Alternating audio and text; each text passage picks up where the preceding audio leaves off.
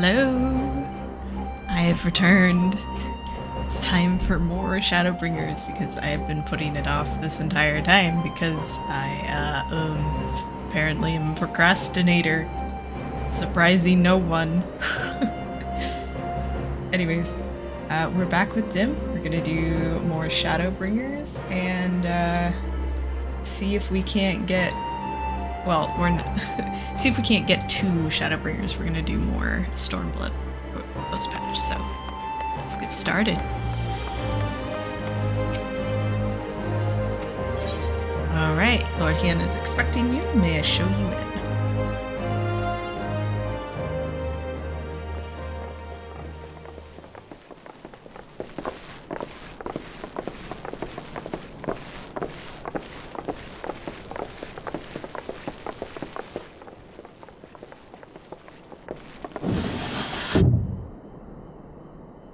Lise, what brings you here?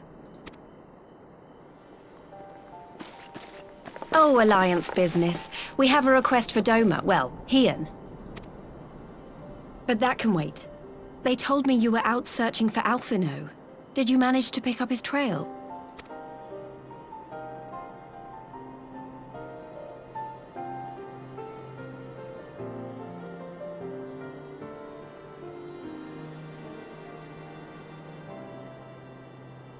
Well, if he wasn't at the crash site, he might still have escaped. We have to keep searching. And we will. Alphino embarked on this journey as an emissary of Dhim'a, and I hold myself responsible for his safe return. I will have our shinobi in the provinces search for him as a matter of urgency. Chin up, Alize. You'll get to admonish your brother for his recklessness yet. Well, someone has to do it. I'm sure he's going to be fine. There is one thing I'm not sure about, though. You said it was the Emperor's personal guard that attacked Alphino's airship. But the Popularis would never have been able to arrange the prisoner exchange without Varys' blessing. So why would he sabotage his own mission? They may not have been acting on Varys' orders. The guard answer not only to him, but to his family, the Crown Prince included. When Yotsuyu summoned Tsukuyomi, Asahi was quick to proclaim that a dormant citizen had violated the terms of our agreement, that the negotiations had failed. And it is this version of events that is now being repeated across Garlemald. To hear the tale, one would think the prisoner exchange never took place. Plainly, someone is manipulating matters from the shadows. Most likely Xenos, or whoever it is that wears his face. Whichever Ascian you mean. We all know the nature of our adversary.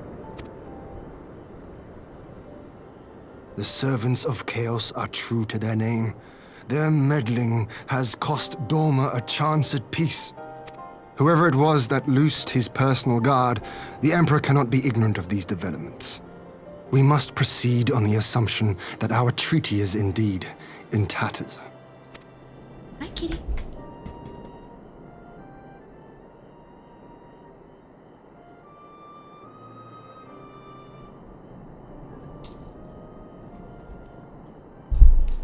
But come, Lise. You have journeyed far. Let me hear your petition. Right. So the big news is that Alamigo has agreed to join the Eorzean Alliance. To make it official, and discuss where we all go from here, the leaders of the 5 nations are planning to hold a meeting, and we were hoping you might come too. We've already seen what we can achieve when we work together, and the Alliance hopes to work even more closely in future. They think it's our best hope of keeping the Garleans in check, and I agree.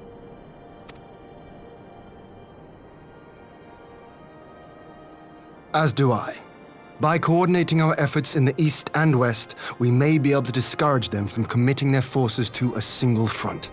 I accept your invitation. I must, however, ask for time to attend to some pressing matters here.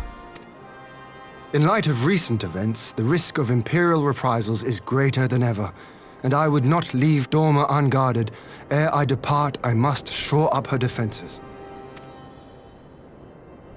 Understood. I'll let the Alliance know. We'll wait to hear from you before setting a date. The meeting's to be held at the Royal Palace in Alamigo, incidentally. Do you remember the way?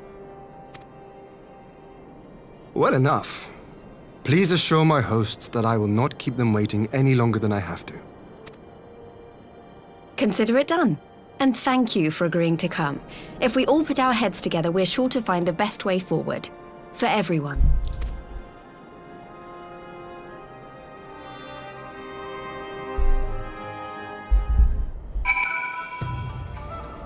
Cat. Okay. My cat has decided that now is the time for attention.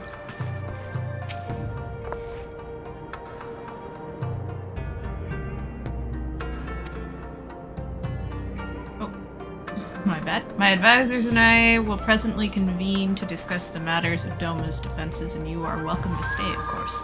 Had you not offered, I would have requested leave to remain. Where the Ascians are concerned, naught can be left to chance. Don't bite me. As ever, we would benefit from your expertise. Thank you for coming, Lise. Even if it was on official business. I had hoped there might be time to show you the land you helped save, but I will settle for a fleeting visit if needs must. There never does seem to be enough time for anything, does there? But I did get to see a little of the Enclave. You've made excellent progress, I must say. And soon you'll have the chance to see how we're getting on too. Till the meeting then. Dhim'a, I was wondering if I might have a word with you before you go, in private. Alright. Go on, my friend. I will send for Hakuro and the others in the meantime. Great. I'll wait for you at the docks.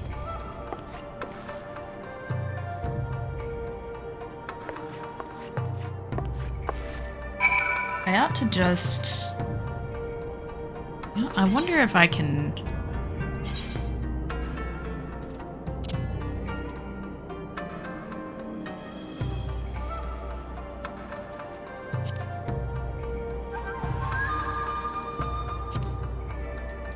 Oh.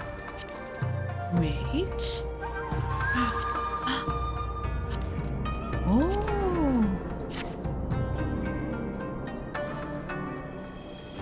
Oh. Well, that's not exactly what I'd been... Well, it's much more cinematic this way. Yes. Yes.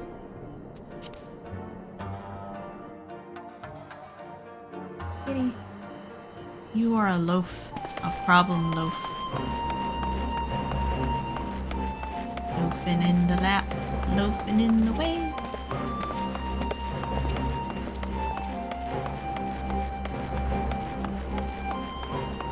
There's hair. She's shedding so much. I've never had a cat that sheds as much as this one. It's crazy. Alright.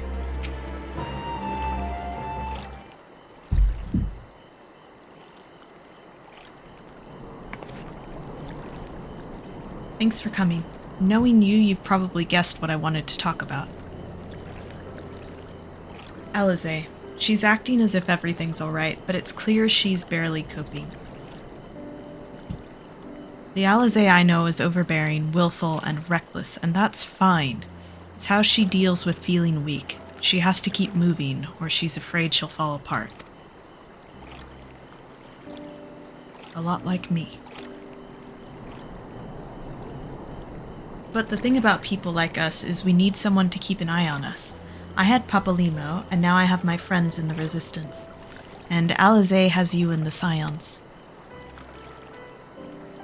Before you start, I'm not saying you're neglecting her. I'm sure you aren't, and I'm sure you won't. But she's a good friend, and when I see her like this, I can't help worrying. So please, make sure you give her all the support she needs, alright? Nothing to worry about, seriously. Dim, you got this. Thank you, Dhim'a. It goes without saying, but if there's anything I can do, you only need to ask. Well, I'd best be off. See you in Alamigo. Excellent.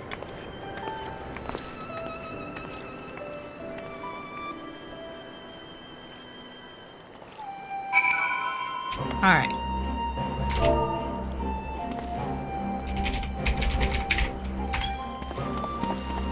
Give me just 1 sec while I check something.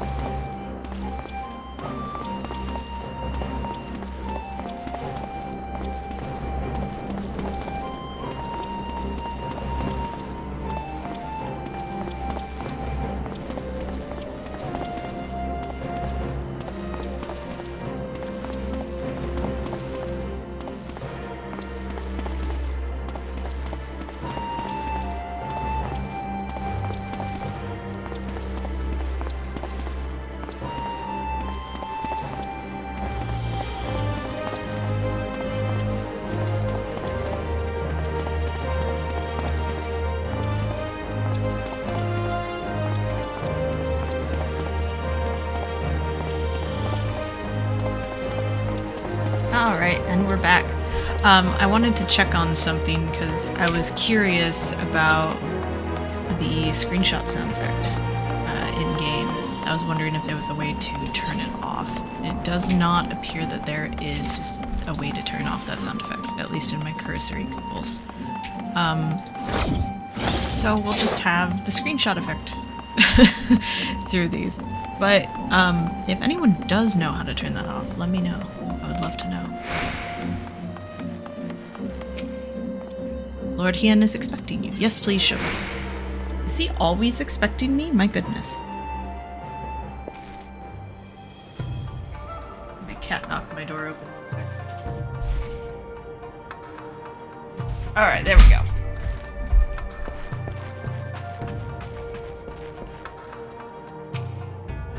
Ah, there you are, my friend. Everyone has assembled, so let us begin.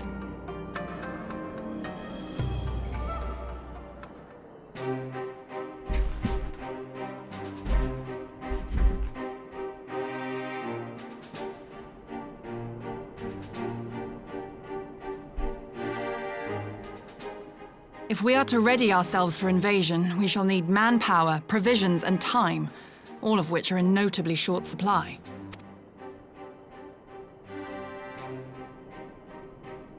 Candid as ever, you giddy. And correct, I concede. Fortunately, I have an idea.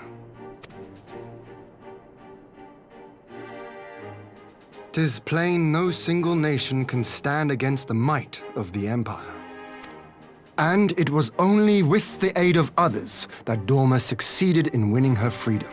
So, I mean to take a leaf out of our Eorzean friends' book and form an alliance of our own. In addition to those with whom we already share an understanding, I would reach out to Hingashi and Suinosato, and further afield to the myriad peoples of Nangsha and Dalmasca. I am under no illusion. Not all will answer the call. Yet disparate though we may be, we are united in our desire for freedom. If our neighbors could be made to see what is at stake, Ascian machinations and all, cooperation need not be so far-fetched a notion. It may even seem practical. Under the guidance of our former leader, Master Louis Soir, We once strove to unite the fractured city-states of Eorzea. I dare say that experience shall be of use in your endeavor. We should be glad of your wisdom. For the record, I would have been in favor of this plan even if it hadn't been my grandfather's, but I have to ask, how will we secure the time to carry it out? Not that anyone has forgotten, but the Garleans have airships. Lots and lots of airships. Should they catch wind of our plan, they could send an armada to overwhelm us before our alliance had even begun to take shape. Not if we deny them access to the skies. During our time in the Burn, the Warrior of Light and I chanced upon some Allagan ruins. Oh? As such ruins go, they were not particularly unusual. But something about the surrounding land struck me as odd. Faint though it was, its ethereal residue was uncannily similar to that of Aziz La. Identical, in fact. For locations so far removed to share a single etheric signature is all but impossible. I conclude, therefore, that the Allagans created the floating continent with land taken from the Burn. While that is a most intriguing theory, I fail to see what relevance it has to Dorma's defense. Aziz La was enclosed in a powerful energy barrier, impenetrable even to an Agrius-class battleship. It occurred to me that those ruins may have enjoyed similar protection. I have no proof, but the Warrior of Light did report seeing a structure resembling other known Allagan field generators.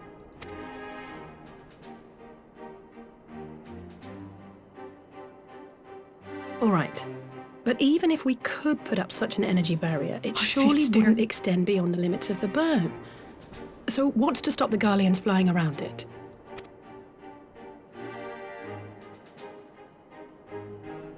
Fuel.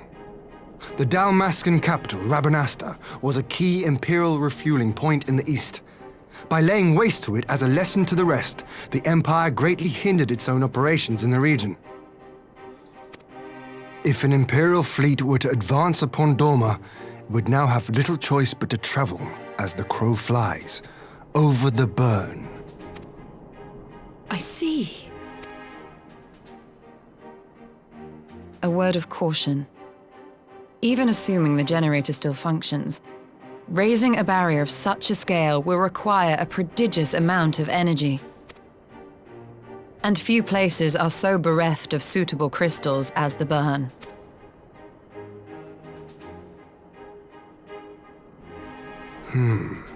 A source of energy. Tell me, did the Allagans make a habit of launching things into the sky? A curious question. Besides Aziz La, I know of only one other notable instance. The Red Moon Dalamud, whose fall triggered the calamity. Just the two occasions, you say? Then I believe I may have a solution to our energy problem. You do? I may. To find out for sure, we would need to visit the Azim Steppe. Which would, I now see, present the perfect opportunity to discuss an alliance with the Zayla tribes. How very neat. What say you then? Shall we see whither this road leads?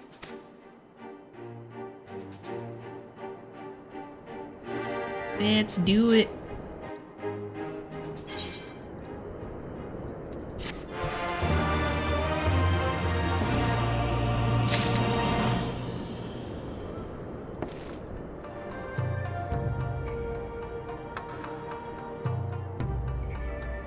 Okay, let's do it. Alright, Hien is eager to set out for the Azim Steppe. It is settled then. I will journey to the Azim Steppe with the Scions, Yugiri and Hakuro. I leave our neighbors to you. Excellent. My apologies, but I won't be joining you. I am no aetherologist, and what skills I do possess are unlikely to be of any great use to the mission. But more importantly, it seems to me that the ruins in the Burn warrant attention.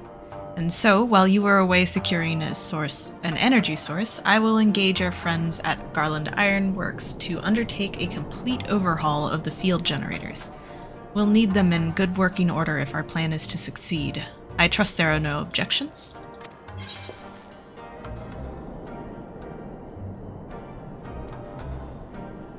Have care in the burn. Come on, Alize. Could you not get Tataru to do it? Yeah, have care. I don't send Tataru to do that. Have care on the step. From what I hear, the Zayla are like fighting with friends almost as much as foes. Good luck. Bye. Just the three of us then. Very well. Shall we make first for a reunion? Yes, we shall.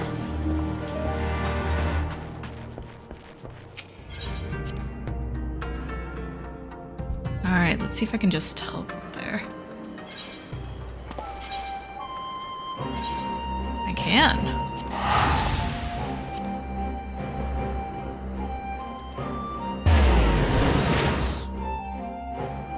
See, we do it speedy around here. We're fast, like the wind.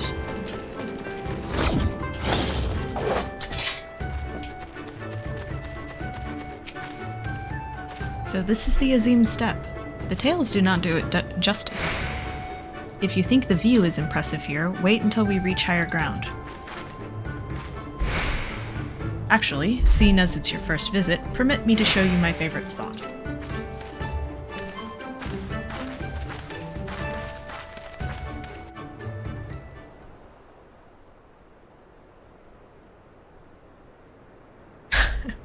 Here we are.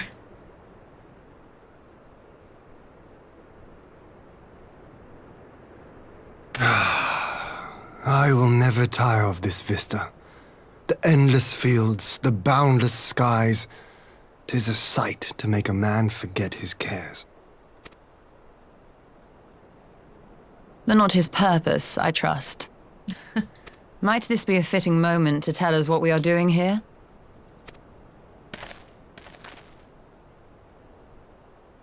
Of course. During my time with the mole, I learned some few myths of this land. One goes thus.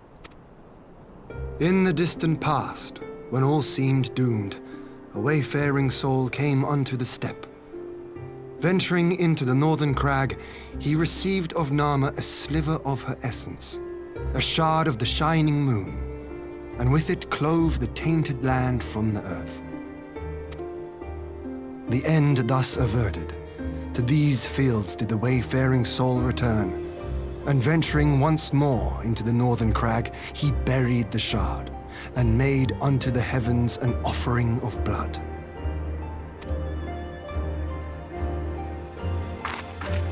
A tainted land cloven from the earth and an offering of blood to the heavens. Azizlar and Dalamud. That was my thinking, yes. And you believe that yonder mountains hide an artifact possessed of sufficient power to raise Azizlar up to the heavens? I suppose that might suffice. Worth a closer look, would you say? I would.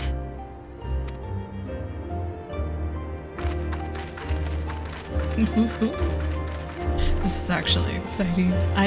I've forgotten some of these cutscenes. This is all fresh for me in a lot of ways.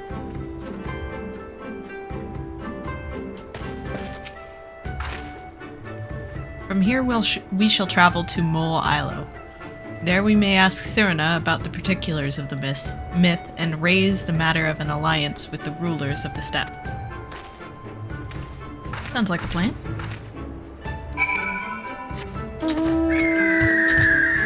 Oh, I don't have flight. Okay. Do I not have flight here? Oh, I really don't have flight here. This Sag. Big Sag. That's okay. At least I'm level 90. I have other classes that I could be leveling, but I'm like, I really enjoy Reaper.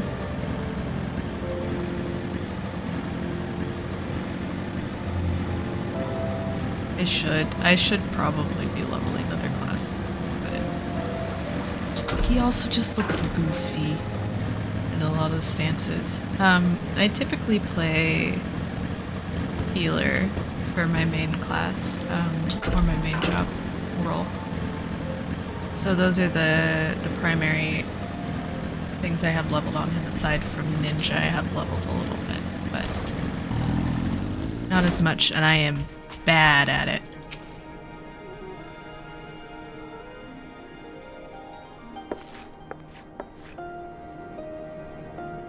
Yen, Dhim'a, I am glad of your visit and the opportunity to welcome a new friend. How may we serve you? There is a matter I would discuss with the mole. It concerns not only the peoples of the steppe, but of every land in the Far East.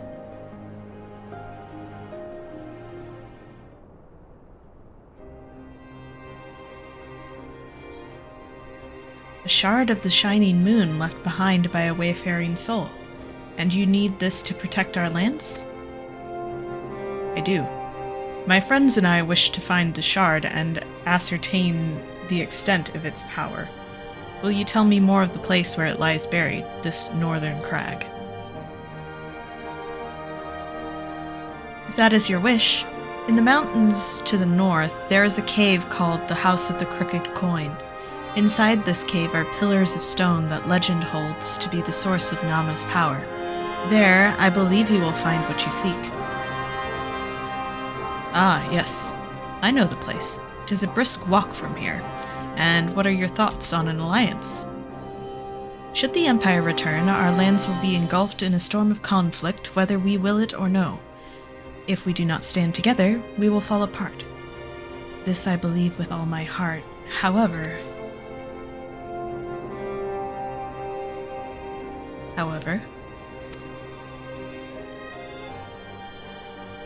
Among the tribes of the steppe, there are those who revere Nama above all else. To them, the pillars are sacred, and not to be disturbed. Should you proceed as you propose, such tribes are like to spurn an alliance, prompting others to follow their example. That is my concern. But it is by no means certain that the pillars will provide the power you seek. Ere you risk the ire of the followers of Nama, might you not first visit the House of the Crooked Coin? If all is as you hope, then we may then consider how best to earn their blessing. Thank you for your counsel. We will do as you suggest. I have no desire to give offense to those with whom I would join hands. Thank you for your understanding. Though the mole may reign over the steppe today, this decision will shape the days to come, and we would not force others into war against their will. Nor we. 100-fold stronger are they who choose to fight of their own accord. Ooh. Food. I don't need those. I am max level on Reaper.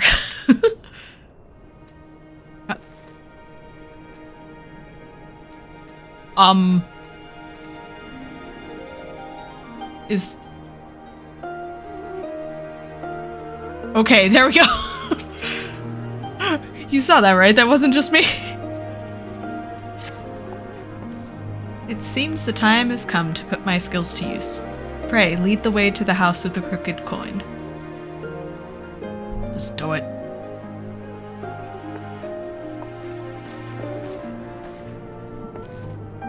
I got you. I'm Dim, the warrior of light. All fear my chaos.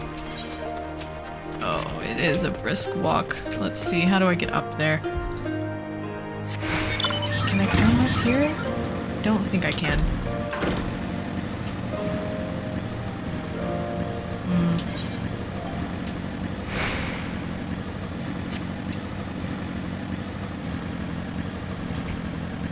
I think I'm gonna need to go all the way across to Moonrise and then up. Or maybe maybe just up this path?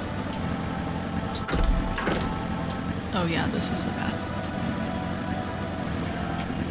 What are the nearest ether currents? Oh! Oh! Ask and ye shall receive. Hello, current.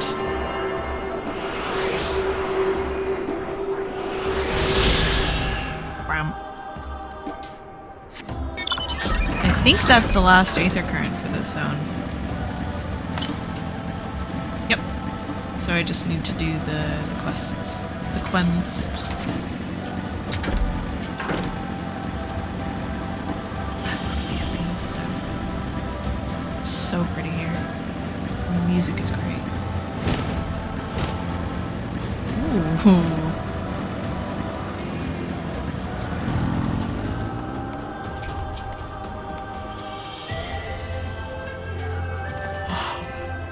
I feel like I'm about to jump off something in Destiny and fall to my doom.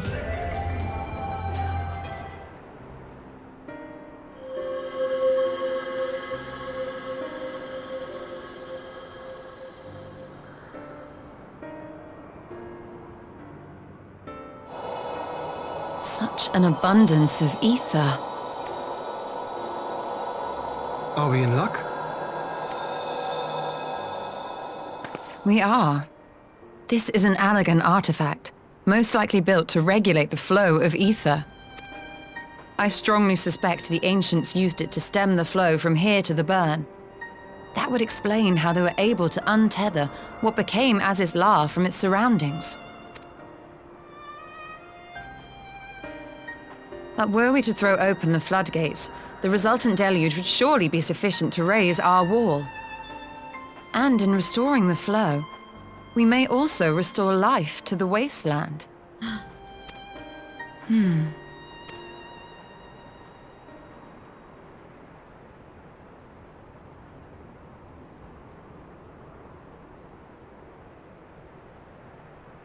What is it? While the device itself harbors a surfeit of ether, the opposite is true of the surrounding area.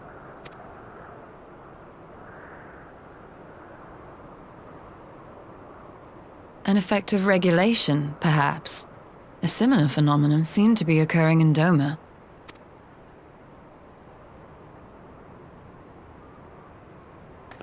Whatever the explanation, the answer will not reveal itself here. We have seen what we needed to see. Let us return to Mol Ilo.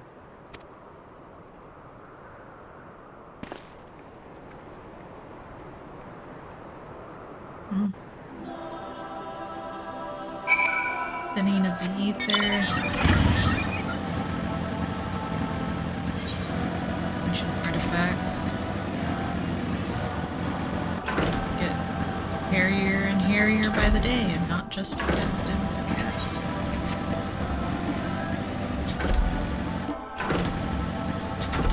We gonna fling ourselves. Thunk. He just staggers in.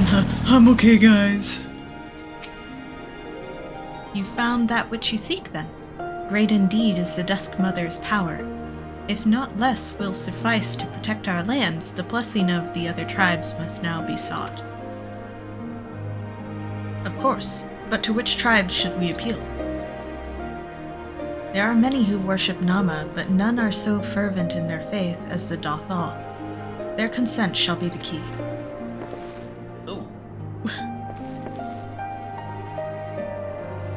Dathal.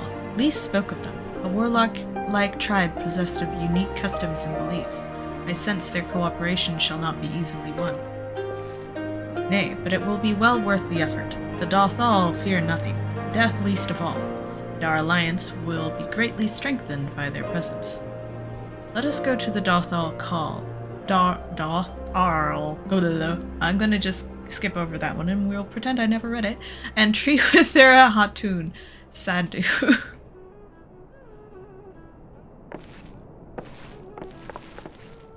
Oh, she's so cute. I love her. And she's so happy. Alright. Let's see. Oh, it's time to go get her asses beat. Do not have that.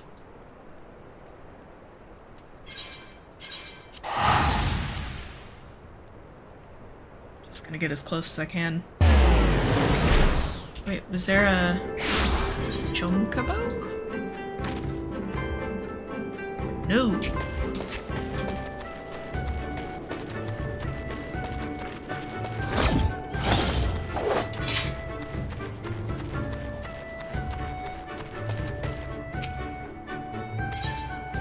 Let's see. Nope.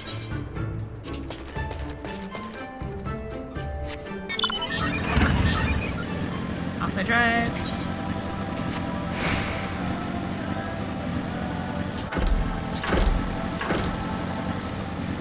Best investment I made in this game. It's so nice.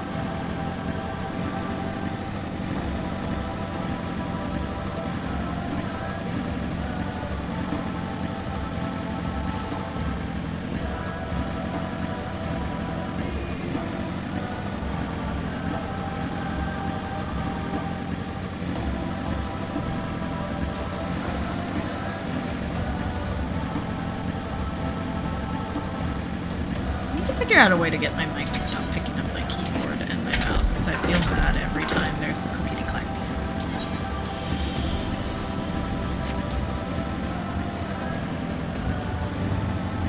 I've been like going through when I have to go to different zones for random things and just like unlocking flight in those zones. So I've got a lot of them unlocked, but not all of them. So like right now I have, see everything but the Azim step and the fringes complete. I don't have the churning missiles. I got most of them. Alright, it's time to have Sadhu beat her ass.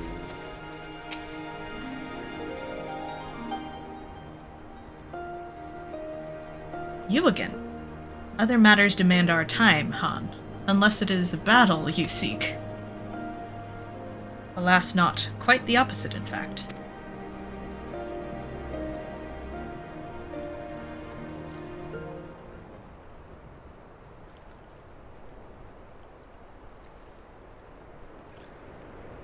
Talking. Always talking. You say the pillars hold great power. Of course they do. They are the source of Nama's strength.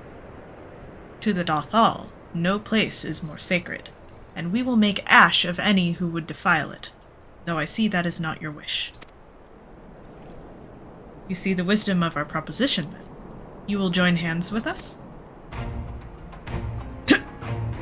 I said nothing of joining hands. You wish to wield Nama's power to defend these lands, and I will allow. And this I will allow. But for leaving the steppe to fight the men in iron, I would have something in return. Namely? Namely battle with you, Han. Oh, I missed it. The Nadam ended ere it began. I would face you again, alone, without distractions. Defeat me, prove yourself the stronger, and you shall have the Dothal as your allies. Surely these are agreeable terms? Well, this is a not wholly unexpected turn of events, though I had assumed I would be the one required to fight. Alas, the Han has made her choice.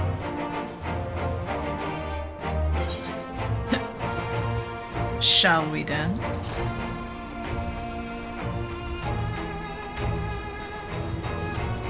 Ha! It shall be a battle the steppe shall not soon forget. Ah, already my soul burns brighter. Prepare yourself, Han, and await me outside the... I will gather my witnesses and join you anon. I am bad at reading this. Pronunciation hard.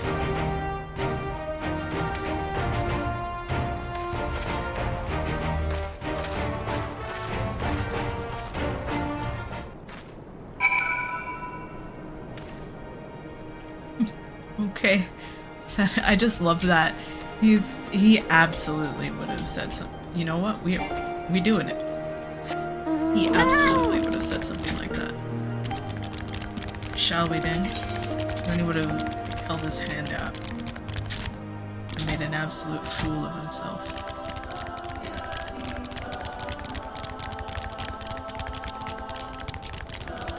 The little pitter patter of tiny cat feet.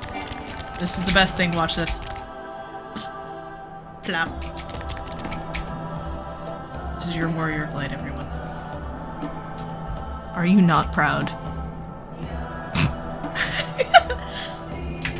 Okay, let's do it, boy. Alright. Sinking me down to level 70, I'm too overpowered.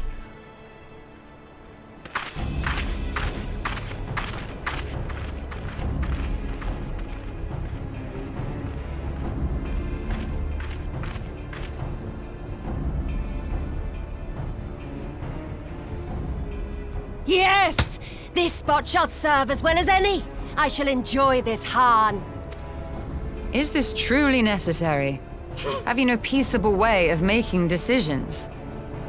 Inshallah. Speak not of peace. You stand before proud warriors of the Dathal. In the heat of battle do our souls burn brightest. We lay low the strong that we may rise higher. That is our way. The way of might. There is no other. There is no other way. Oh, they do not want for conviction.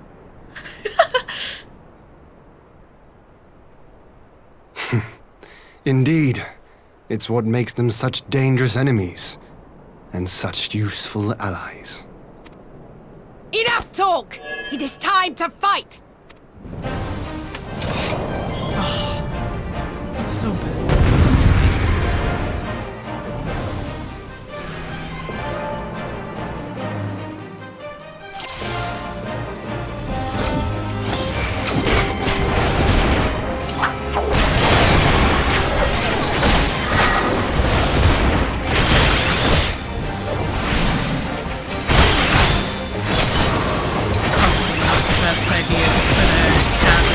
Against a melee.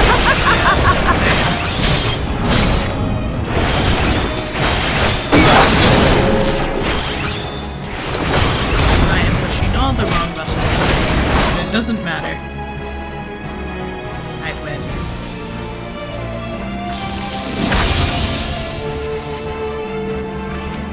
How dare you?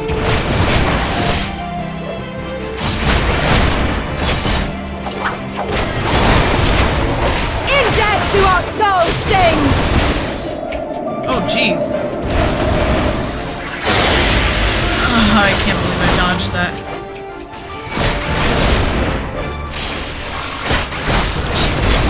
Okay. In death do our souls sing! Like, oh.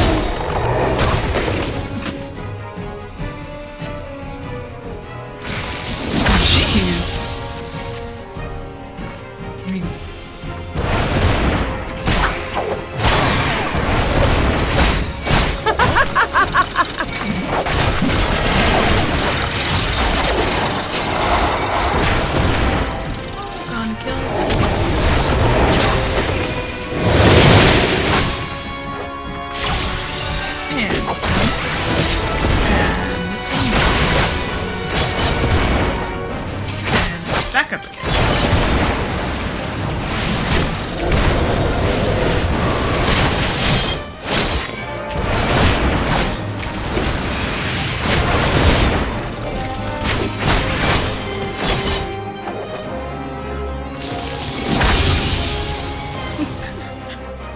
Oh my gosh. Please don't resist. Ma'am. I am but a humble cat. In death do our souls sing!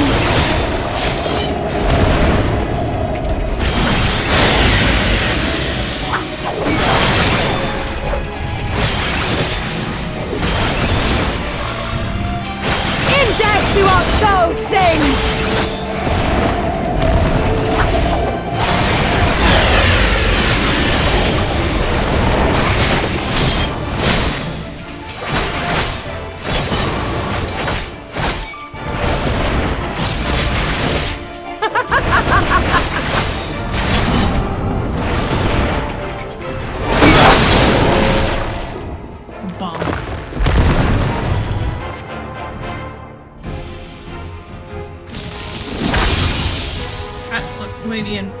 kill you, Sadu. How it burns!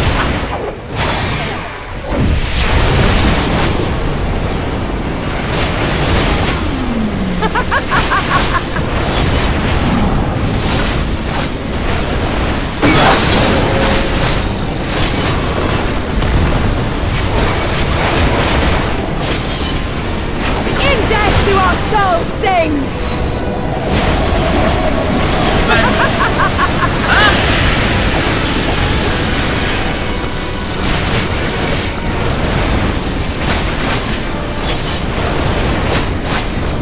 Oh, wrong button. That is an ether. In death do our souls sing!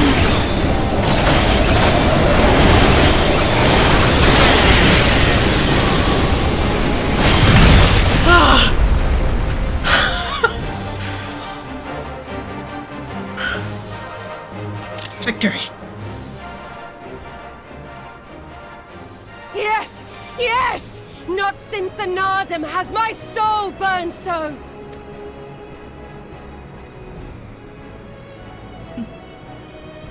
Come!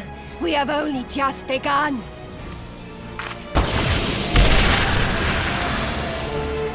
Man. Enough!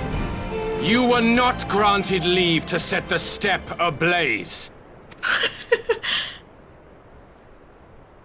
Well, well, the sun has come out to play. Be gone, Moonstruck Oranir! I am busy! Fool of a Dothal! Have you forgotten the face of your master already? The sun will never set! From his seat on high, he reigns over all, now and forever.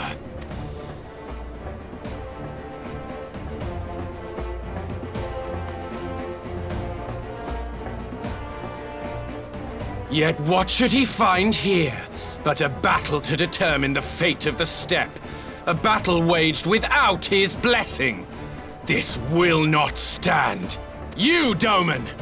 You who come to petition the warriors of this land, forget that all Nama's children are wards of the Oranir. As first among my brothers, your petition is mine alone to judge.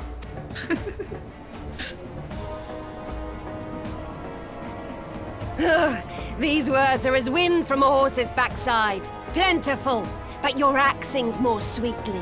Let her speak for you.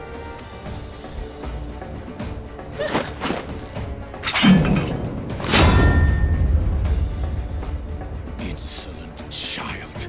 You will learn your place!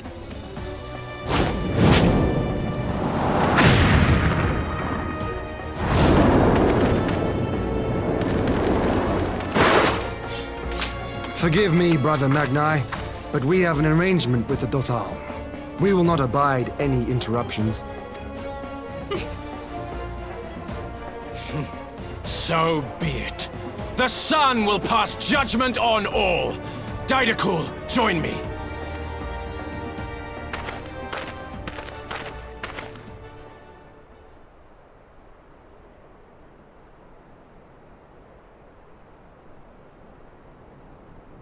So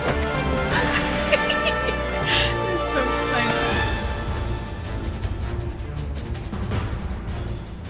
The sun is in good company. We may dance alone. Go, Dim, go. Beg not for mercy, for you will have none. Bear witness to the power and the glory of Azim! So we provide a bonk. Constantly at each other's throats like rabid dogs. Gods, I'm turning into her.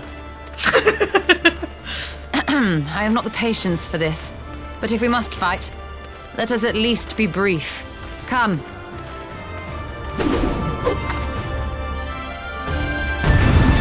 Yes.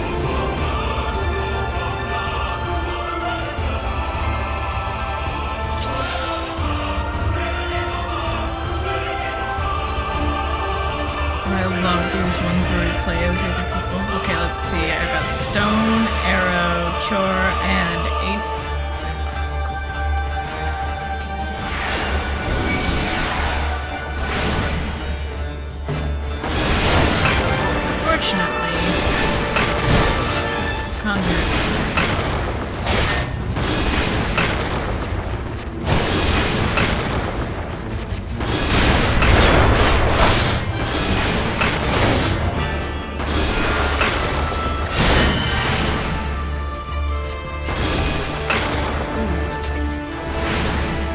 Bow down before me!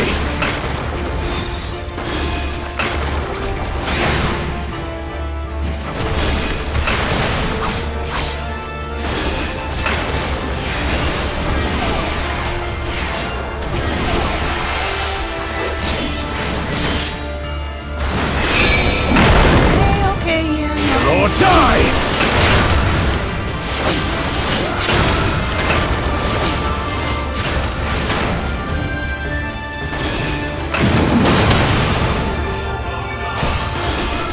Mark well and learn!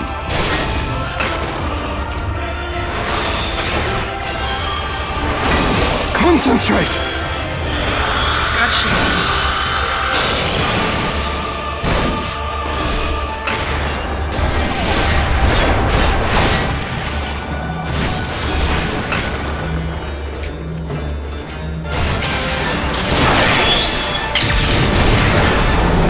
Kneel or die!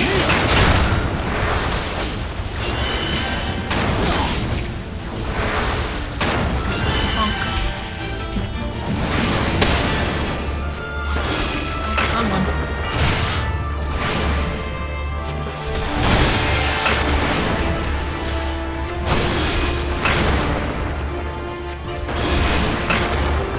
Bow down before me! Mark well and learn!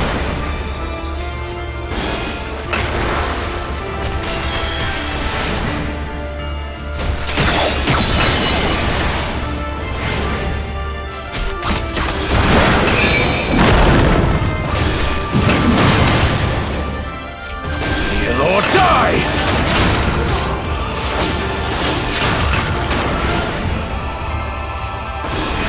Bow down before me!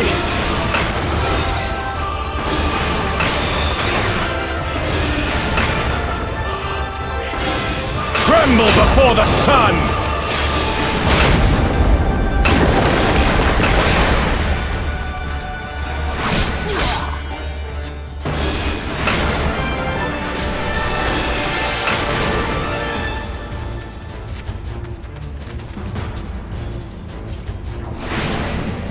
Oh, don't die here. Let us be about it!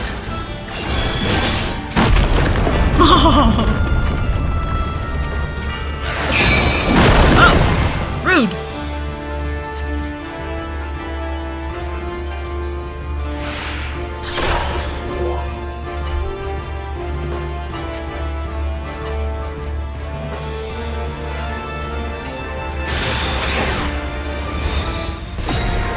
Oh dear. Here comes the click-clacks.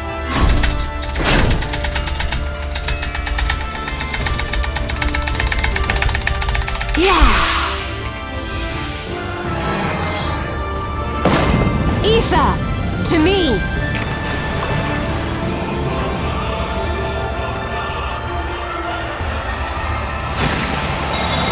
Have at you!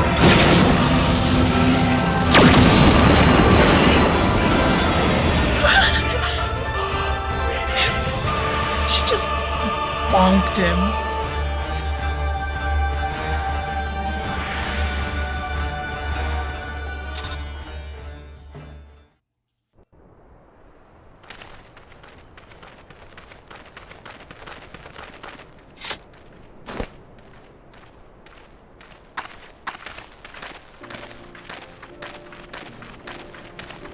Did you satisfy her, Dim? Never have I felt such bliss in defeat. I think you did. 'Twas a battle to burn soul and flesh to ash. We Dothal will lend you our strength as promised. Narma's power is yours to wield.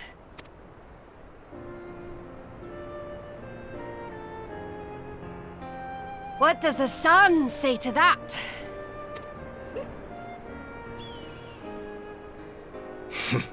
The sun is not driven by base motives such as yours. But they have been judged and found worthy.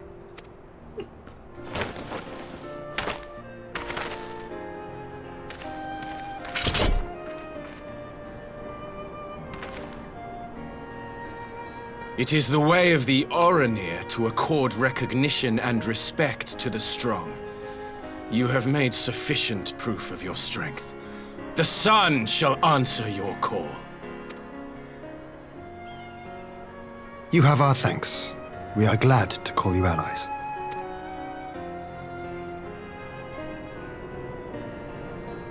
You? By what are you called?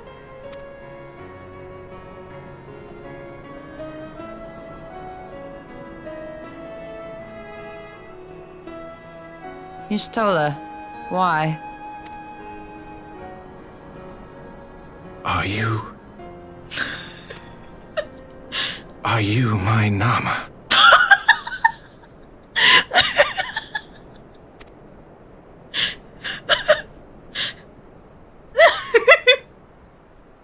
I beg your pardon? In battle, you shone with all the majesty of the full moon's light. Your healing touch, the embodiment of the Dusk Mother's love.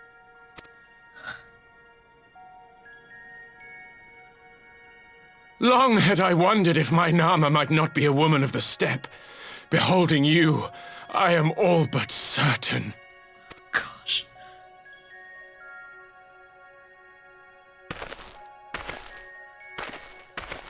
Now, look into my eyes. Could it be? Could you be?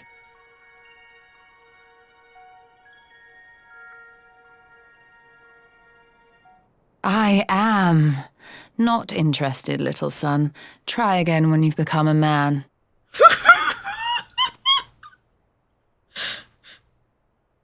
Little?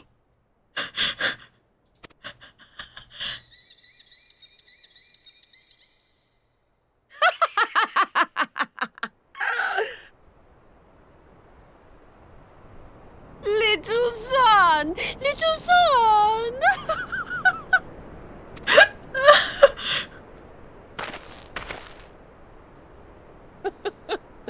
Does it pain you, little son? Crave you salve to soothe the ache? Fire to sear the wound in your heart?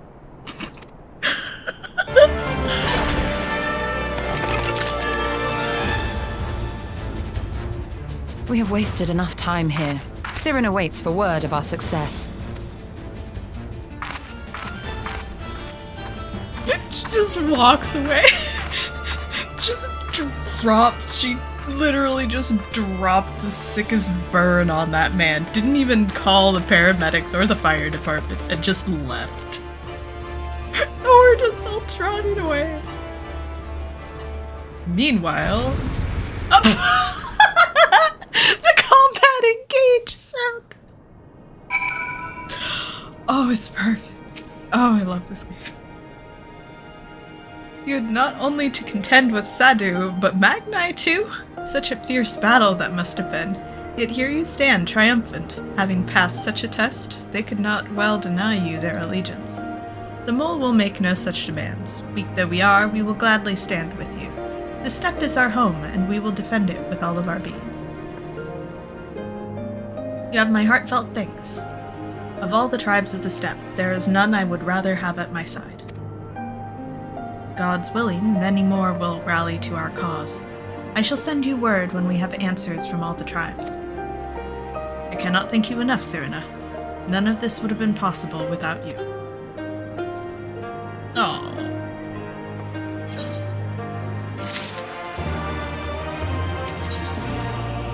Ah! Anger face.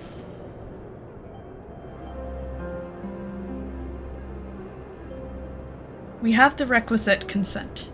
'Tis time to put Nama's power to use. If the aether flows as planned, all that remains is to have the ironworks engineers do their work on the ruins. Come, let us return to the House of the Crooked Coin.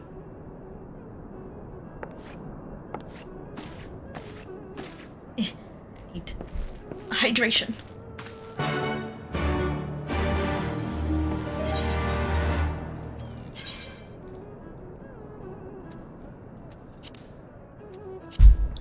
Now I did see something about emergency maintenance? Oh.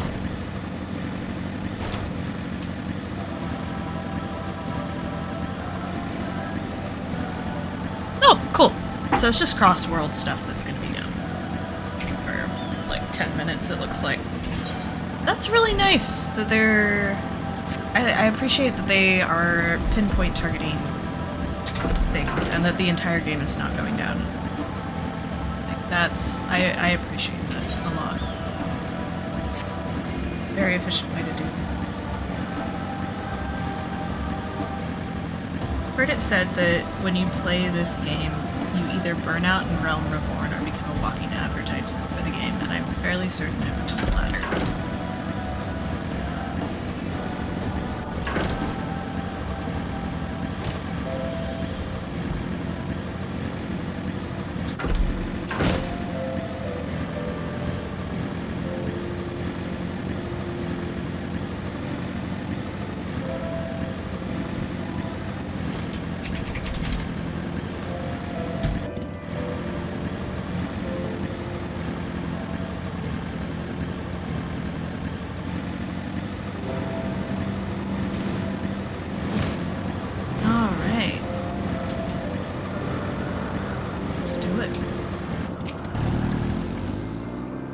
I shall begin at once. You may wish to step back.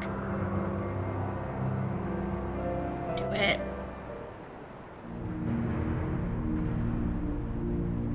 I like this music.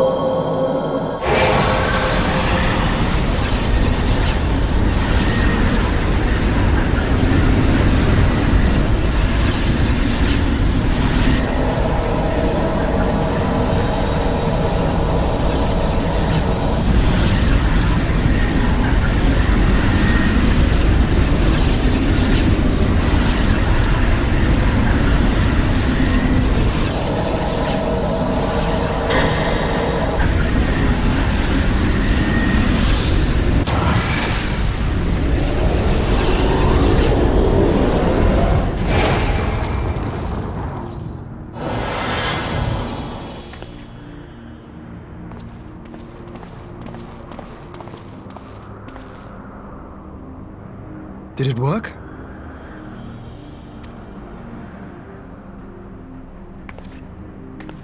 It did. Ether may flow freely to the burn once more.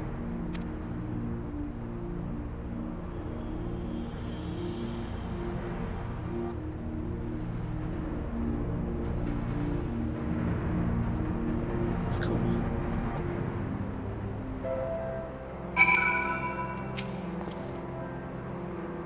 I do not pretend to understand what you did, Y'shtola, but you did it. Thanks to you and Dhim'a, of course, we have taken a momentous step towards securing our defenses. Now, as much as I believe a rest is in order, we should probably make haste back to the Enclave. Agreed. The others may already have returned from their missions, and I would know how things stand. As would I. Without further ado, then.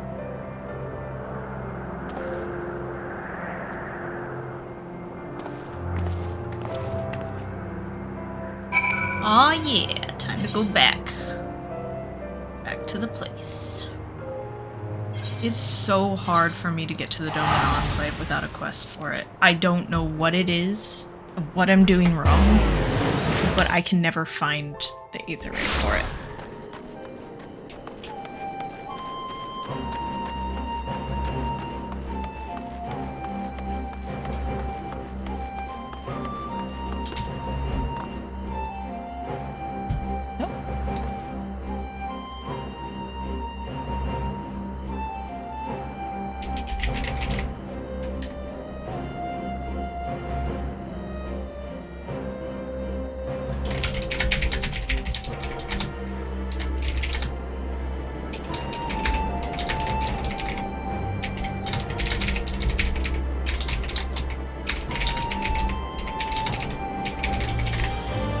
my friends' messaging.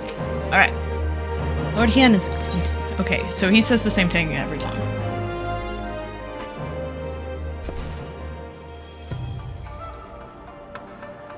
What? You don't... You can stay up there or you can go out. You can't have both. I say that, but she can. I let her go in and out of the room as much as she wants.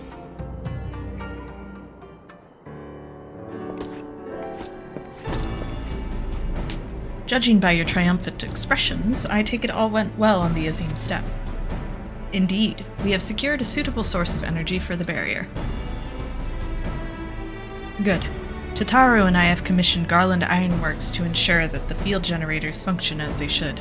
A team of engineers stand ready to set out for the burn at a moment's notice. You need only say the word. Thank you for engaging their services on our behalf. The mutiny arrangement you may leave to me. Mutiny of... Oh, okay. Wow, I was reading it like mutiny instead of... Dang. Which just leaves a small matter of our alliance. So, Yugiri and Hakuro, how fared you with our neighbors? My lord, all of the factors we approached are in agreement that the Empire poses a threat, and many responded positively to talk of an alliance. From Hingashi and Suino Sato, however, we received outright rejections. The former will not break its treaty with the Empire, and the latter will not involve themselves in conflict. Just as we expected, then. Well, there is naught to be done about it. We must focus on the rest. To each of the nations that were amenable to an alliance, I will personally send a missive. Once I have attended to that, I believe we will have done everything we can to fortify Doma's defenses, for the time being, at least. All of which means I may leave for the meeting in Alamigo with a lighter heart. Yugiri, Hakuro, if you would be so kind as to hold the fort in my absence.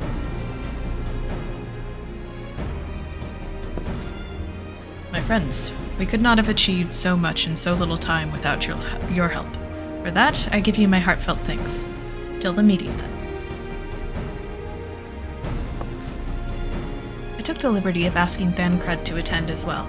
He should have arrived in the Alamigan quarter by now. Then let us not keep him waiting, shall we?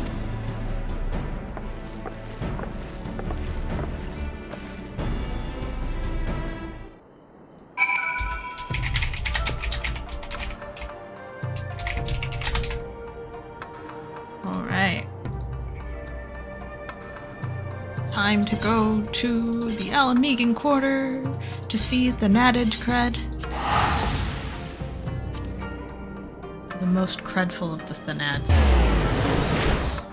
I swear this cat is absolute. She busts the door open every time. Doesn't even have the politeness, the courtesy to close it. Doesn't even close the door after herself. Thancred! My friend Cred! Y'shtola has told me all, and I duly told Urianger and Kryl. Kryl in particular was concerned about Alphino, but I assured her that everything that can be done is being done. She agreed to continue with her own task for the time being, on the condition that I contact her the moment there is any development. So that leaves the four of us to attend the council. Ehrenwald is here to assist with security, incidentally, though the poor lad seems altogether too distracted for the task. Another one missing Alphino, I expect. But it's almost time. As soon as you are ready, present yourself to the guardsmen at the palace. I shan't be far behind.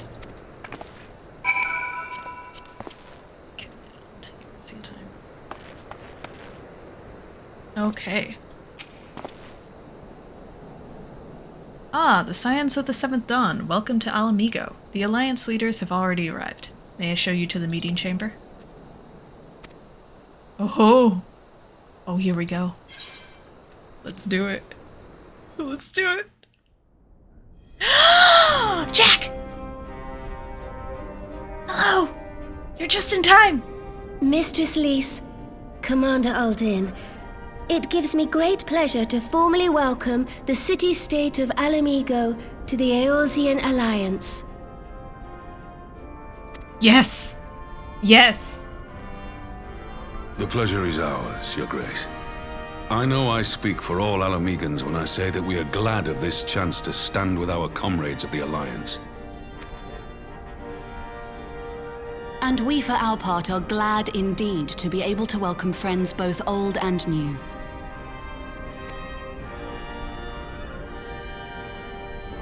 Lord Hien of Dhim'a, at your service. Pray, accept my heartfelt thanks for your generous invitation. Nay, 'tis we who must thank you for journeying so far. The man. And 'twould be remiss of me not to acknowledge the part the Scions of the Seventh Dawn have played in bringing all of us together. I love him. In times of great unrest, you and yours have been our constant companions, without whom we would not be here. He smooched that face. With apologies to Lord Hien and Mistress Alize, it occurs to me that we have not gathered in this way since that fateful day in Uldar. The day I lost my arm and my freedom. As I lay in my cell, never did I dream that I would one day be given the chance to represent my homeland at this council. I'm sure at least one of those faces would smooch you back. I would not even be alive had you not plucked me from the jaws of death. You, Yugiri, and Alphino. Would that the lad could be with us.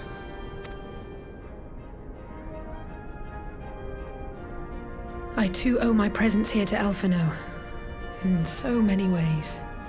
Until such time as he returns, I mean to carry on his good work as best I can.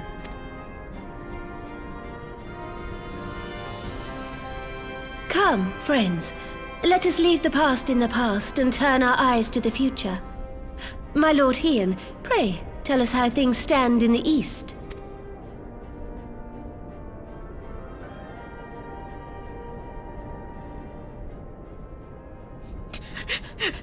Oh, they're just sitting them based on hairstyle. Having heard the rumors of dissent in Ghal Imald, I dared to dream of a peaceable solution.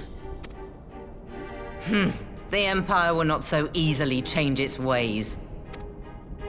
If the Garleans have a mind to take back Dhim'a and Alamigo, we'll be hard-pressed to stop them, even with the might of 6 nations. But while we lack the strength to fight the tide, a course may yet present itself, if we read the winds aright. The winds suggest but one course to me. One which leads from the sea unto the river and thence to the source of all our woes. The Ascians. Indeed. All here have felt their blighted touch. It was the bringers of chaos who nurtured the Archbishop's tyrannical ambitions. The most flag, those are the seats for the flag eyes.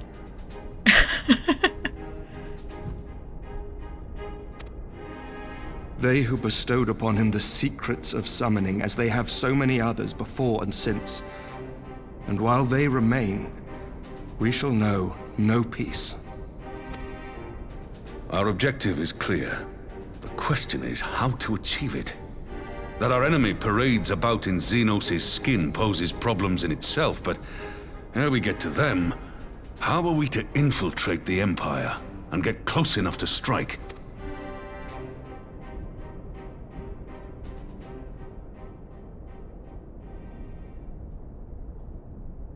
While I see the wisdom in targeting the Ascians, an assassination attempt on Garlean soil would do little to aid our cause, even were it to succeed.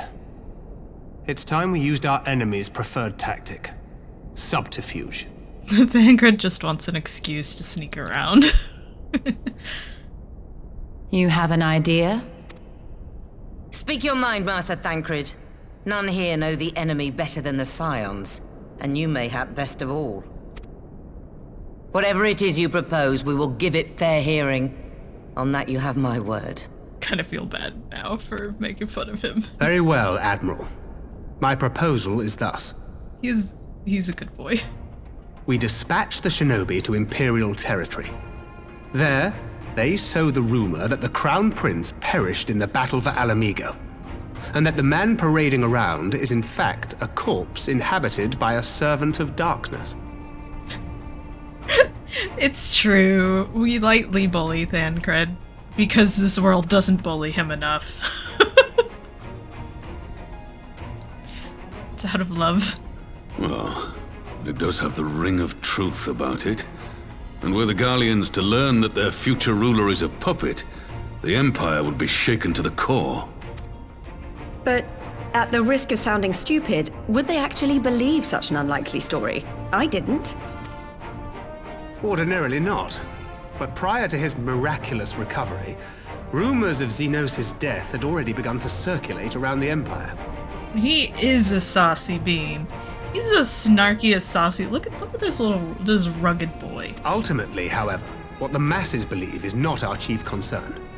Our true objective is to create an opening for rival factions within Garlemald to exploit. Like his hair.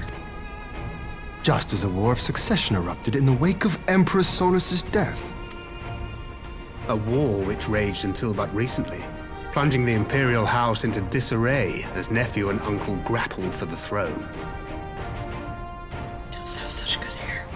It is no coincidence that one of Varus's first acts as Emperor was to name Xenos heir apparent, family feuds being so tiresome when armies are involved. Not all welcomed his choice of successor, however. There is no shortage of individuals who aspire to the throne, who would jump at any chance to seize power. The news that Xenos is not only dead, but a puppet to diabolical forces would be too enticing to ignore. The Empire would not be quick to recover from a second war of succession. I am no stranger to infiltrating Imperial territory. With a team of operatives gathered from among the Alliance's finest, the plan should have a reasonable chance of success. Dhim'a already has shinobi in place throughout the provinces. We stand ready to act, and act we must. What say you all?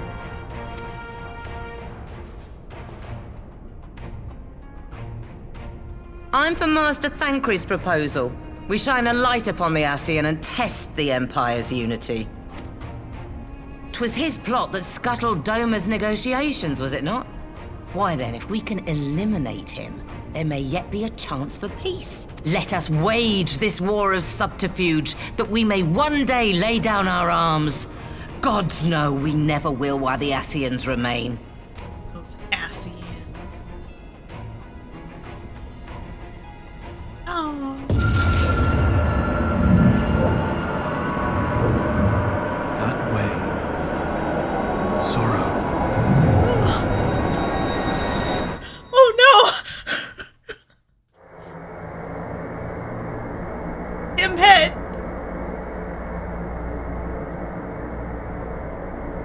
History must be changed.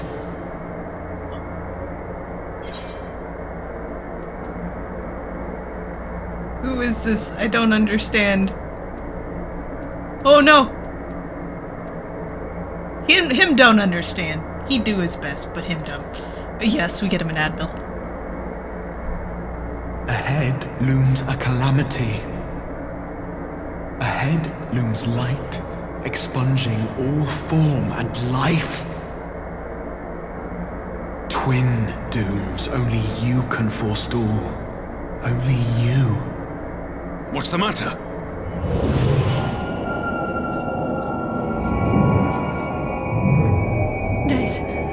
There's a voice. Spies in our midst?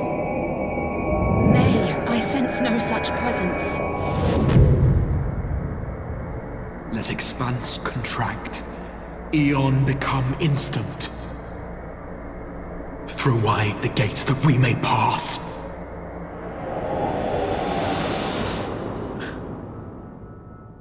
It really is a cool effect. Damn.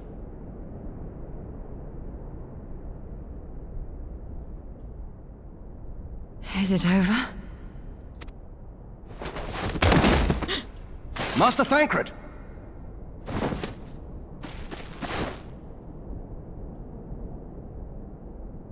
Well for Fend.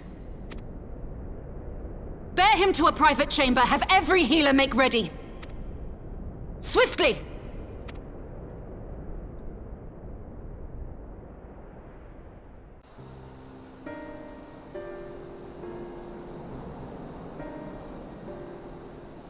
Master Thancred remains in slumber.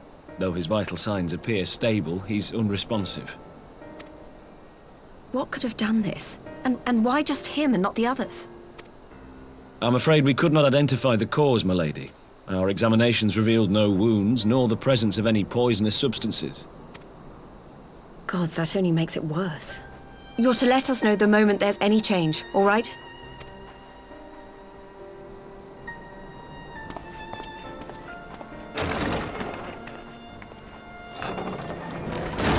Thank you for coming. Knowing Thancred, he would apologize for being otherwise engaged at so crucial a juncture. In gifting us a course of action, Thancred sowed the seed of all that is to follow. We have but to nurture it as best we can. To him, I would say, rest easy, that he may wake to enjoy the fruits of our labors.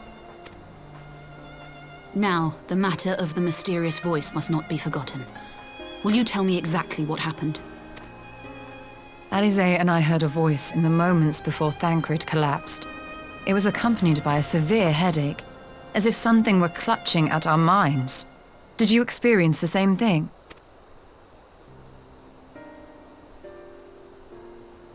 So, in between the voice and the pain, you felt as if you were somewhere else entirely?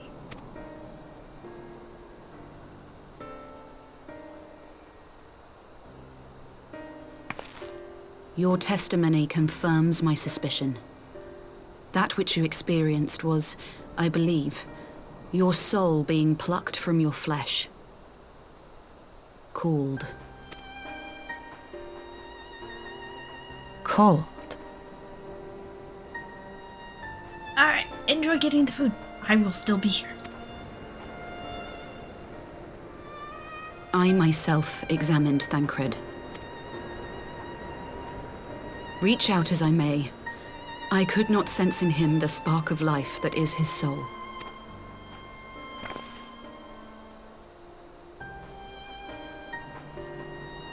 That Thancred alone was stricken so is likely due to his heightened sensitivity to the effects of ether, a consequence of his prior possession by the Ascian La Hebrea.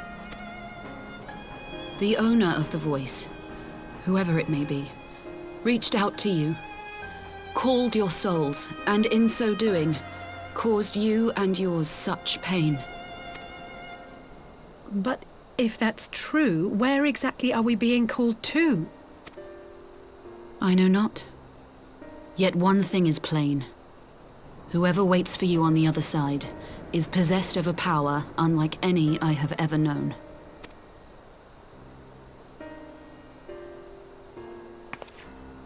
Forgive us, Lys, but may we leave Thancred in your care for a time?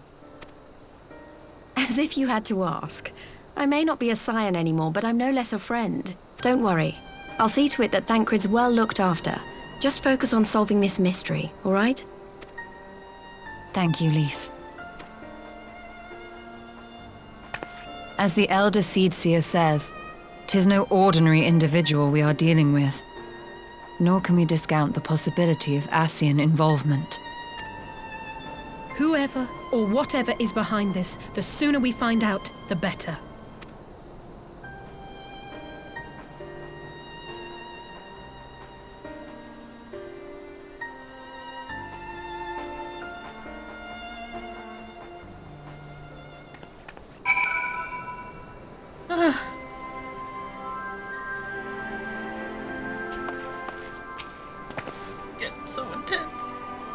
Just tried to call Urianger on his link pearl. He didn't respond, but I dare to hope that he possesses some knowledge we do not. Ah, Urianger. Something happened during the meeting. Thancred's collapsed. A disembodied voice suddenly started... What? But that's... We should talk about this in person. Alright, we'll meet you there. That was Urianger. He heard the voice too. And Analan? As we alone were afflicted at the meeting, I had my suspicions, but if the voice also spoke to Urianger, there can be little doubt. The Scions were targeted specifically. By whom and to what end is the question, one to which we must find an answer with all possible haste.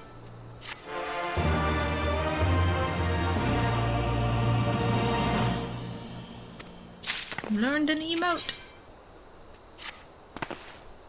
Urianger agreed to meet us at the Rising Stones.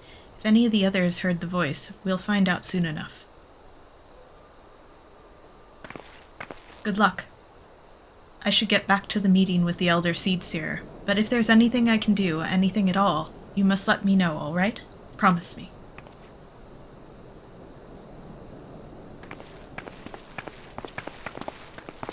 Right, let's be on our way.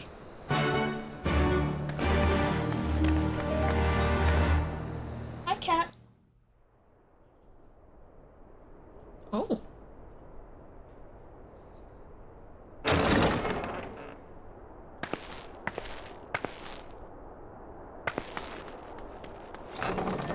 He lives! Urianger! Gods, it's good to see you. Would that our meeting were under happier circumstances. I judged the voice sufficient cause for concern even before you sent word of its effect on our comrade. You heard it too, then?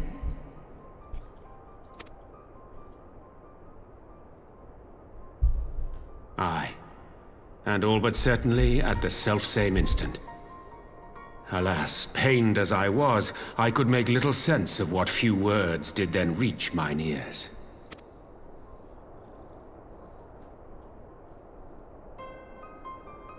Who do you think is responsible? Could this be the Ascians doing?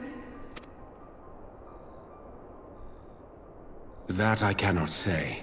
Not when so little is known. Ere I indulge in speculation, I would examine Thancred with mine own eyes. To Alamigo, then, without further delay. One other thing. During my visit to the Far East, I observed a strange phenomenon. Thou referrest, I presume, to the localized reduction in etheric density. Well, that spares me the trouble of an explanation. Yes, I noted precisely that at two apparently unconnected locations.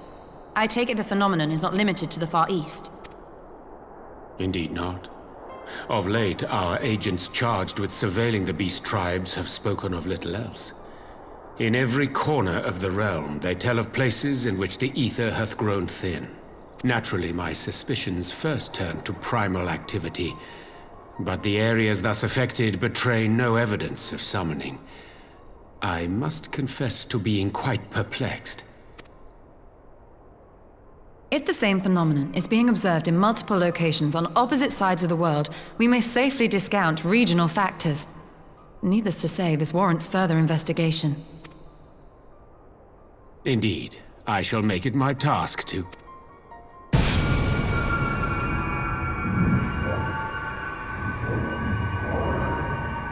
The voice. It calleth to me once more.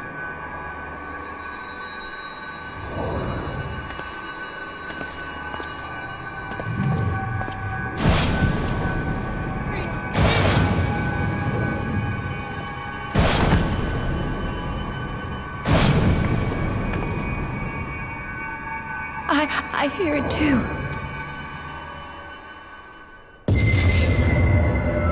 Only you. Only you. No! Ishtola! Urianger!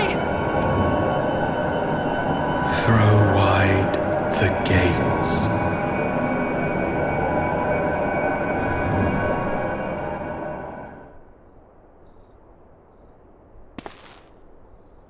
No!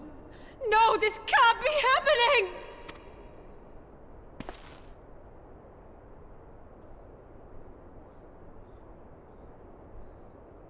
Y'shtola!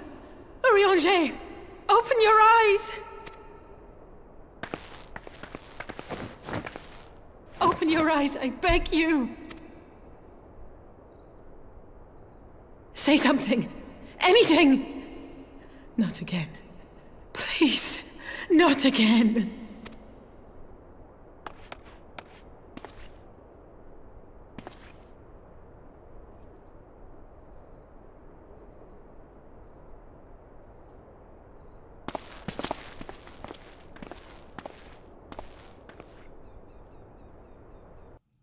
They're dropping like flies. One by one.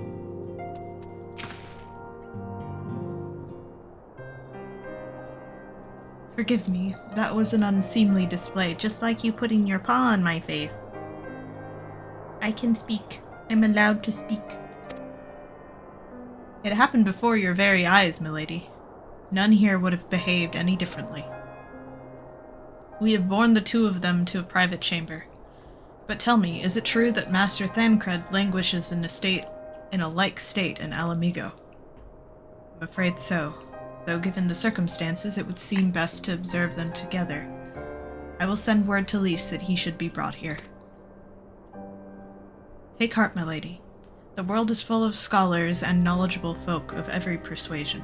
Someone out there is bound to know what ails our comrades, and how it may be cured. Thus, we will rouse them, no matter what. That we will, Hori. That we will. But first things first. Our comrades will have questions. May I ask that you explain the situation to them? I must attend to a private matter.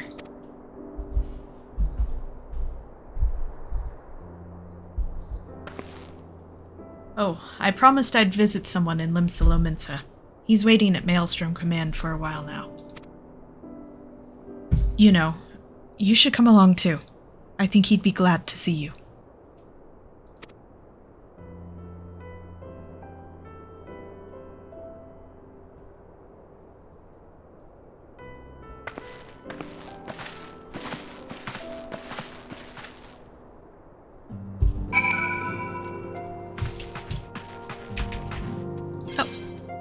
Oh wait, Maelstrom Command. I think I can just...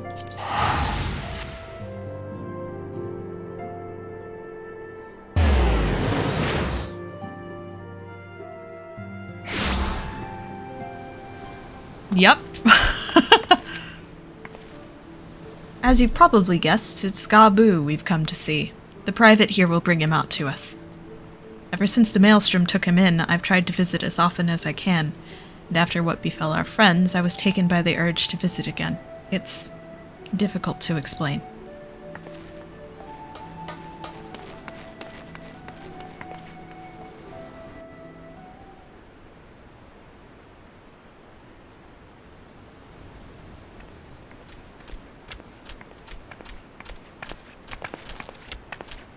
Here he is, my lady.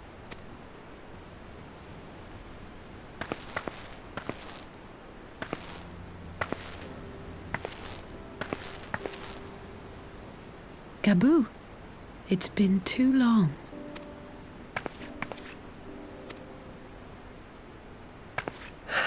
I'm afraid there's been no change. If he can see or hear us, he has given no sign. I see. You're still fighting. I'm proud of you.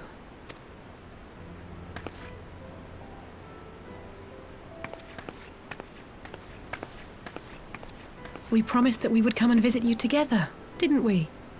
Alphino and I. I'm sorry that we haven't managed that yet.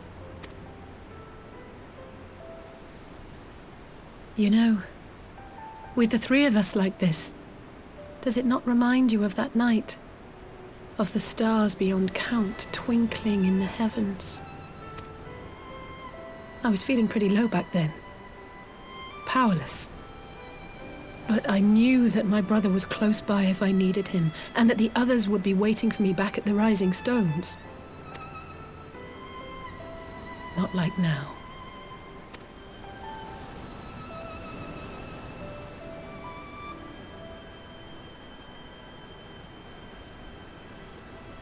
I've seen my share of trouble since coming to Eorzea.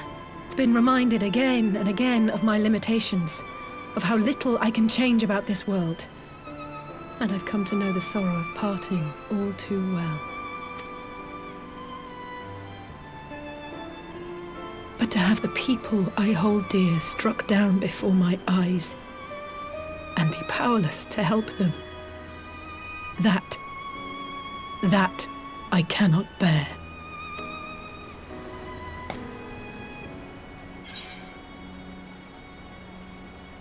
Still have me.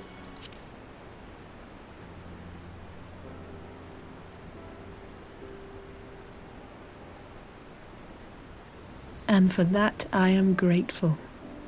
I don't know what I would do without you.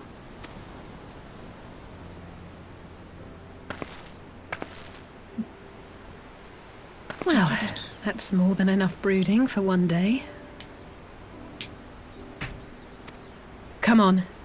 We have friends to save. Darn right we do.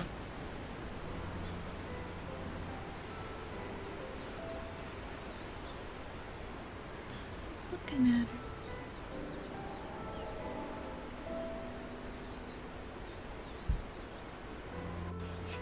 Dim over here like, hey, you still got me? And everyone's like, that's not a comfort. Please go away. Let's return to the Rising Stones and take it from there. Thanks again for agreeing to come. It meant a lot to me. In the house of the Rising Stones.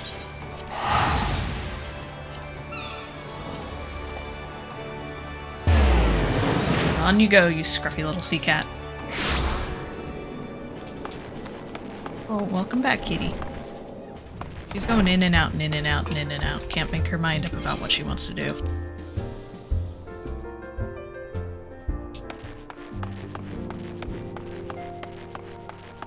Amazing!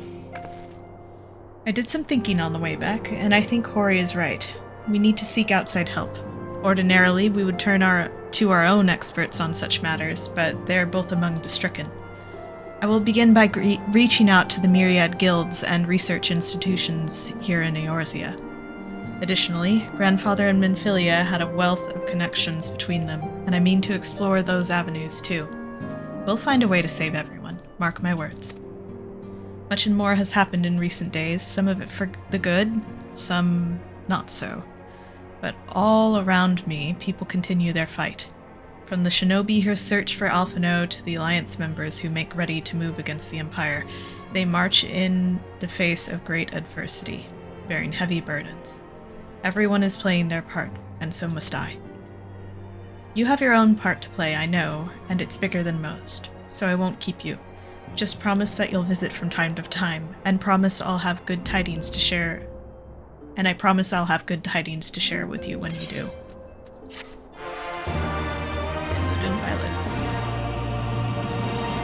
Done.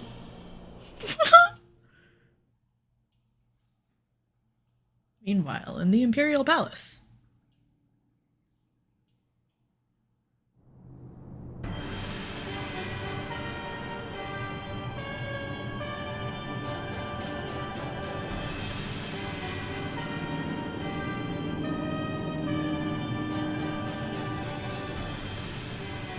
The Populares no longer present an obstacle. Now is the time to bring the Empire's might to bear. A word from your Radiance is all it takes. But one word, and the Imperial army will fall upon Alamigo as a pack of bloodthirsty wolves and tear that feeble nation apart.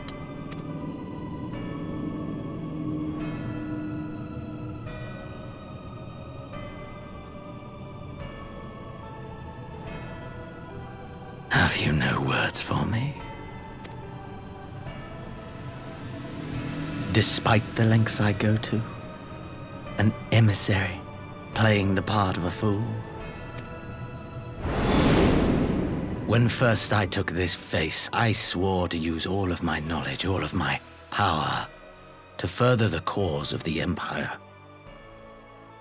My deeds stand testament to my commitment. And with this adamant flesh at my disposal, I could destroy the Icon Slayer as easily as one might swat a fly. Why do you hesitate?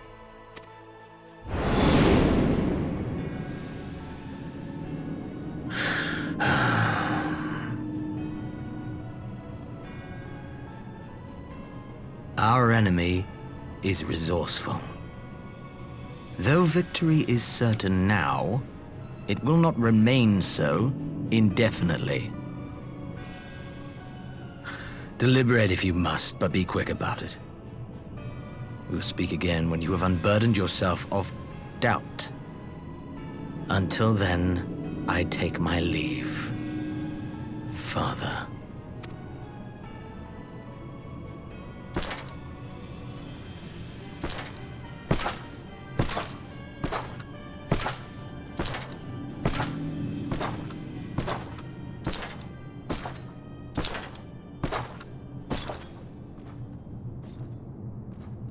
I should be the one to sigh.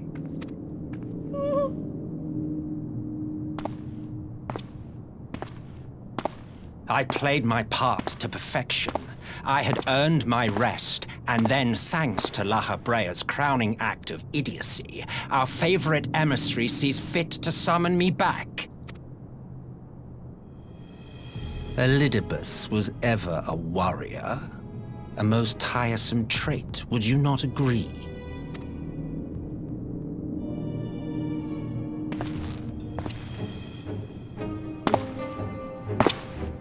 What? Have you no words for me either? No matter.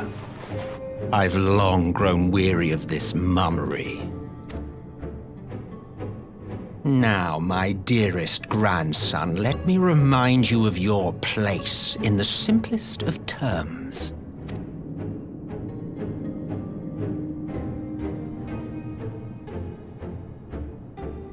You do not make judgments, you administer them. Swiftly and to the letter.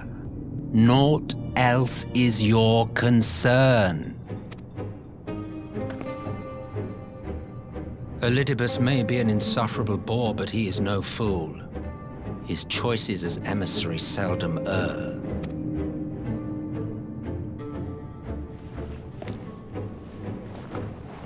If aught threatens the balance twixt light and dark, it falls to you to remove it. Be it by your own hands or by your armies, you have ample means at your disposal.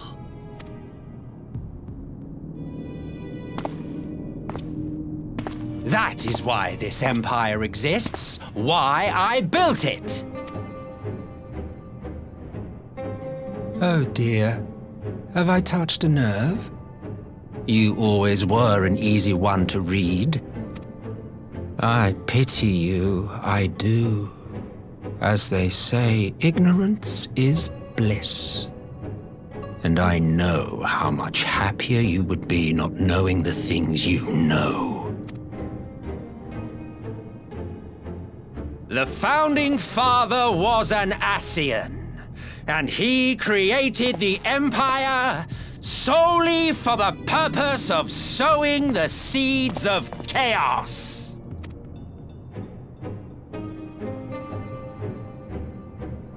Don't take it personally. I merely do my duty. To bring about a calamity requires no small amount of power, and there is no surer way to obtain such power than by collecting powerful pawns. I was so engrossed in his speech that I wasn't paying attention to chat, and I look over and all I see is a massive frowny face. It's the most accurate response to this. To that end, I have labored long and hard, and I must say I am quite pleased with my handiwork. paltry though it seems in comparison to Alag.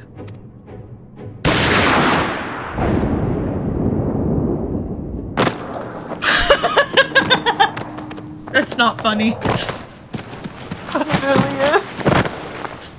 You fiends are overfond of your own voices.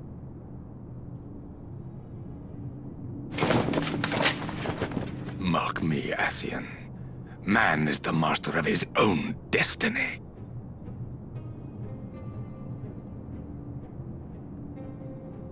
His face is really good.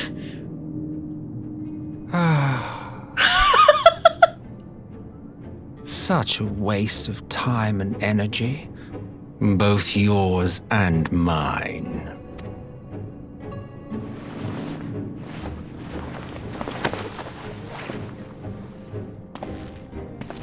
Lest you forget you are Emperor now. If you wish to spout drivel about man's destiny, save it for the masses. It will serve to give them a sense of purpose, and you, pliant pieces for the game.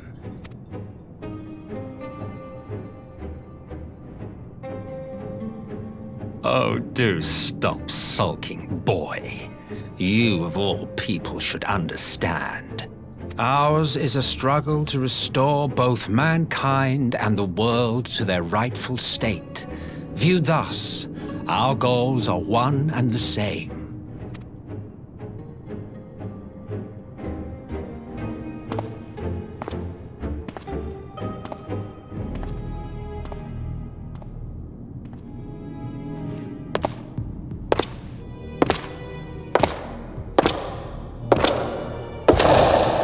How his soul, the soles on his shoes.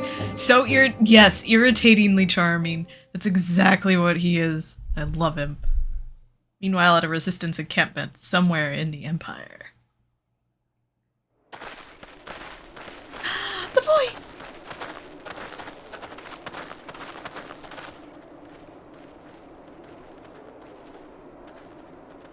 I love him. He is precious. Must be protected at all costs.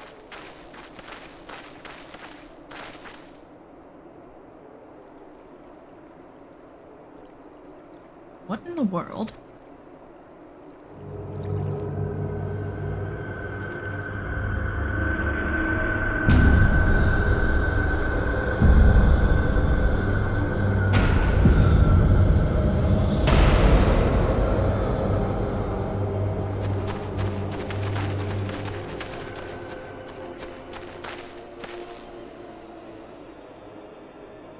Dead. All dead. Yet I see no wounds, nor any evidence of battle.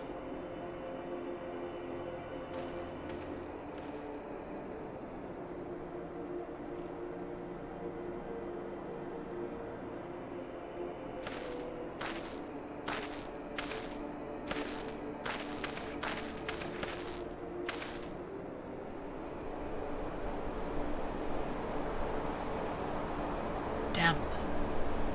Finally used it.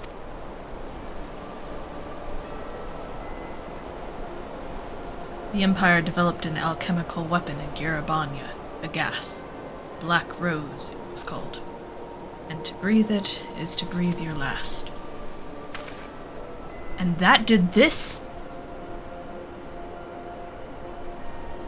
I thought the project abandoned, and its vile fruit destroyed, but naught else could have wrought such an atrocity.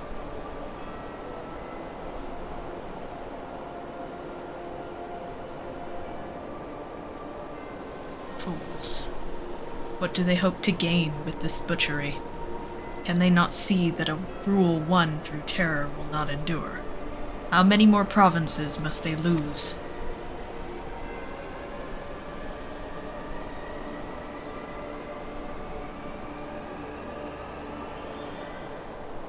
Nay. This is not the work of men but monsters. The Ascians. It cannot be a coincidence that their trail led us here. Their objective was never to rule, but to sow strife and discord.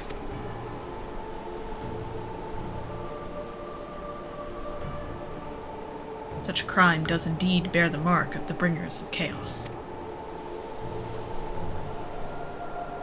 Black Rose cannot be allowed to kill again. We must find the Ascians and put an end to their plot.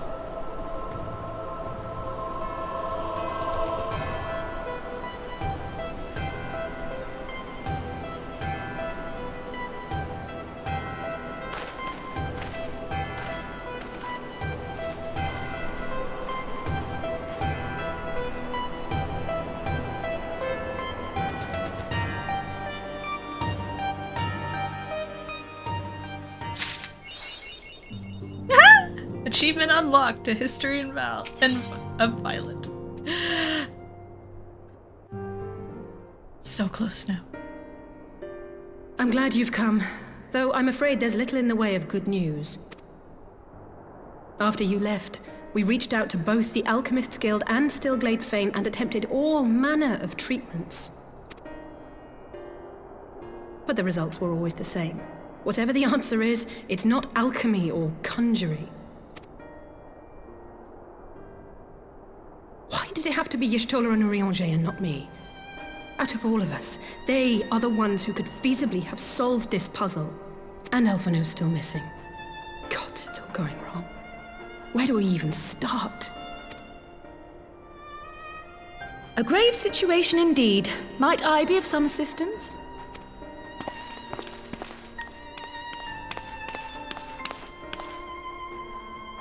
Kryle! I did not think you well enough to travel.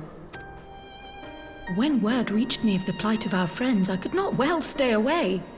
As a fellow scion, not to mention your erstwhile mentor, this is one of those times you should feel free to call on me, regardless of my personal circumstances. Zipped lips for all, until it's revealed.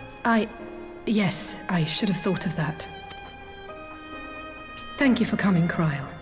We would welcome your insight. And I should be happy to provide it.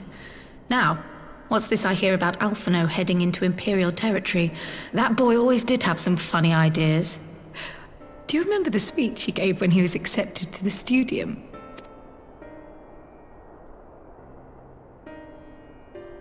My life's goal is naught less than the salvation of this star.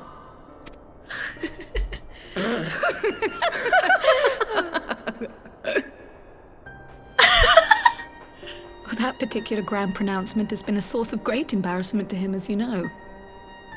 But the fact of the matter is, he meant every word and has lived his life accordingly. Yes, he remains altruistic to a fault, but I'm worried he was too fixated on his goals to see the dangers, as has happened before. You needn't be so concerned. Though his values remain the same, Alphino is not the blinkered boy he once was. Slowly but surely his eyes have been opened. Thanks to a certain someone. A certain someone whom he'd be mortified to learn had heard about his little speech. Mum's the word, eh? I loved it. Right, I'd better have a look at our patients. They're in the infirmary, I assume. I'll need absolute quiet, so it would be best if I did this alone. If you'll excuse me.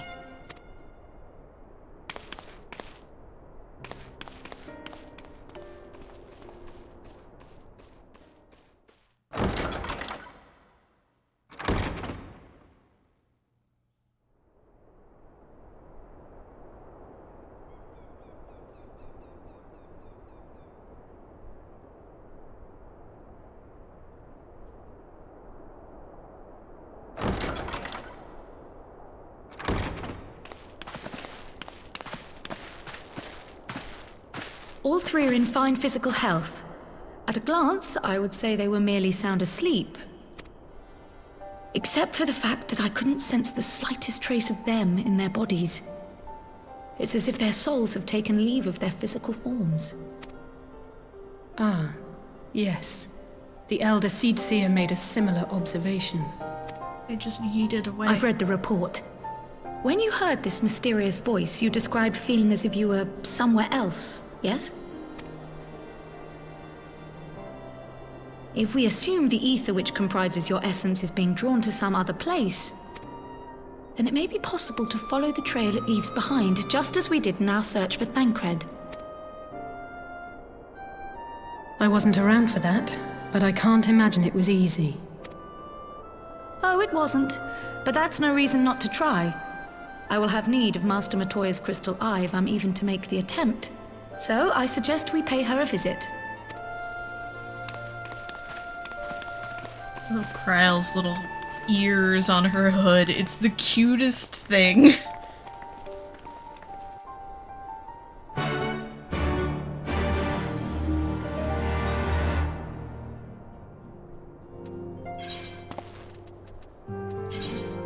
Alright.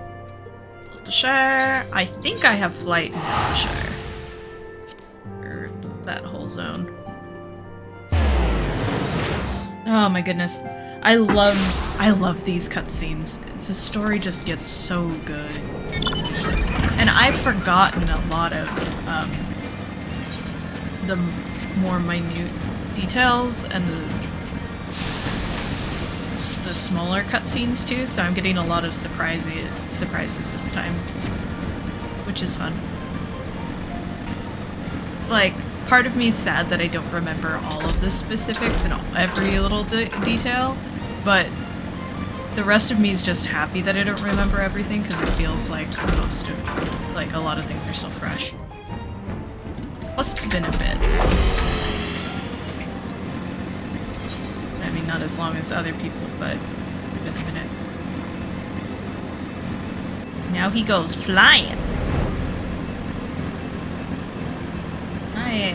I got a message. I didn't respond because I am bad.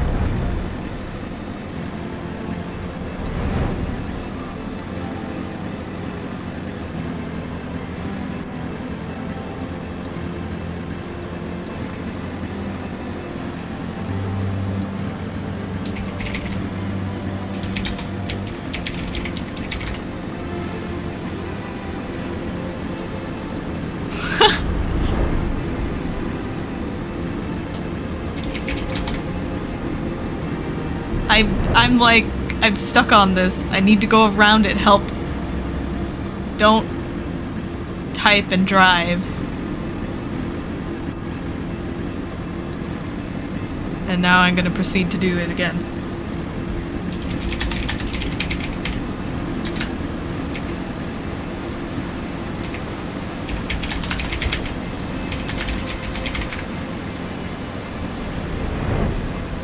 My word, I'm really bad at directions sometimes.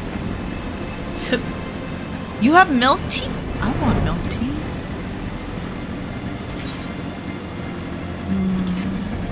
I don't have any. And I drank all my chocolate milk I made. All I have is water.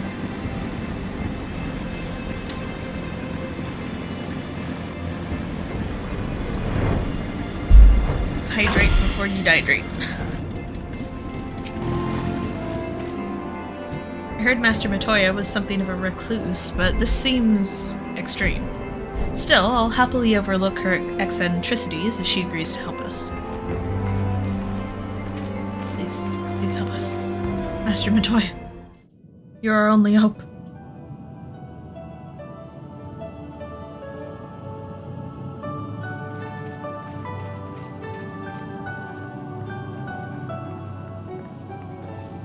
Come to disturb my peace again, have you? I hide myself away in a cave, and still you people insist on pestering me with your problems. Oh, Yorkshire. That sounds good. I like certain kinds of teas. It is such good music. I was literally just thinking about how much I love this music. Oh, I mistook you for young what's-his-name, but I see now you're the sister.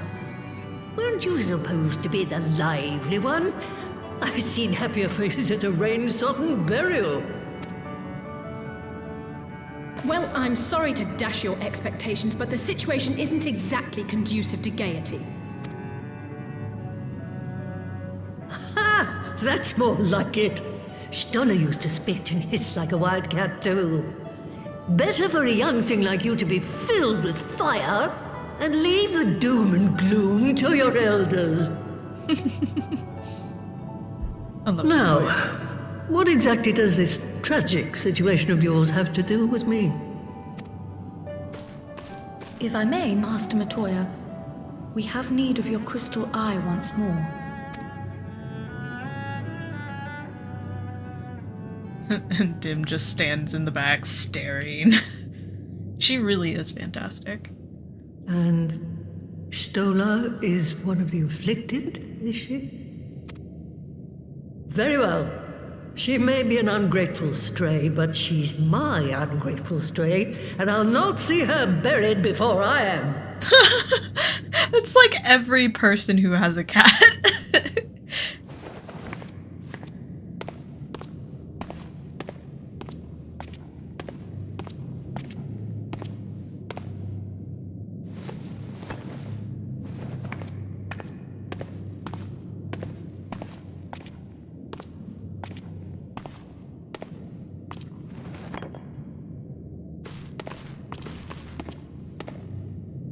Right, let us see what we can see. I'll begin from where our friends first fell, and cast my senses out from there.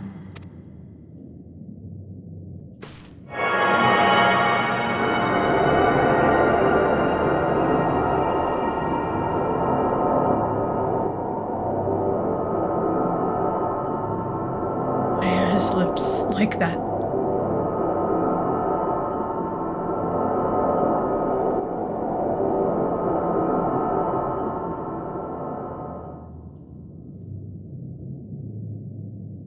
What is it? Did you find them? This doesn't make sense. How is it even possible? How is what possible? Kryl, what did you see? The threads, they just ended. And no, I didn't lose track of them. I followed them as far as they went. It's as if they were cut off. Could the ether have dissipated if it had? Oh, gods! Their bodies are just husks. It's like the Broodmother's daughter all over again. No, this is different. The Kalyana girl was already dead, body and soul, when Lakshmi effected her resurrection. Aye, let's not jump to conclusions. If their physical forms yet breathe and show no signs of wasting, then it follows that their souls must still be intact somewhere. But where? That's the question, isn't it, girl? Death has not taken them to the ethereal sea, yet there are no tracks left for us to follow.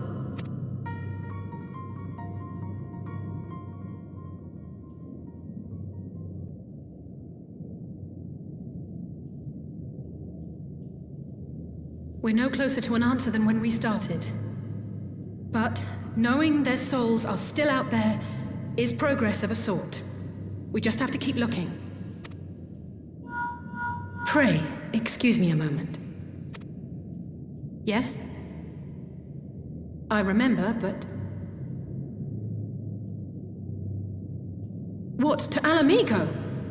We're on our way. That was Lee's.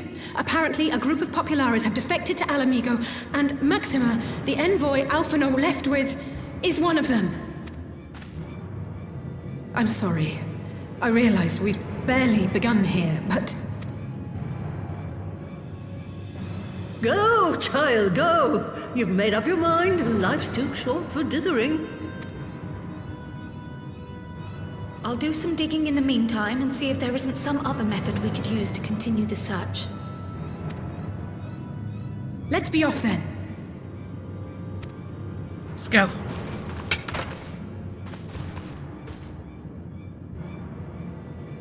Oh, not again. The enchantment barely seems to take these days. I chalk it up to old age, but I rather doubt it's that simple.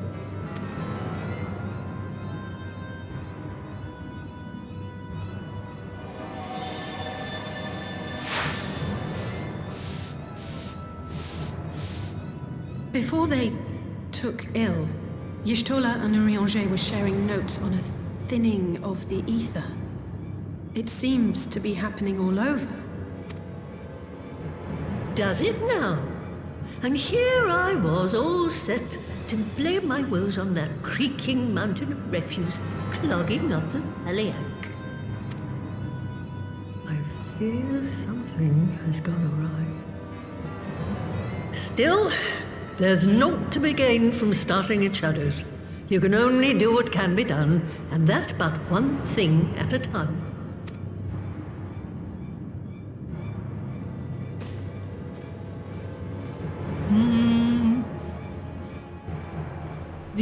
The whole thinning of the ether, I completely forgot about. So that was the woman who tamed Y'shtola. I had the distinct feeling of being grabbed by the scruff of the neck and having the nonsense shaken out of me. When Alphino is back, I'd like to visit again and ask her what tales she has of grandfather. Yeah, honestly, I feel like she would have grabbed Dim by the neck several times and shaken him. I almost can't bear to hear what Maxima has to tell us. But it can't be bad news, can it? Lise would have said. Unless... there's no point in speculating. Lise said she'd notified the guards of our coming, so we should head straight to the palace gate in the Alamigan quarter. I'll be praying for good news. Learn what you can about Alphino's plight, and leave the search for our friends' lost souls to me.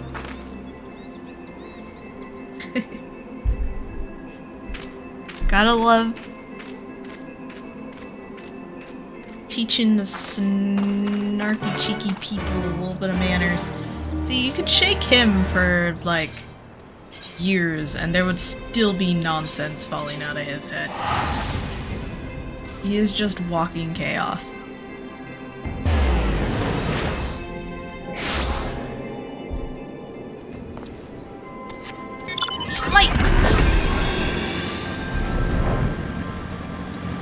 I like having flight in the Alamigan quarter.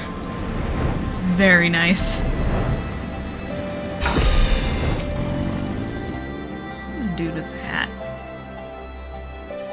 Greetings, Scions. The commander told me to expect you. Shall I show you in? Please. It is good to be a little chaotic.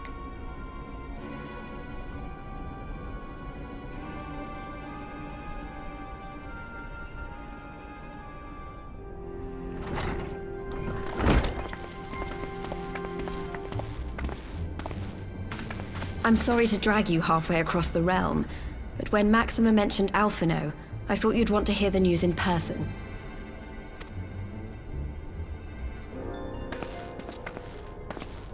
Ah, we meet again. Though I was hoping our reunion would be under more auspicious circumstances. What happened to my brother? Where is Alphino? Never fear, my lady. Your brother was in fine health when I took my leave of him, and I have no reason to assume that has changed. You assume? If you will allow me, I shall endeavor to explain events. Gonna stab Our troubles began not long after we departed Dhim'a. While crossing the burn, we were fired upon by the Emperor's personal guard and forced to make an emergency landing. As we stumbled from the wreckage, our attackers fell upon us again, and we would have perished there and then were it not for the intercession of a third party, a band of mercenaries whose leader claimed to pursue a vendetta against the Ascians. This Shadow Hunter, as he styled himself, then escorted us out of the wastes to relative safety. Upon arriving back in civilization, I gathered my Populares colleagues and prepared to flee the Empire. Master Alphino, however, declined the invitation to join us, preferring to continue his investigation into the Ascian threat. Well, at least he's not lying in a heap in the burn. Tell us more about these Ascian hunters. Who are they? And is Alphino still with them? He is. As to who they are, I'm afraid I have nothing to tell you. Beyond the fact that they root out and destroy Ascians, they were unwilling to divulge anything which might serve to identify them. They would not even reveal their next destination. But Master Alphino asked to accompany them all the same. Since parting company with your brother, we've been engaged in a game of cat and mouse with the Emperor's guard. We made our way through province after province, finding the army busy restoring order wherever we went, until we finally arrived here in Alamigo. I cannot thank Commander Aldin enough for giving us such an unexpectedly warm welcome. I'm not inclined to turn away refugees, no matter which land they call home. And if they can tell me how things lie in Garlemald, all the better.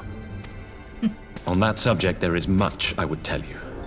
During the course of our journey, we heard tales that an entire rebel army had been slaughtered in the space of a single night.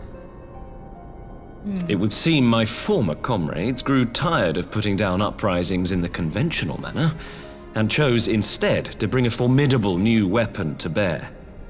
Details were sparse, but the rumor alone was enough to dampen the flames of rebellion.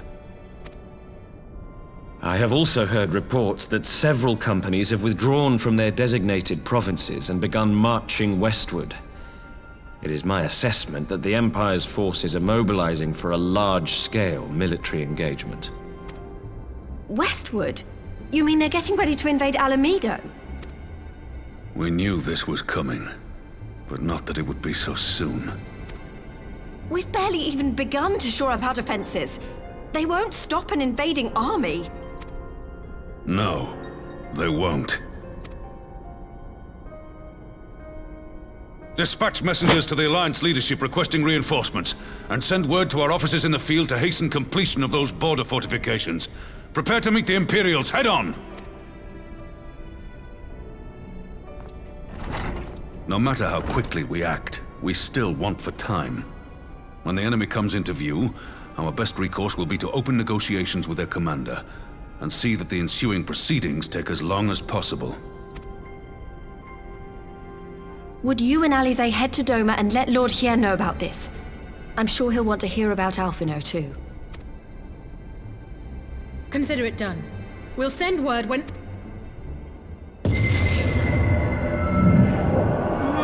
Untold sorrow must be changed. Ahead looms a calamity. Eon become instant. Throw wide the gates.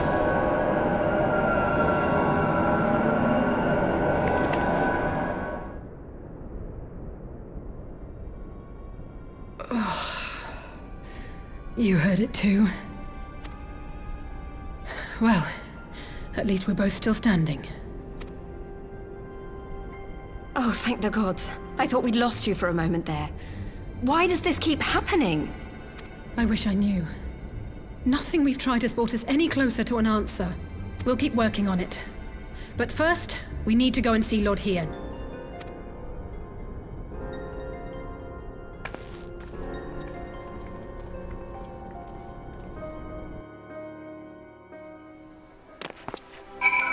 Hey, Hat Guy's still here. Looks very fancy. I like his stuff. So Alphino is safe, for the present at least. Now all we need to worry about is a full-scale Imperial invasion. I'm actually glad Lys tasked us with visiting Lord Hien. Better to be dashing from place to place than sitting around stewing over things we can't change. To the Enclave. He's got a white tip on his tail! I like it.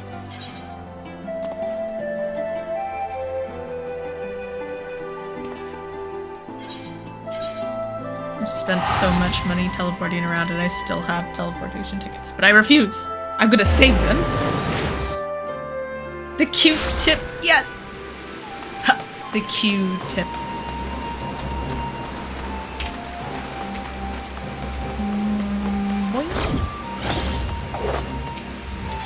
Ah, he's been expecting you. Yeah, let me in. Oh wait, the one time he had different dialogue. So you have tidings for Lord Hien. May I show you in? Things not to say in the bedroom. Oh. Oh no. Maybe that would actually make Dim stop being a smartass for a few seconds if he heard that.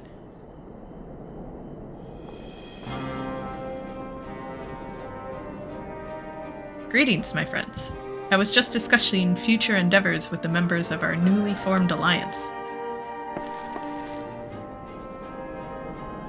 The Kojin and the Confederacy you already know, and it was your own strength of arms that won us the cooperation of the steppe tribes. We have also been joined by our neighbors from Ningxia and the indomitable citizens of Dalmasca. Though the scattered nature of the latter's resistance will somewhat delay their official induction. These proud peoples have united under a single purpose, to stand against the tyranny of the Garlean Empire.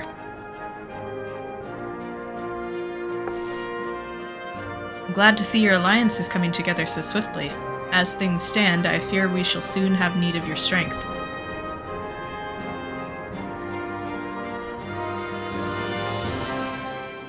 Dalmasca being in this game makes me so happy. Thank you for bringing me news of Alphino. His fate is never far from my thoughts, and not only because he is our emissary. As for the sudden deployment of Imperial forces, I agree that Alamigo would be wise to shore up its borders with all haste. Every report we've received from our shinobi indicates a massing of troops in the western provinces. It seems all but certain that the Empire is poised to bring its fist down upon Eorzea.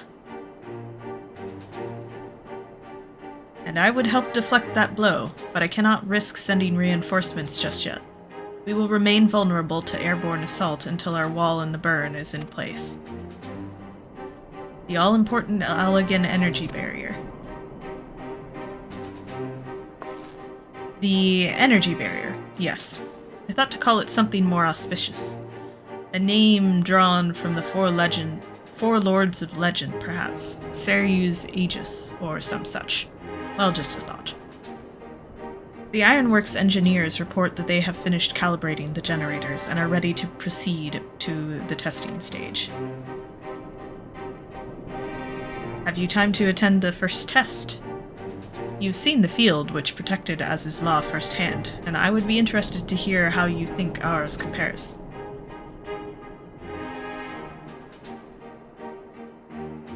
I will come too, if you don't mind. Though I am no Stola, I may be able to offer some insight.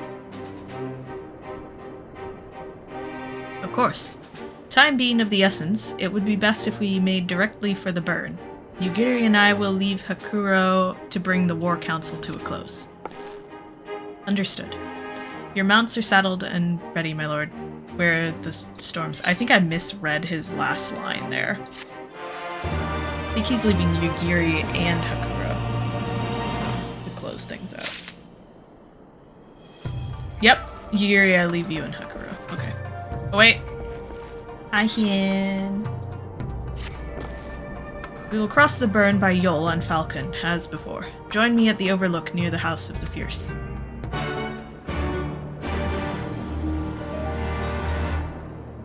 Time to go! And I talk to them. When the Empire put down Dalmasca's bid for freedom, our remaining forces were splintered. Bringing the scattered pockets of resistance back under a single banner will be our first order of business. What are you? Dense, treacherous jungles. Ooh. That's cool. I don't recall that.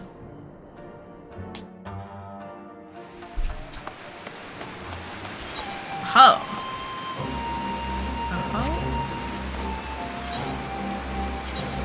Oh.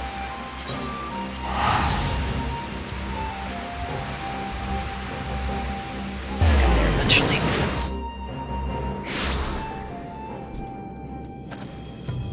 I'm like attempting to see if I can hit Shadowbringers tonight. I don't know if I'll do it, but I'm gonna try. I'm gonna try my darndest. Chen! Give the word when you are ready to take wing. Head to the burn.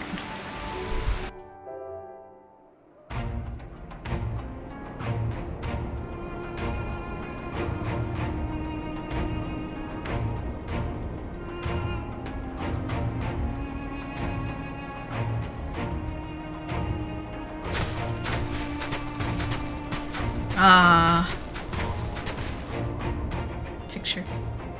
It seems the engineers have matters well in hand. Should the barrier work as we intend, Dhim'a will be free to reinforce her allies in Alamigo without fear of weakening her own borders. Honored friends, the time has come to put your hard work to the test.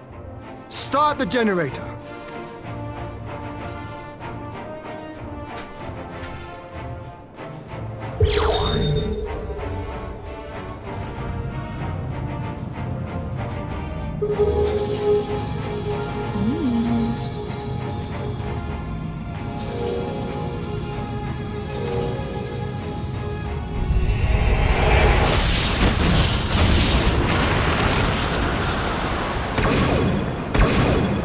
Node 1 is operational. Nodes 2 to 8 are reporting similar energy levels. The barrier is forming. Sound effect is so satisfying. 1,000 yards. 2,000. 3,000. Expansion remains smooth. No fluctuations detected.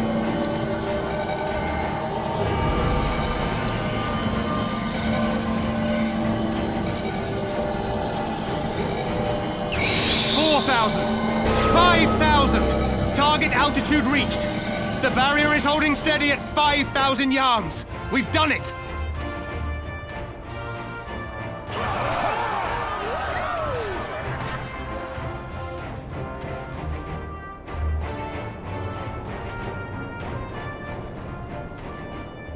Is that an Imperial airship? Of all the rotten timing. But this is a gift, Mistress Alize. They can test our new wool for us. Look how angry Dim is! He's so mad! Oh my word! He's just like, yeah, crush yourself upon my wall.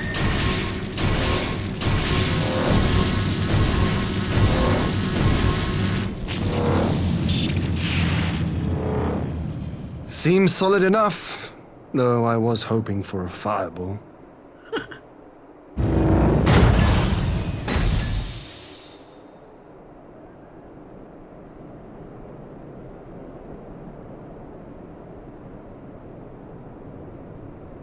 He's so mad.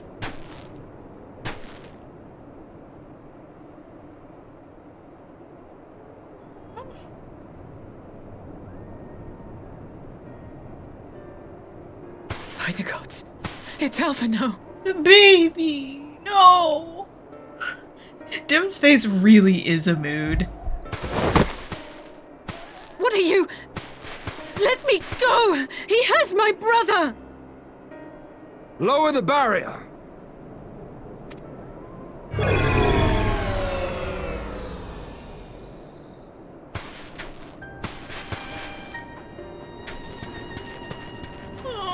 Alfie, no!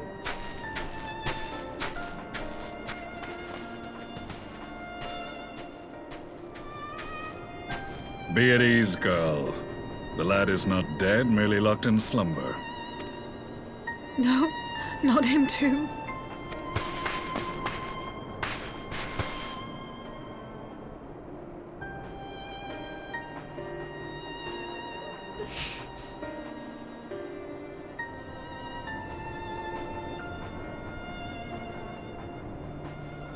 We could identify no cause and found no remedy.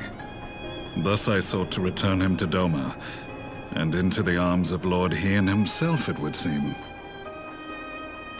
It is a day for fated reunions. Would you not agree, adventurer? Or should I address you as the Warrior of Light?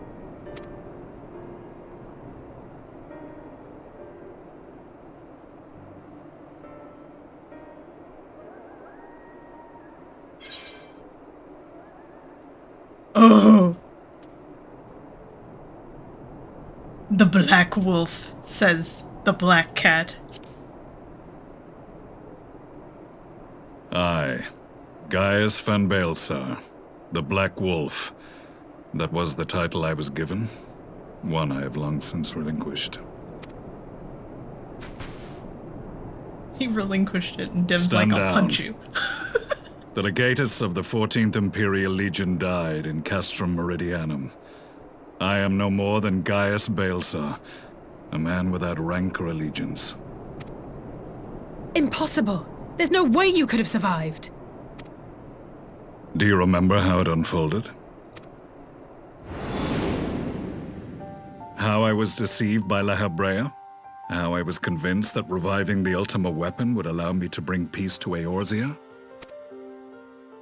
The Ascian used me, as he used so many others, all to further the restoration of his wretched god. Yet even with the might of Alec at my command, you bested me. And as the Praetorium went up in flames, I was content to burn along with it. For a moment at least. A moment of folly. To surrender my life thus would have been to betray all who died for my cause. It was for them that I dragged myself free of the rubble, and swore vengeance on the Ascians.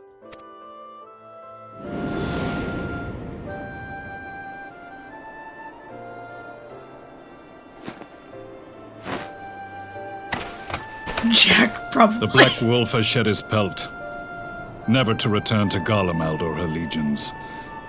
I live now only to exact revenge. Dim's just out here, like...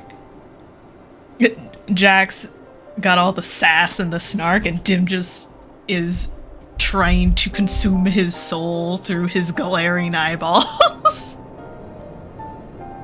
See? My principal quarry was to be La Habrea, whom I gather you have since ushered onto oblivion. Yes. But so many more remain. Long as their kind lurked in the shadows, laboring to sow chaos throughout our world, I would see each and every one dragged into the light and put to the sword. That is a beautiful shot. Are the Scions not of like mind? In this single respect, perhaps. Then I shall continue the partnership the boy began, and share what intelligence I have acquired. Among the Ascians, the Black-Masked Ilk are subordinate to those who wear red. This you already know. Yet among the Red there exists a hierarchy. Those set adrift with the shards clearly stand below those still joined to the source.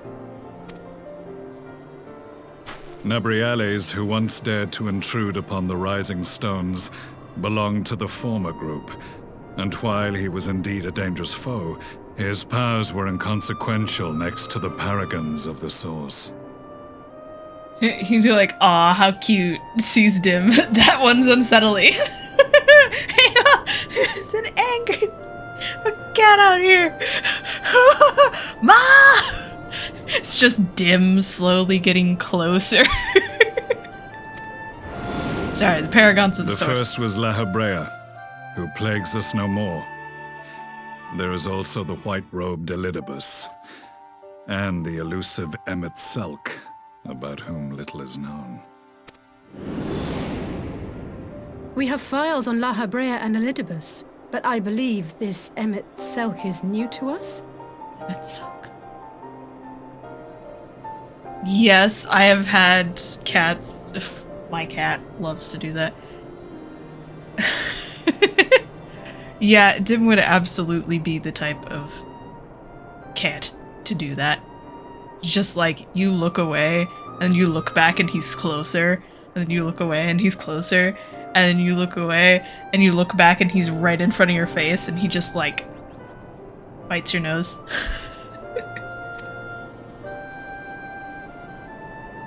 As I assume my brother told you, we have evidence to suggest that an Ascian now walks in the body of the Crown Prince.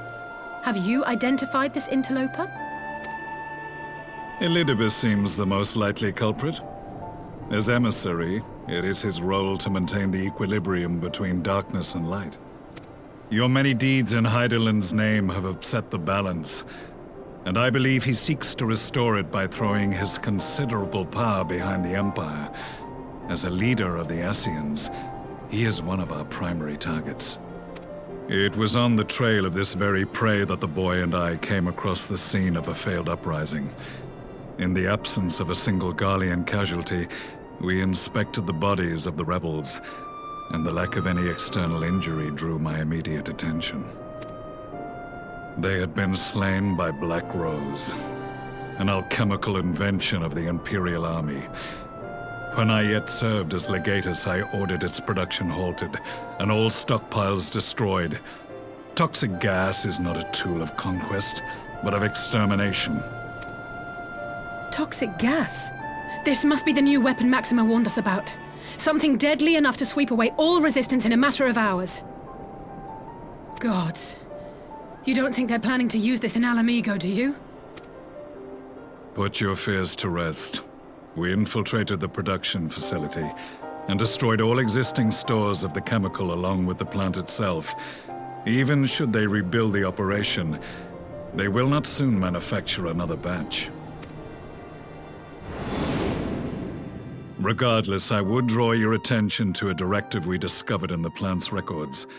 The document was marked with a recent date and authorized with the signature of one Zeno C.A. Galvas.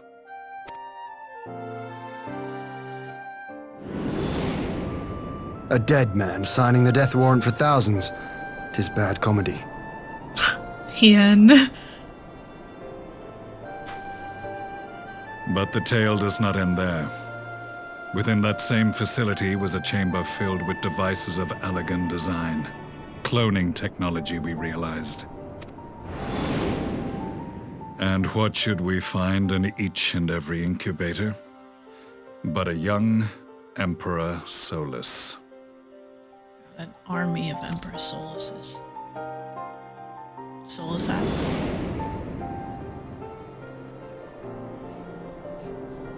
All of which prompts the question, were the Ascians responsible for these abominations, or was it the will of the Emperor? I must know which hand guides the Empire. Though I have given up my rank, I am yet a son of Garlemald, and I will fight for the future of my homeland. Blink. It is time I return to the hunting of shadows. We should focus on our common foe. To reopen old quarrels now would serve no purpose. You saved my brother's life, so I'm willing to let sleeping dogs lie. But in truth, it's not my decision to make. It's mine. I will have your soul. Oh, you're right. There are more important matters at hand. We'll settle this another time. Yeah, we'll settle this another time, says Dim. Fuck you later. Take his soul! There was a time when I scorned those who placed their faith in false gods. Even as I, in my blinkered conviction, place mine in Ascian promises. Be good or Dim will consume your soul. Unlike yours, my strength of will and my restraint was found wanting. We shall meet again, warrior of light.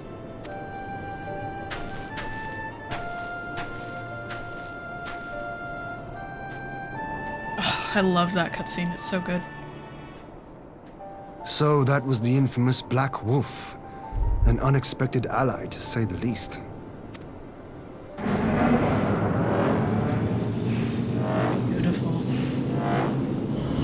Well, I am content to leave the fine-tuning of the barrier to cleverer minds. Let us bid our friends from the Ironworks farewell, and see what can be done for Alphino back in Dhim'a.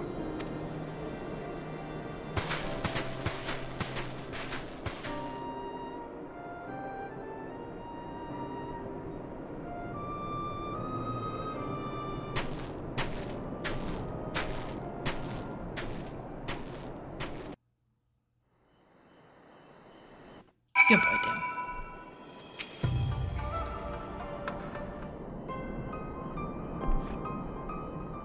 Alphino is safely ensconced in a private chamber. My finest healer is examining him as we speak.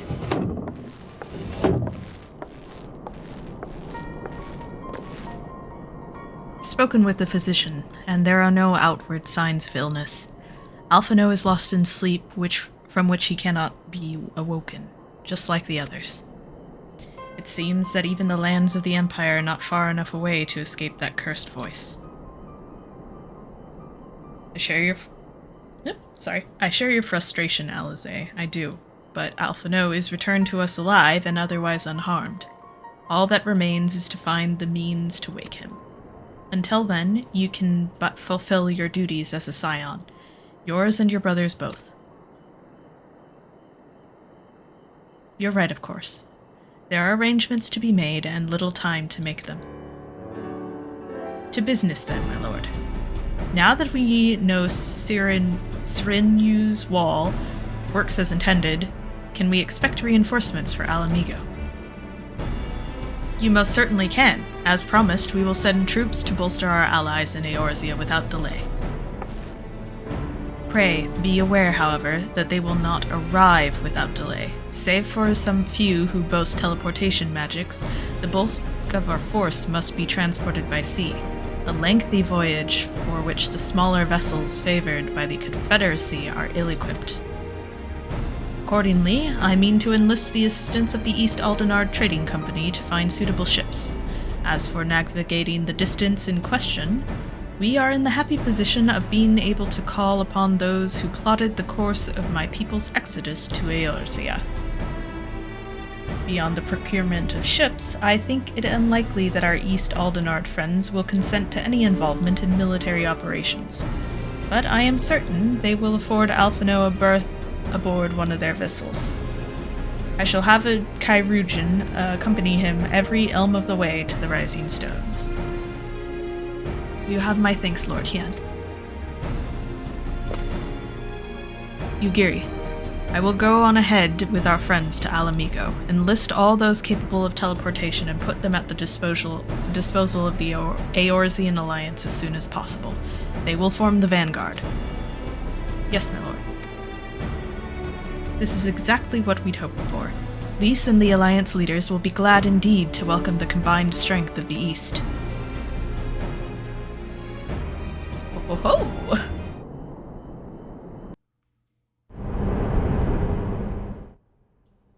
Meanwhile, at the Black Rose chemical plant.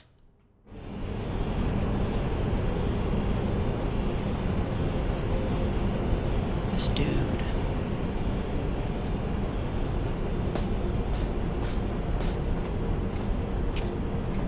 Our supplies at Black Rose have been ruined, but the new plant is already under construction.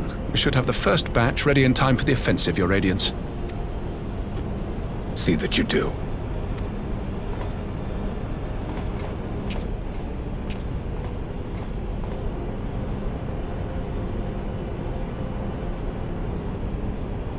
Ah, yes, the infamous Black Rose. If I recall correctly, Gaius did not much care for the invention.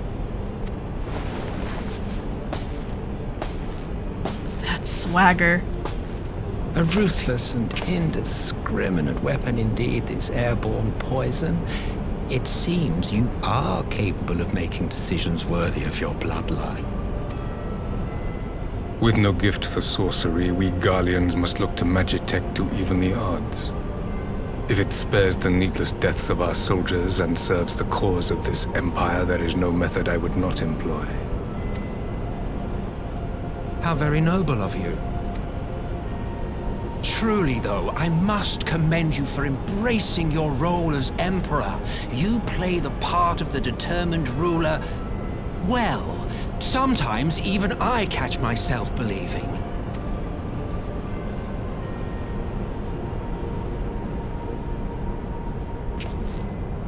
A silent agent of death. Now that I think on it, Black Rose may well possess the perfect aspect. Slowly but surely, the deluge of light has worked upon the ether here in the source, and the gas should be most susceptible to its influence. Well, I shall leave you to your own devices. Go forth and bloody the land with your grand and glorious war. I love him. Oh my gosh, so... Well, you do what, precisely? Whatever he frickin' wants. Need you ask? I will be doing what all Ascians do. I am well aware that your kind exists only to usher in the next calamity. But you seem oblivious to the harm your singular agenda causes to the Empire. You cannot have forgotten the events which followed your mortal demise.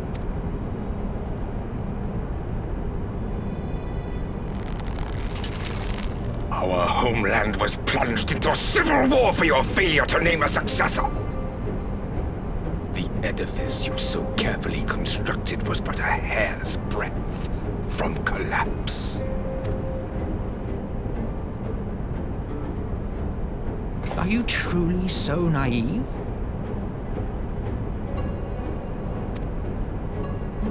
You thought me oblivious to the consequences of a departure so painstakingly timed? It was by design? Well, of course it was. Though I will admit the resulting panic exceeded even my wildest expectations. But how can you be surprised? Throwing the world into disarray was the very purpose for which this nation was, as you say, so carefully constructed.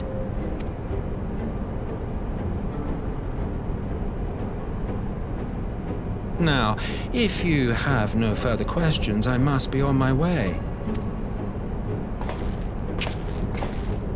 Since we may not meet again in this lifetime, it would be remiss of me not to offer a word or two of gratitude. I really must thank you for this surplus of vessels. I can mold any host into my own image, but having bodies tailor-made for me in this fashion is so much less tiresome. You dabbled in Allagan cloning techniques, yes? It certainly is a compelling, not to mention entertaining, field of research. And of all the options available, you chose the founding father on whom to experiment. You have a twisted streak to you, Varus. Like grandsire, like grandson, hey? If events play out as planned, this will become something of a family enterprise. You will be the capstone of this world, I the anchor and shard, and together we will give the lie to this star's fraudulent existence.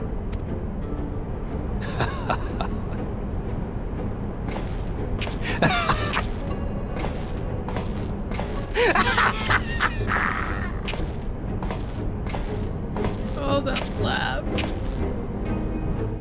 Excellent.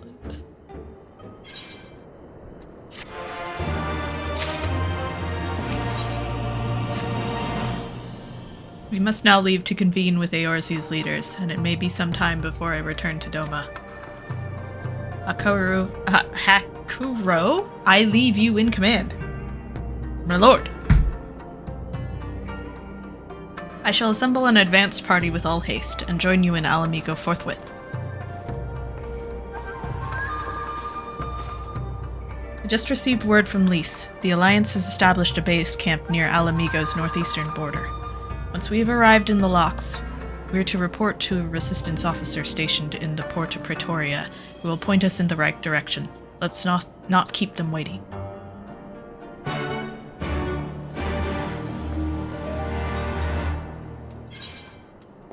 To go to Girabania for 1,000 gil. It's expensive to travel.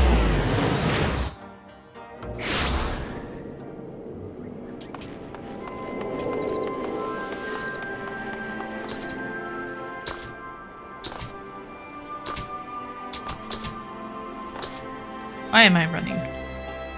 Why are you running? Hey, buy my trash.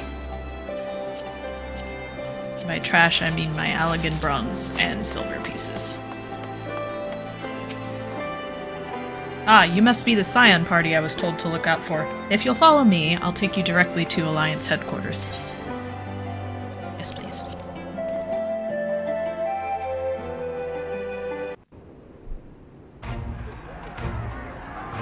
Oh, yeah!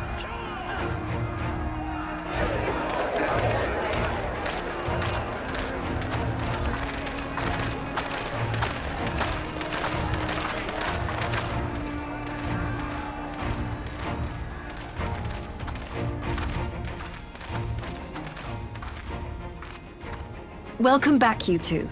Greetings, Lord Hien. Glad you could join us. Glad to be here. I would have come sooner, where our own defense is not in question, but I am pleased to report that our soldiers are assembling for deployment to Alamigo as we speak. We're grateful for your support. Thanks to the efforts of our allies, it won't be long before we've established defensive positions on this front as well.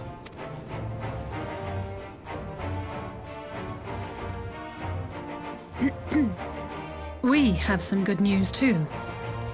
Alphino has come back to us. As for the bad news,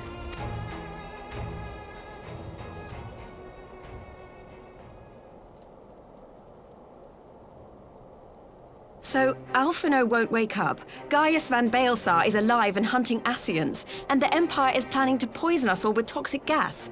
Does that sound about right? Ordinarily, any one of those things would have left me in shock. But the way things have been lately, it's all starting to seem pretty normal.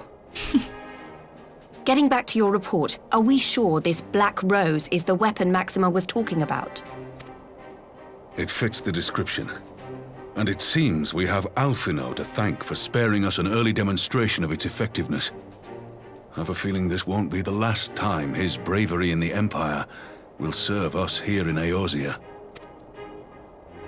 The threat of an unknown weapon has had us all on edge. But now that we know what we're dealing with, we can take steps to defend against it. As for Gaius, I'm not sure what to think. Am I happy he's alive? Not in the slightest. Am I happy he's hunting Ascians? Aye, I'd have to say I am. Oh, speaking of Garleans you didn't expect to see, we have a tale of our own, as it happens. When we sent envoys to the Imperial Army to request talks, they returned with the message that Varys Zos Galvus would be attending. The Emperor himself. Well, Varys did sanction the Popularis peace mission. But knowing that an Ascian walks in his son's skin, I do not see how we can trust him or anyone from that nest of vipers. The Alliance would proceed with negotiations regardless, if only to give ourselves more time to prepare. We do, however, require your cooperation. Right. Yes. So, as a condition for the talks to go forward, the Empire has requested that a member of the Scions be present. There'll be a representative from each Alliance nation, of course, but I'm afraid we have to ask that you come along too.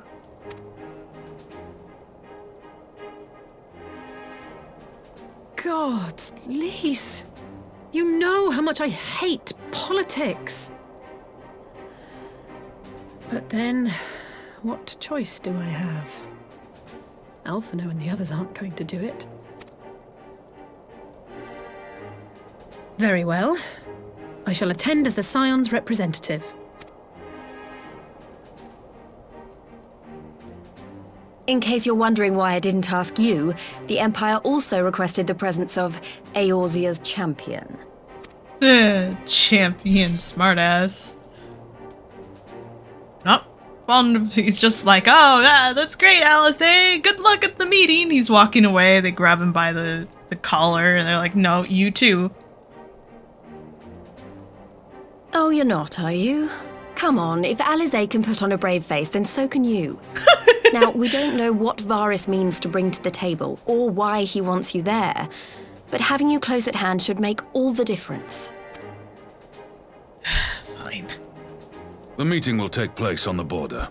Anticipating an early assault, we mean to position the bulk of our forces nearby. The Alliance leaders should already be on their way. Once you're ready, we can head out and join them.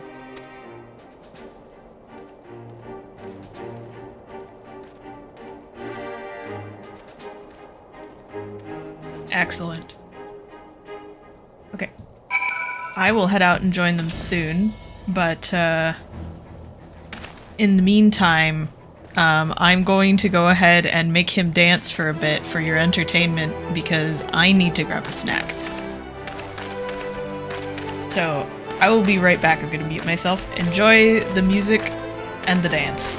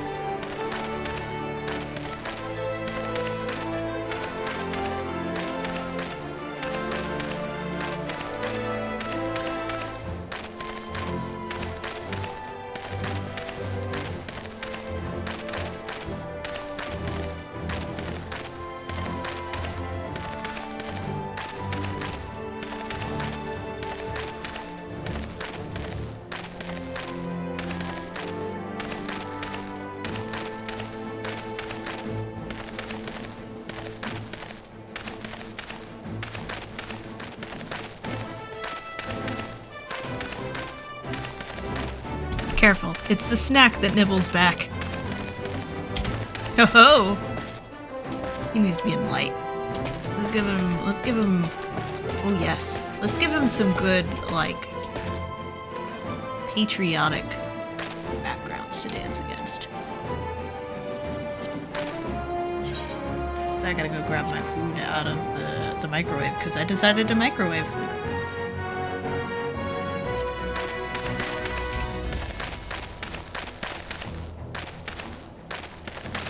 Hi, kitty. Oh my, indeed. They'll get you. They'll get you.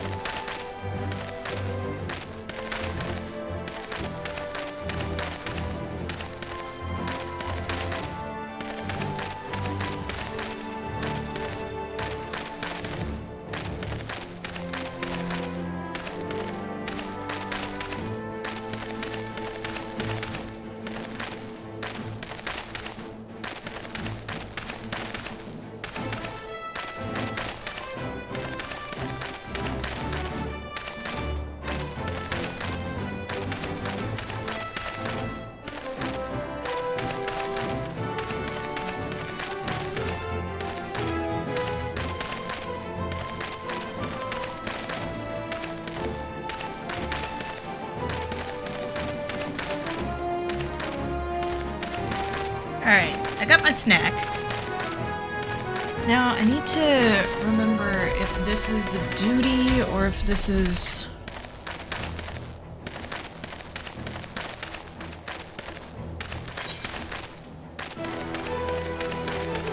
I'm gonna go talk to her really quick. Let's hide snack real quick. Haven't eaten yet, but I think I need to... Well, I don't suppose it's polite to keep an emperor waiting too long, shall we? Oh. No. Let's continue making a fool of ourselves, whilst I eat. I'm hunger.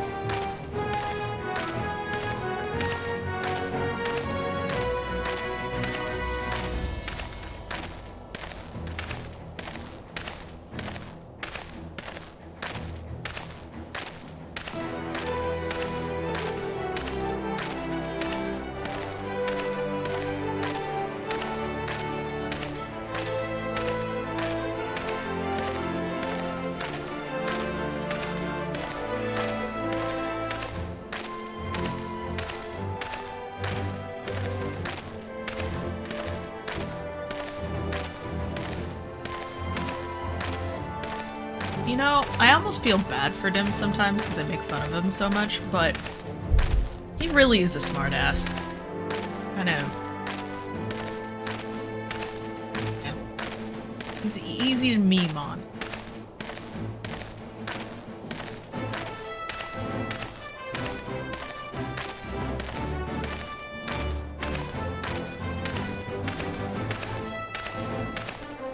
His life expectancy is short, not because of him getting himself into danger or because of him being stupid. His life expectancy is short because he's a smartass and mouths off to people all the time.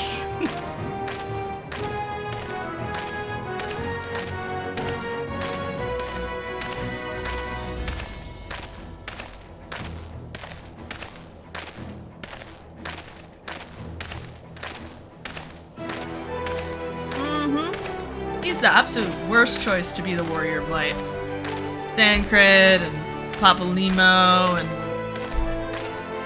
Ida and Y'shtola, they're all out here like, oh yeah, this is the perfect one to save Eorzea.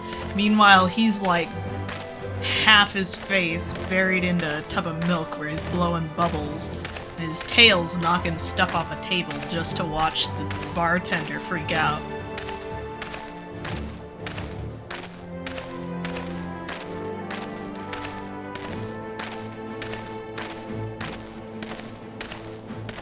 So how are things with you, Jack? What are you up to tonight?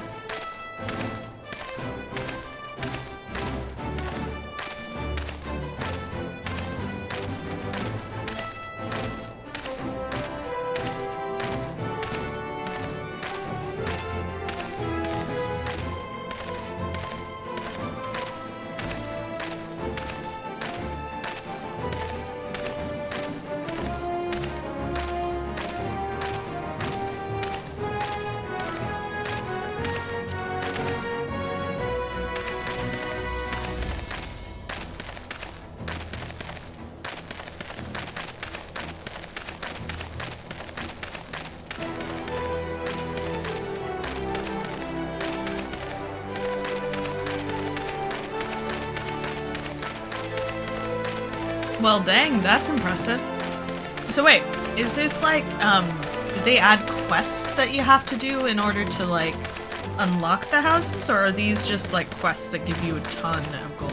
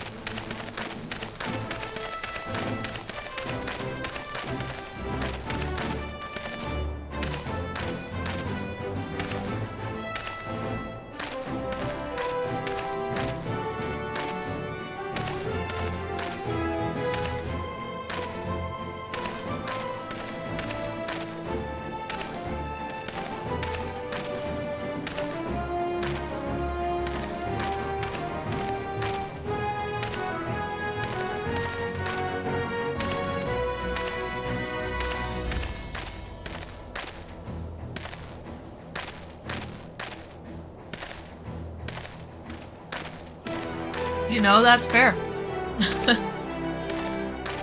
Makes sense though. I didn't actually realize that you had to have an achievement to buy those houses. Kinda makes sense. I don't think that's bad.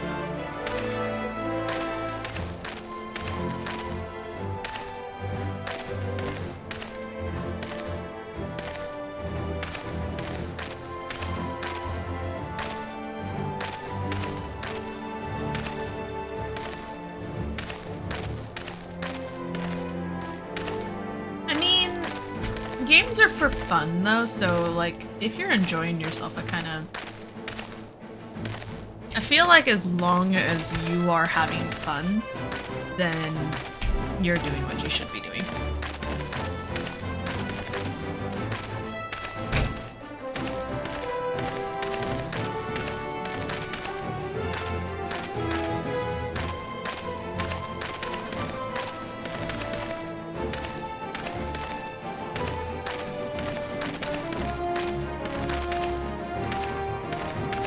Like how he's just dancing around the snack break sign.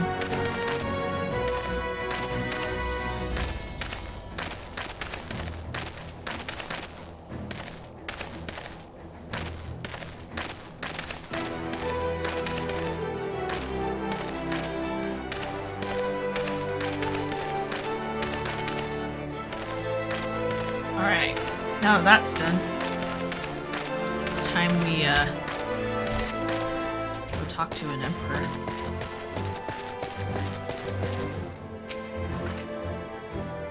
Alright, let's not keep him parley with the emperor. Yes.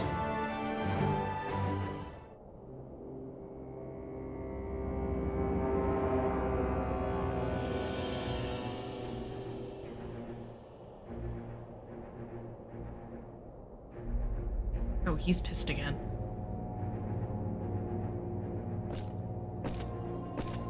And then there's Amric, who's so regal. Tim's like off-brand Amric. Diet Amric.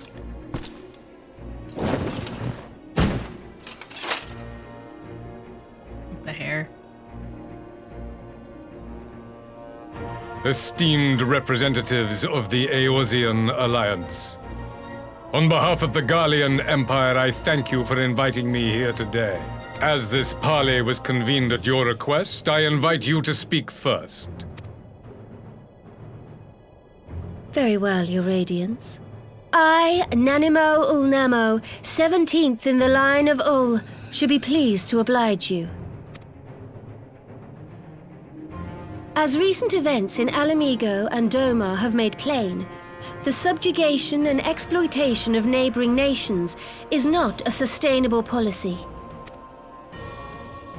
Should this day end in war, you may very well defeat us, but you will never extinguish the people's desire for freedom. Though it may not be in our lifetime, there will be another revolution, another war, and the cycle will continue.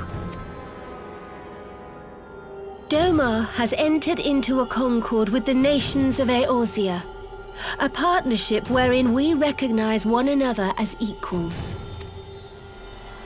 Garlemald could be afforded similar treatment. You need only set aside your ambitions and join us in paving a path towards peace.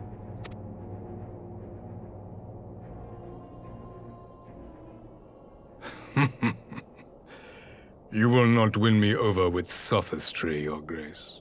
As you know only too well, this alliance lacks the strength to keep the peace within its own borders. Even now, your struggles with the Beastmen continue unabated. Divided, you sow this fertile soil with the seeds of your differences and reap naught but discord and chaos for your trouble. Eorzea must be united under one leader, one purpose. I would offer you both and bring an end to your strife. Leave Cloud alone. With all due respect, Your Radiance, the only thing that you offered the people of Alamigo was fear and hopelessness. The citizens of Doma can also attest to the meager arms of Imperial rule. There is no purpose to be found in a life of oppression, each day more uncertain than the last. Our people are willing to die for their freedom. A great many already have, and countless more will, if we don't put an end to this madness here and now.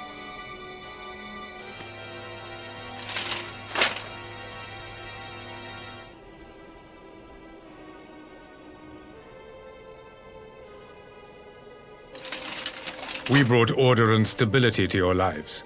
This madness and bloodshed is of your own making. You broke the peace, not Garlemald. Peace. Order. You kill our peoples, despoil our lands, take everything that is ours. And what?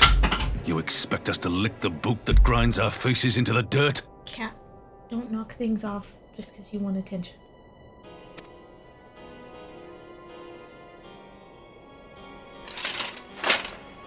I expect you to weigh the costs. To recognize that countless lives have been lost on both sides in pursuit of a greater good, and to not squander all we have achieved in a fit of petulance. I'm literally holding her. She's got herself draped over my arm that's on the mouse. She's sitting in my lap, and my other hand that's not on the keyboard is petting her. And she's still knocking things off because she wants more attention. So, don't do it. She's a baby. You throwing a fit at Your Radiance. I fear I can personally attest to the dangers of pursuing one's vision with such righteous fervor.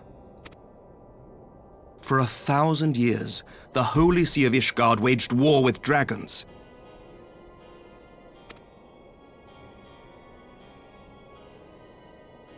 1,000 years of sacrifice, of sorrow and hate, in which we bathed in the blood of friend and foe alike. Had it gone on any longer, we may well have drowned. Yet we have chosen to raise ourselves out of this bloody spiral, and have since made peace with our former enemy. So I understand. No doubt the dragons were more receptive to your overtures in the wake of their leader's demise.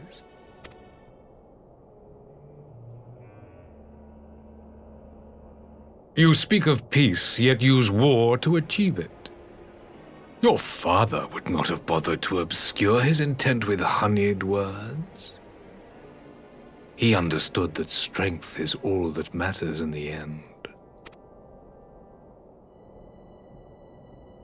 Oh, Marek. See, he's using logical fallacies. Without his clarity of vision, I can but wonder what will become of Ishgard and her people. Because he's trying... It's like saying, oh, you operated to remove an organ because someone had an illness, like remove an appendix because of appendicitis, versus I operated to remove your kidney so I could sell it on the black market. You're still using a knife to cut someone open and blah, blah, blah, blah. You're still operating. It's like, no. The two things are extremely different.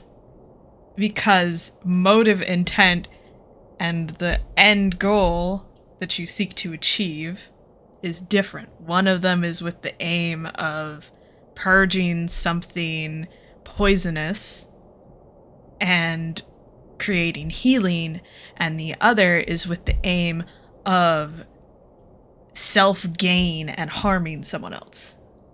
Yes! He just over here trying to manipulate us. He's trying to be manipulative. Dim, consume his soul. Oh, he doesn't have one, because he's soulless. No, wait. That's the other emperor. I hate that my brain There was a keeps saying time when soulless. Garlemald too lacked a leader of conviction. Weak and unable to wield magic, we were at the mercy of the strong from whom we sought refuge in the bitter cold of the north. Were it not for the discovery of ceruleum and the subsequent development of magitech, we might never have gained the power to take back that which was rightfully ours.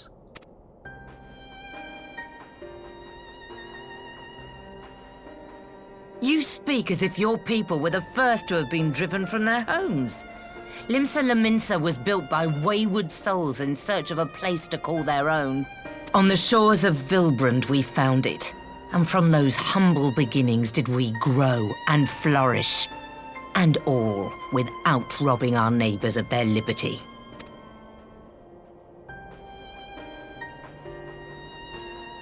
So saith the pirate.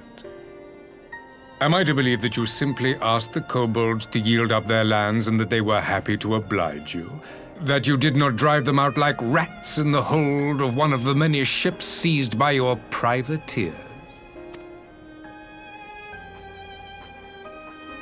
That is actually a good point. I will concede that after centuries of exile, reclamation may be mistaken for invasion. Nevertheless, it is not. And those who till stolen soil have no right to object when cast out in turn. So the point that was good was the fact that the people of Limsa Lominsa did drive the kobolds away from their lands. But that's exactly what the Empire is doing now. So he's trying to use the fact that they did it to justify. Your uncompromising nature rivals that of the Ixal. They too lament circumstances which they themselves perpetuate. Were they but to embrace peace, we would welcome them with open arms. Indeed, some few have done just that, and now receive of the 12's Woods bounty. Would that your people might learn from their example.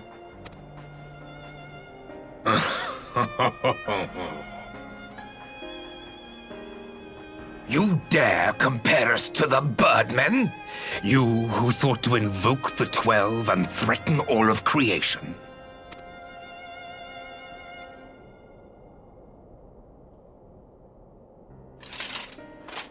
I came here in the hope of finding some speck of common ground, but I see now these discussions will accomplish nothing. Stubborn. Despite what you people may believe, I am not wont to choose the sword over the olive branch. 'Tis but a pity men are loath to accept one without first being shown the other. See, that's the problem. His idea of peace is everyone bowing to the Empire. Wait! I beg you.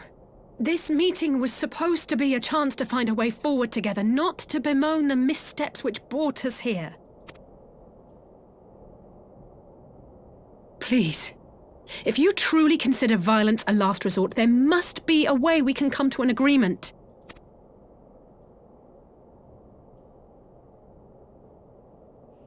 Dim's like, I can find a solution.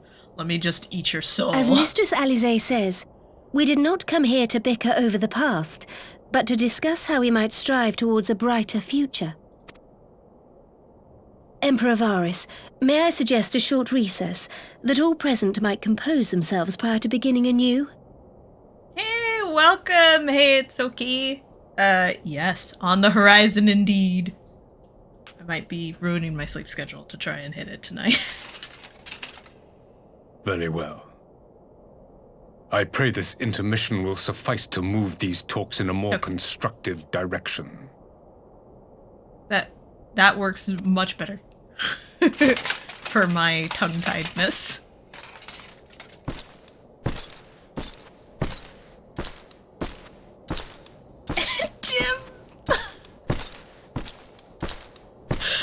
Oh my gosh! I feel like everyone else was, with the exception of poor Amaric, who just looked like a kick puppy. I feel like everyone else was relatively calm looking, but anyone who's sitting down to see that angry face at the table would just be like, nope, and leave. Yeah, that's true. That's true. Why sleep when you can kill Garleans? Phew. This is really not my forte. After his Radiance's little performance, it was all I could do not to swear at him. I honestly don't know how I ended up playing the mediator. Just asked myself what Alphino would have done, and tried my best to do the same. By some miracle it worked. But there really is no common ground to be found with that man, nor do I think he looked for any. So the question becomes, what did he come here to do? Because you may be certain it wasn't to make peace. Whatever it is, I can't make it out. Not yet, at least. We do have a little time before the parley is due to reconvene, though, so why not try consulting with our illustrious leaders? Mayhap they will have some insight to share. I will say one thing for this, Varys. He is well versed in Eorzean history. His interest in our affairs is that of a beast in its prey. The conqueror would know his enemies. All should know their enemies, yet there is much and more we do not know of the Empire.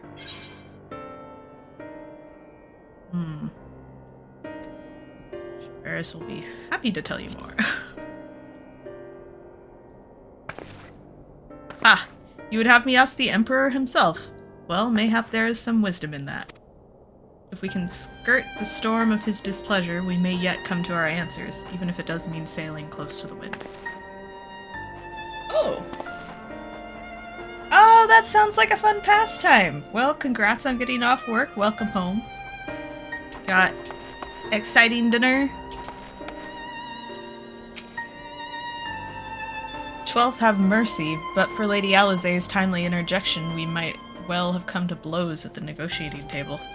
Not that Emperor Varys left us a great many options. Is unconditional surrender all he will accept, do you think? Ere he arrived, I'd have just said yes. but having heard him speak, I cannot help but think he came with some other end in mind. Exactly. He's building up to something, I know it. Then how should we approach the rest of the parley? Have you anything to say, Warrior of Light? Say nothing of Xenos of the Ascians, invite him to explain himself. Yeah. You believe he is more apt to reveal the truth if we put him at his ease. Mayhap you are right. Thank you, Dhim'a. Darn right! See, he may be an imbecile and a smartass, but he knows how to get people to talk. Usually by annoying them. This parley was never like to bring peace, but I had hoped to learn something of Emperor Varus' relationship with the Ascians. Ooh. That sounds like an incredible sandwich. I'm not gonna lie. I kind of want that now. I just had a snack break and now I'm hungry again. Jalapenos with pepper jack cheese. Hien is an excellent waifu. It's true. As had we all. Yet if he is in league with them, he is not like to volunteer the fact. And if he is not, how much weaker would his position seem for their presence? If we are to broach that particular subject, we will need to be subtle. Would that I know more of the man, if you would indulge me. Lord Hien, you received an imperial education, did you not? Is it true that the Emperor's will is considered absolute? I know, right? We all need to, like, duplicate that sandwich and everyone share it. There is no higher authority in all of Garlemald, nor else in the heavens. Come to that, veneration of the gods is forbidden, the only worship permitted being that of His Radiance's own person. That sounds suspiciously like a religion in itself.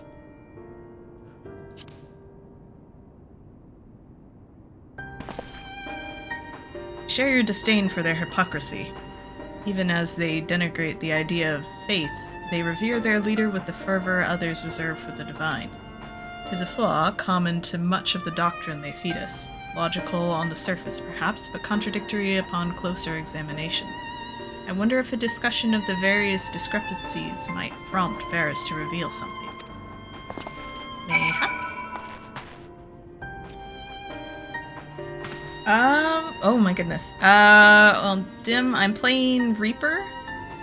I might have gotten him to level 90 before getting to Shadowbringers. Oh gosh, how many months has it been? I want to say like around 9-ish months I've been playing this game. Yeah, because I think I started sometime in like late summer, early fall last year. You've spoken to everyone then. Good. Now all that remains is to await the pleasure of the Emperor, and hope we fare better at the second attempt.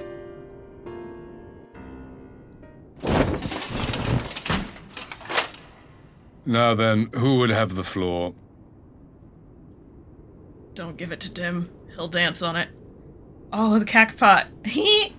Yeah, I keep forgetting about that too. Before we resume, I wish to offer you an apology. After you graciously accepted our invitation to discuss an armistice, we have done naught but rebuke you at every opportunity. I believe I speak for all of us when I say we are deeply sorry for our discourtesy.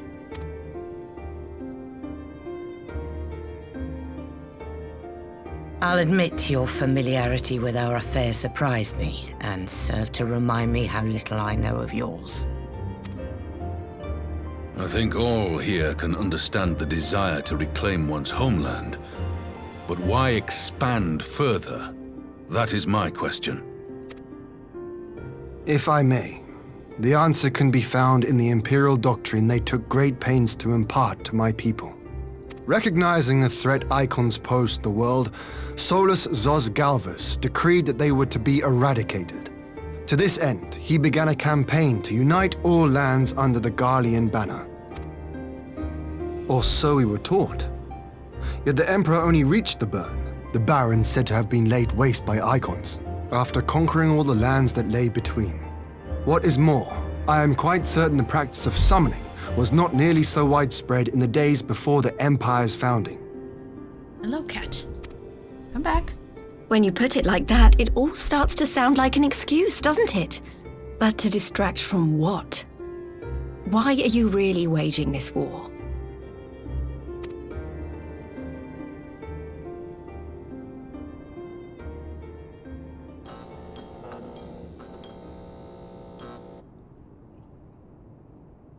Finally, you ask the right question. I can but hope you heed mine answer and at last accept the righteousness of our cause. My goal is this: to return the world to the way it once was, the way it was always meant to be. In doing so, mankind will be made whole once more.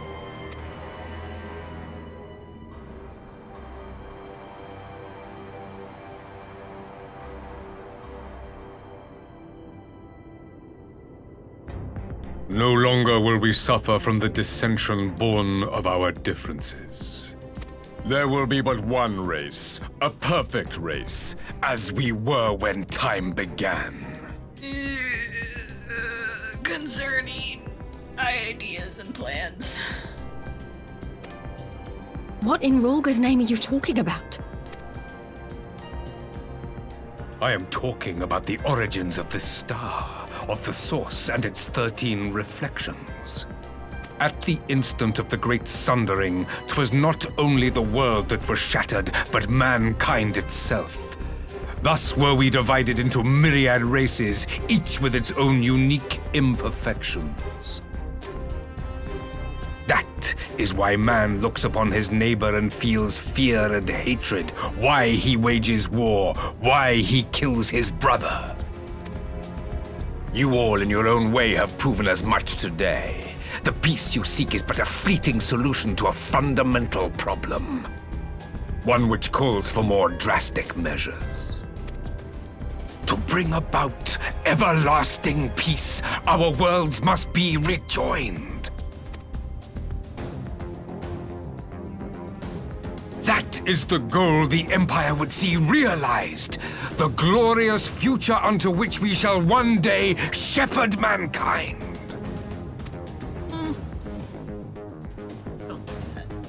A rejoining of worlds. I have heard this tale of the source and its reflections before. Are these not the selfsame desires as the Ascians? Emperor Varys, do not trust in their words. They will lead you to your doom. My father thought to use them, but in the end he succumbed to their temptations. He embraced summoning like so many other pawns before him. Do not tell us you mean to do the same. Cat. Wait, okay, she's back in my lap again, and now she's petting me. I know, thank you. You're very sweet. You are very cute. Please don't. Yeah. Breaks are definitely good to have. You don't want to give yourself burnout.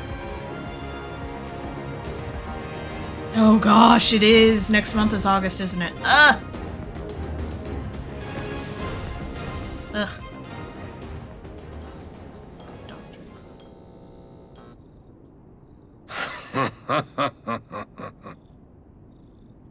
To be a pawn, free from the burden of choice, would be a blessing.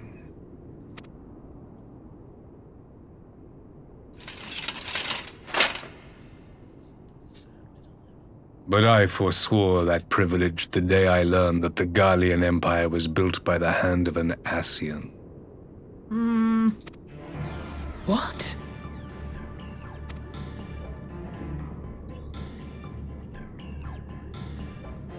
Yes. My grandsire, the former emperor, is of their number. And who better to build an empire capable of bringing about the calamitous change we desire? Would you condemn me for this alliance? For bowing to the will of these shadowy masters when the prize is true and lasting peace?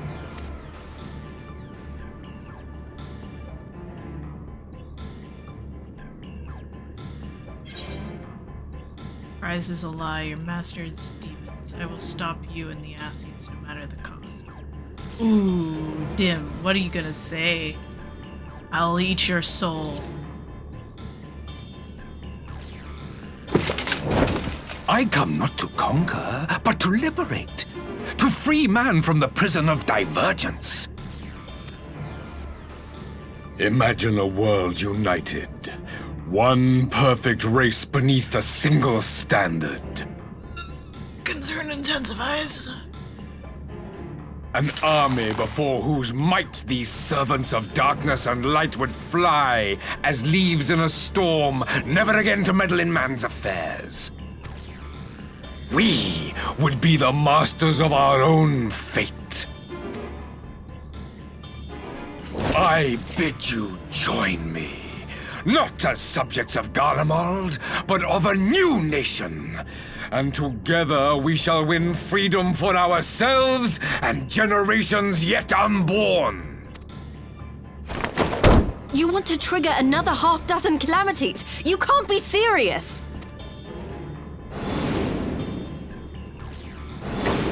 Have you forgotten how many died? There will be no one left. Do you truly imagine we would aid you in your bloodletting? It is unthinkable, unconscionable.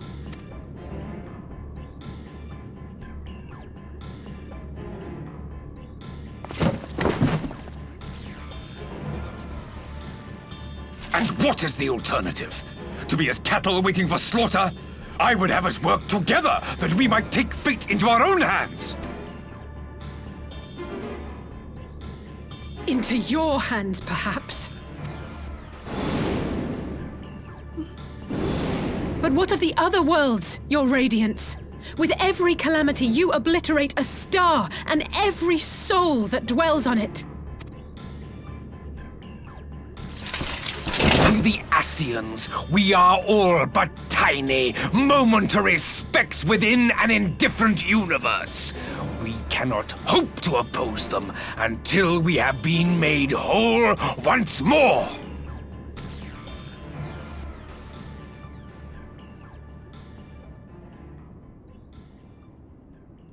Yeah, they ain't Are buying these it. truly the words of Garlemald's ruler? The flaws and foibles which you so abhor are what make us who we are. Every nation, even yours, Emperor Varys, is made whole through the combination of these imperfections, the strengths of one compensating for the weaknesses of another. While it is true that man succumbs all too often to anger and avarice, he may yet overcome his baser instincts through the forming of bonds with others, fostering community and cooperation. That the protector of an empire should not only reject these fundamental truths, but seek to change them at so dear a cost to life is indefensible. Such a man is not fit to govern. Oof.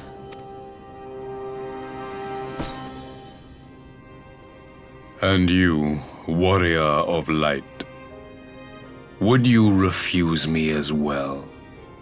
Yeah. Of course. Cannot condone such a loss of life. We can defeat the Asians as we are.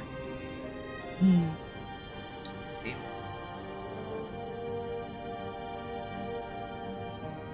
Oh gosh. Could be worse. You could. Jack, that's savage. Ugh.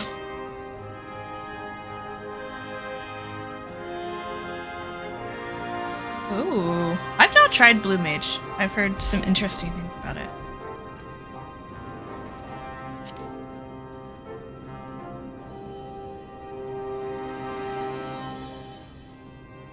Nod.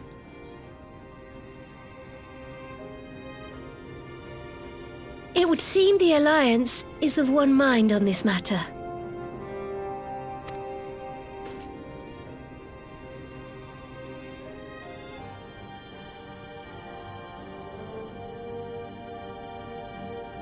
You Eorzeans never cease to disappoint me. Though I suppose I have only myself to blame for expecting more from savages. This discussion is at an end. I bid you make ready for our next meeting. It will not be at the negotiating table. Gosh, Varys' voice actor is incredible. Yeah. Glare at him. Honestly, Toki, I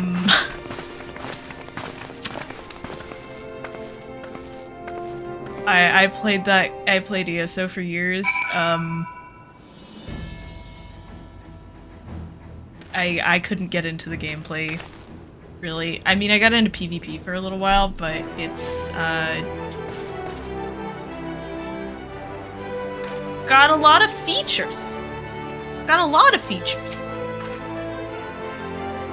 Came back to find Doma's advance party ready and waiting for battle.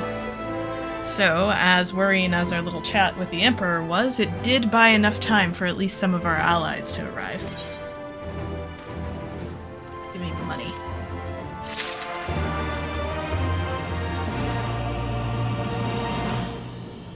For the sake of Jason, yep, you gotta play the collection game.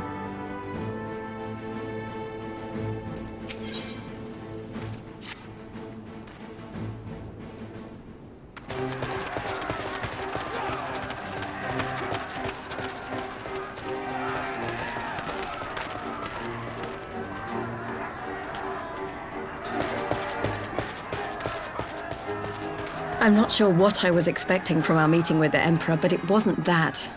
Still, at least we know now what he's really after. Aye, a future built on a mountain of bodies. I too want the Ascians dead, but not at any cost. My goodness. Yeah, that's... Dang. Oh, that's not a bad idea. That is super impressive, though, to get all your classes up to 90 so quickly. Oh no!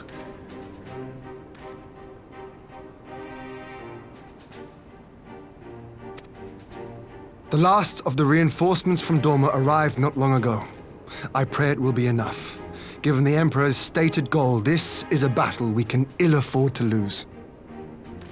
Yes. We're all fine.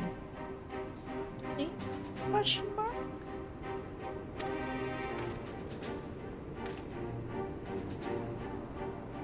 If the Gallians come in force, we may not have much say in the matter, even with our combined strength. Ooh. You got a real celebrity in here. We knew from the first that the odds would be against us. But if there is even the slightest chance of victory, we must do everything in our power to seize it.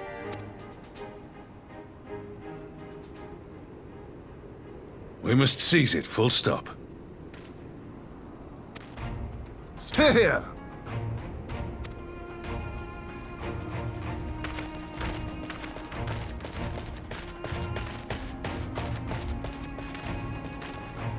The two of you are to join an irregular unit and support the main host. I won't bother asking if you're minded to fight. After coming this far, how could I not? And for once, there's no one around to countermand me. Not that they would. Not even my brother. But we all know who really make the difference. Ready to frighten some Garleans? Let's get him. You just gotta glare at him, they'll just run away. I wouldn't want to be on their side. No. Might I ask you to accompany the Dorman contingent? They are strangers here, and your presence would do much to raise their spirits. You gonna be there? Go play with Hien. And then there's Amaric in the background. Would be honored. My biggest fan. When our people stride out with you in their midst, I dare say the Eorzeans will feel an ilm taller themselves. High spirits have a way of spreading. What I wouldn't give to join you. But my duties as field commander will not allow it. I'll leave the front lines in your capable hands.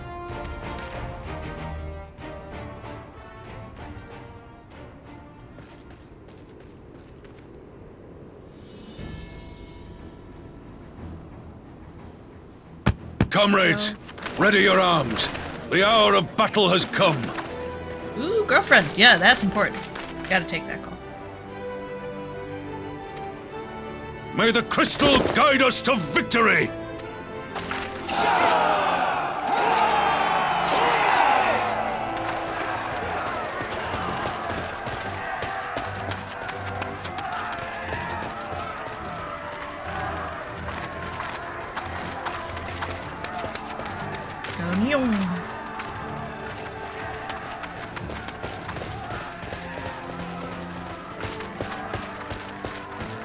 Since the others couldn't be here, we'll have to fight twice as hard.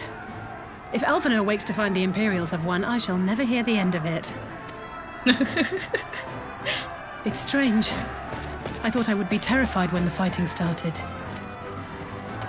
I should be terrified. But with you at our side, I can't help feeling everything is going to be all right. Aww. So please, don't you dare leave me alone. Yes, ma'am.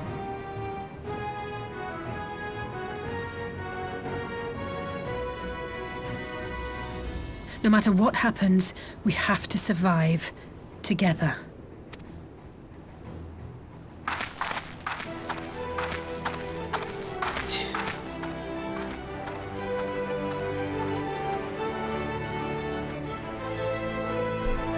That's ready to go.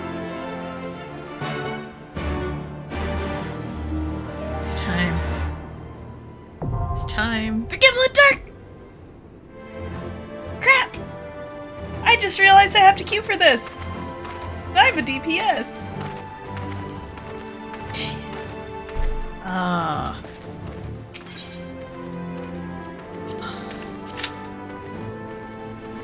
Oh, that's a really good wait time. Yeah, maybe it won't be that bad. Oh yeah, boy! Gimlet Dark time! Now here's the question. Can I change this? I can. Do I put him in his...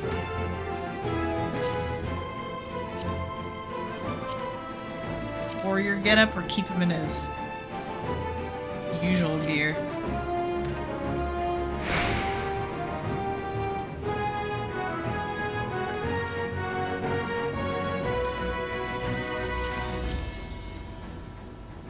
These are the very important questions we all must ask ourselves. What fashion to wear?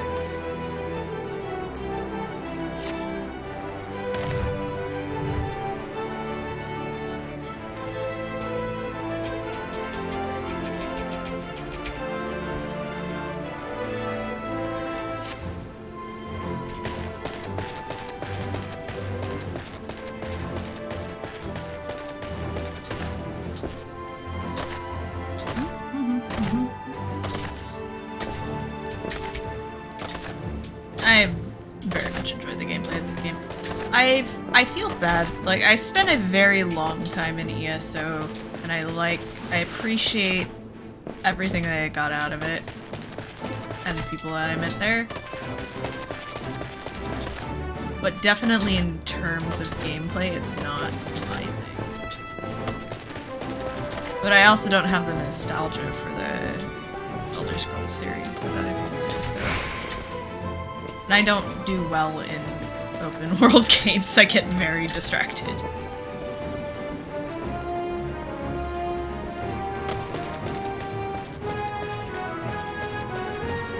at his tail. It's like a little fan tail.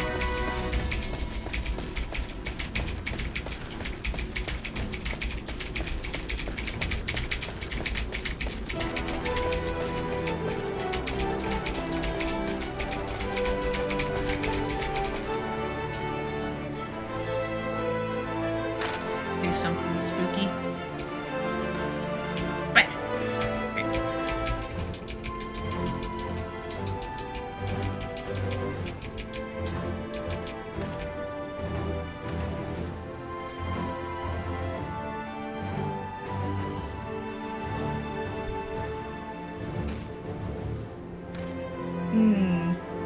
Him nod. shake his head. He shakes his head back and forth. He shakes his head back and forth. And his little flop of hair in the middle of his face goes blue.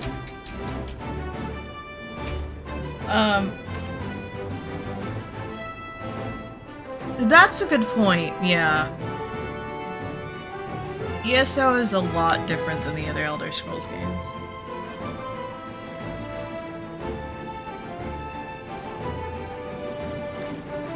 Yeah, you made a good name for yourself over there. You had some good times.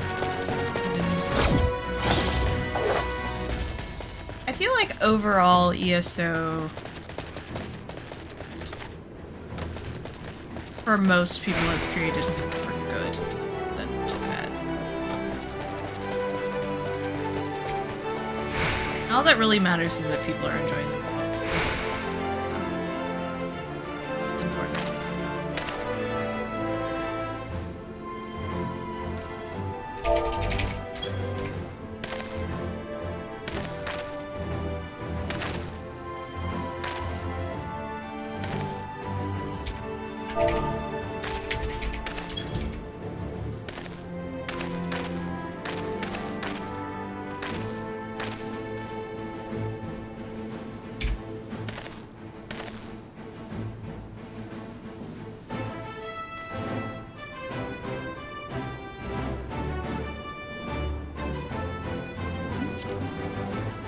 Yeah, I think Final Fantasy for me definitely fits.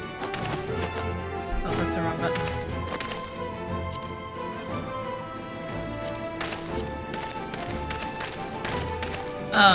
It fits my playstyle a lot more. Dim? Don't tell him he's cool. Don't encourage him. Is this the face of a cool person? Absolutely not. This is the face of a scoundrel. Encourages him. He's just gonna become more insufferable the more people encourage him.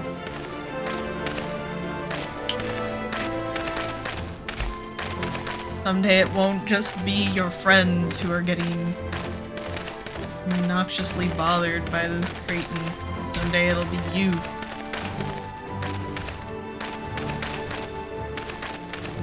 Oh, okay, well then encourage away. And if you like it, you gotta deal with him afterwards. 'Cause I'm not dealing with it. Here we go. Fancy.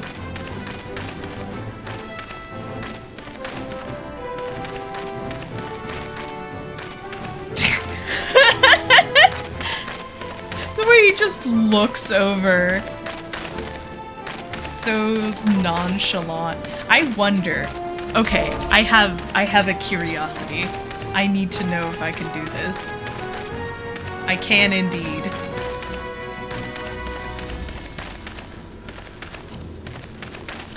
We just... I feel like that's the wrong filter to have for this scenario. The owl. I apologize for your eyeballs.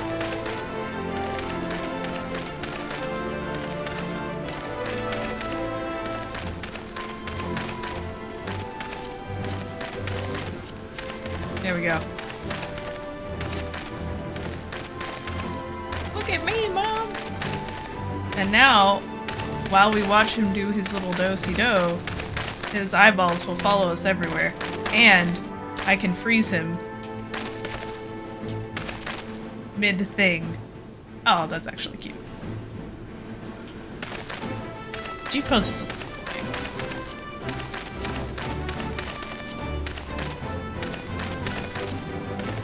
I like playing with the different color filters in here,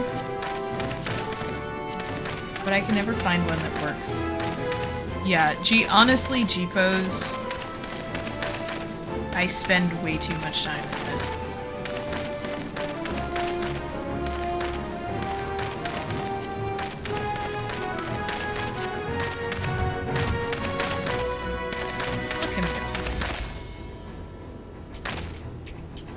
then you can like stop him and it looks like the laggiest stream in existence. Look guys, I'm lagging without lag, although I probably have some lag, to be honest.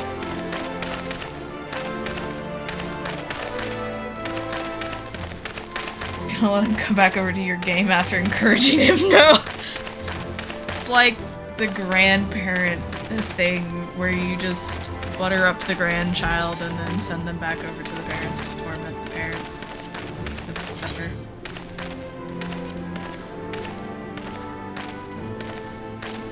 This is a good dance.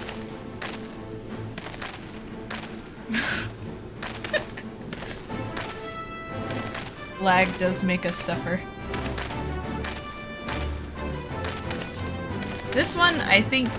Okay, so of the dances you can get from the Gold Saucer, the Gold Dance is absolutely my favorite. Specifically for the reason of... With that spin, the little head move they do, that's an actual technique in dance. So it's just the attention to detail on it. It's fantastic for me. I love that. I absolutely love it. But in terms of... Oh. In terms of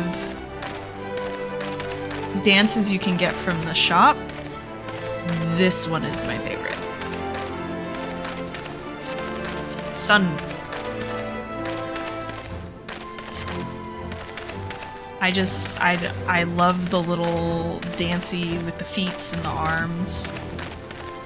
They really did. I feel like a lot of it is also motion tracked because the movements are so fluid.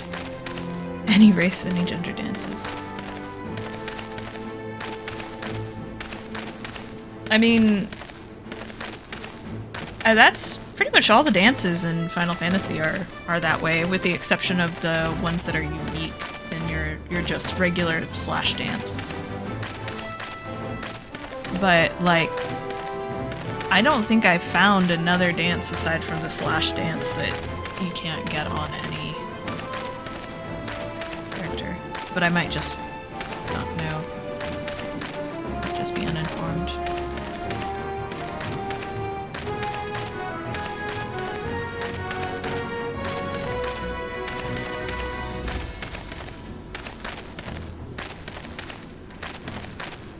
Oh, you wanted to... Oh, okay. Ah! That would be really fun. If, like, Dancer... Like, they put the perform in for the Bard.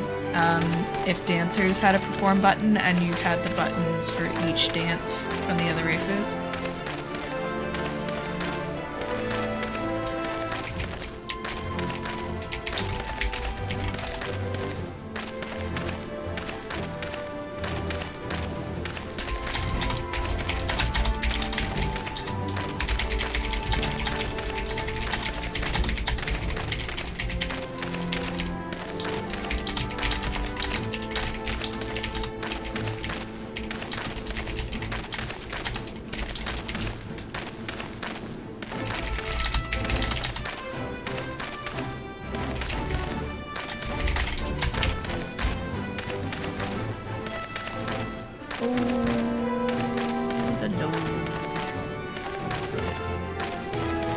Oh, the hip sway and wink. Yeah, Dad's at a barbecue. Alright, you ready for some dad at a barbecue? Look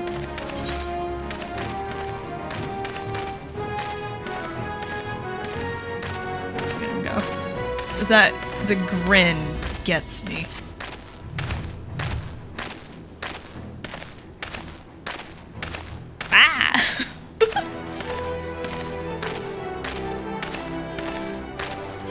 Oh, you want to see something real uncomfortable?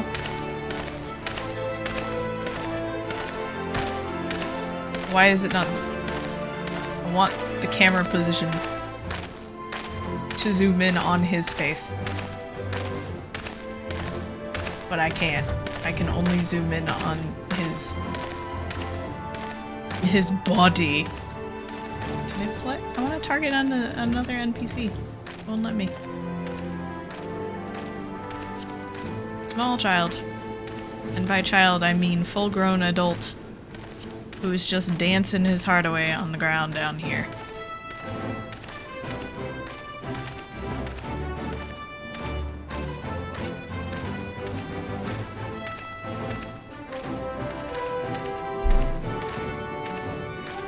Shorts are really nice, it's true. They just look good.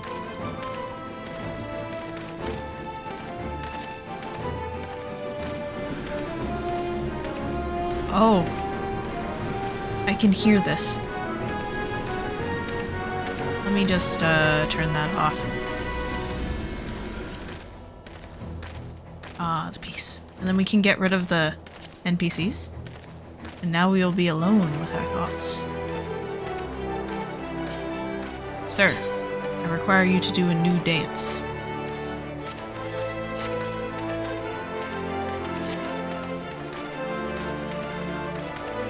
And then we do the epic sweep. Ah! Bonk.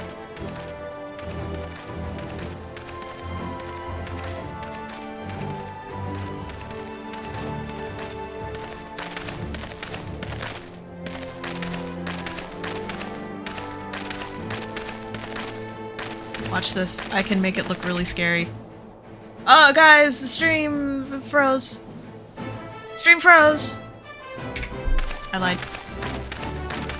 It was just Dim. Should start calling them Dim-nanigans instead of just he's getting up to shenanigans.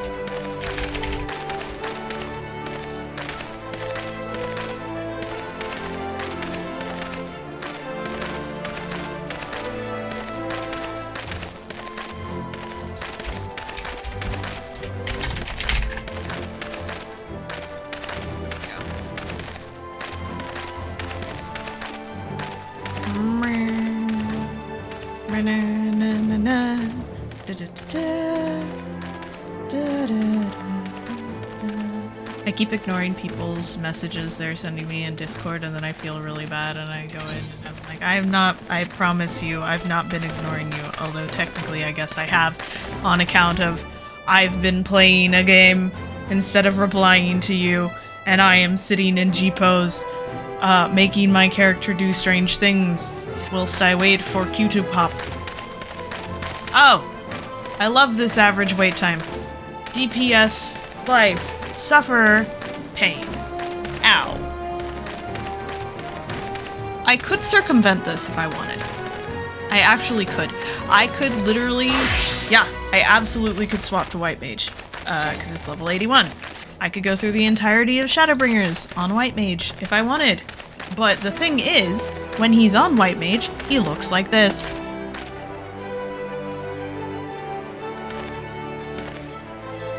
He's like, yes, my stick. Do you like my stick? Say you like it, or I will consume your soul. We can get them when we get to them. Yeah. I should, it's really late for me, so I should swap to heals and Q. But I don't want to. I want to do it as a Reaper. Okay, I have Sage too. So I could do it on Sage as well. Oh my gosh.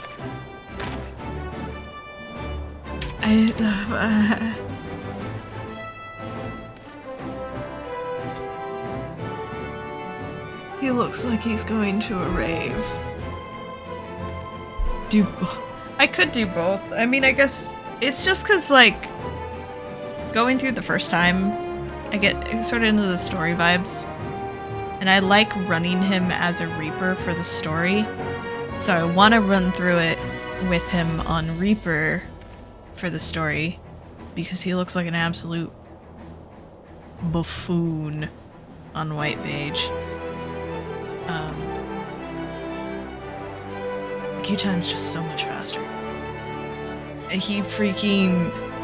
This outfit, I forgot I had on him and I am cracking up.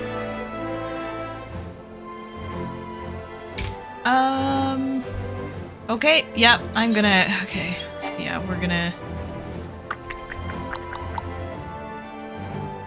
Here's the question, do I queue as White Mage or do I queue as Sage on him?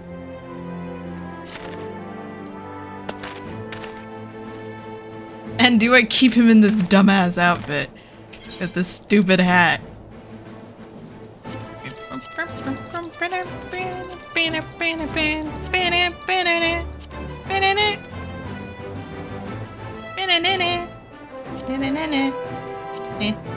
That should not be as entertaining as it is.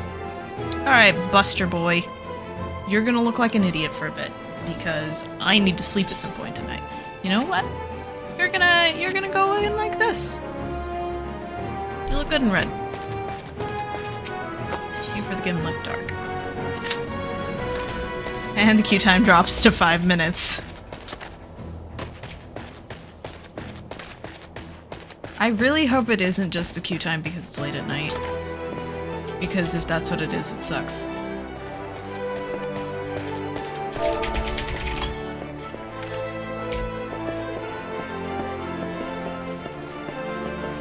It was his little shoes.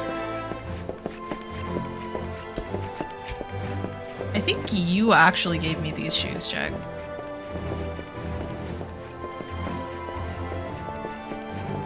Welcome back. We are in queue. I swapped to White Mage because I was tired of waiting as a DPS and I got impatient.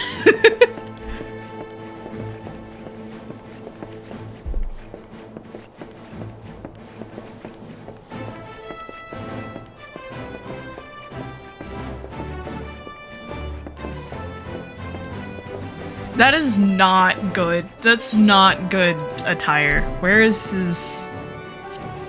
I had... Okay. There we go.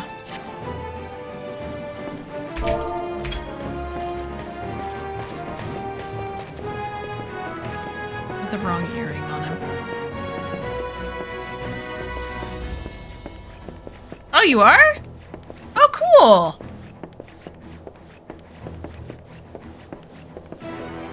We can... do it. I mean, I'm in the middle of the phase thing. Here.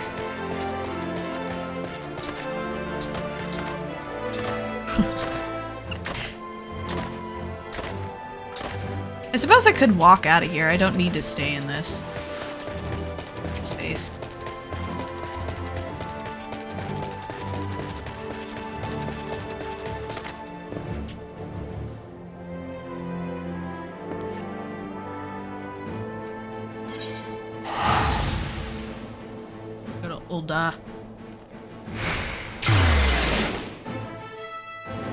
See how weird it looks with all the people's names off. Oh, Chocobo!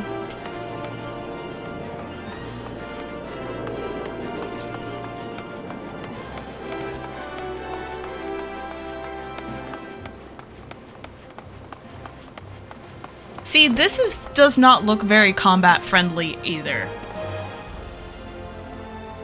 He's just... I mean, I guess he's a healer, technically, right now, but still.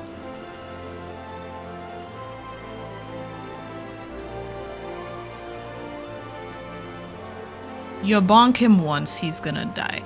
Granted, his other... Oh, I could just put him in this. Since that's his, like... canonical gear.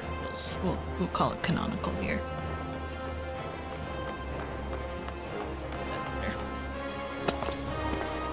Stick. Please look at my stick. It's an important stick.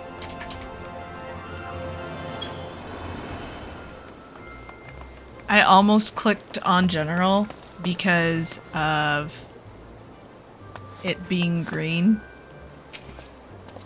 Oh! Hello! I have, put that away. A name set for, privacy stuff.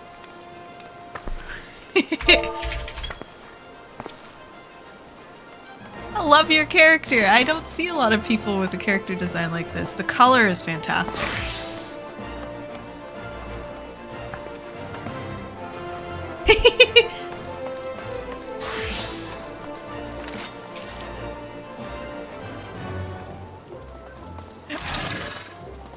Oh, wait. Oh, he's got the dumb crown on.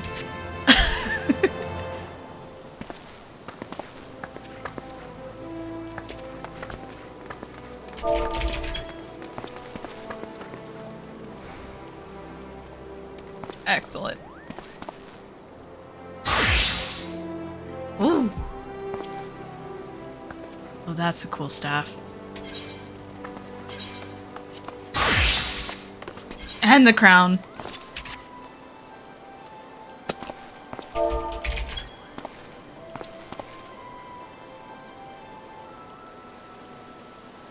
I think it's fun that the male and female victory poses are different.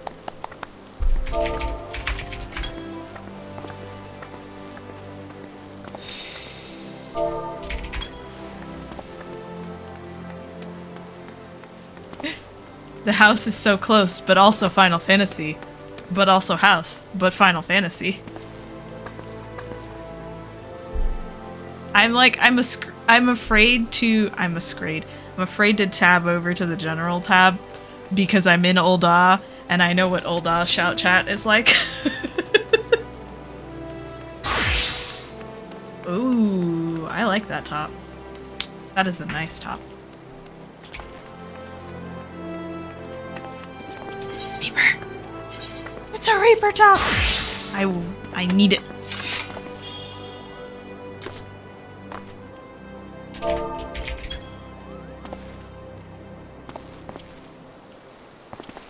I'm so small. He's so tiny compared to you. Oh, no, we don't trip people down. That's rude.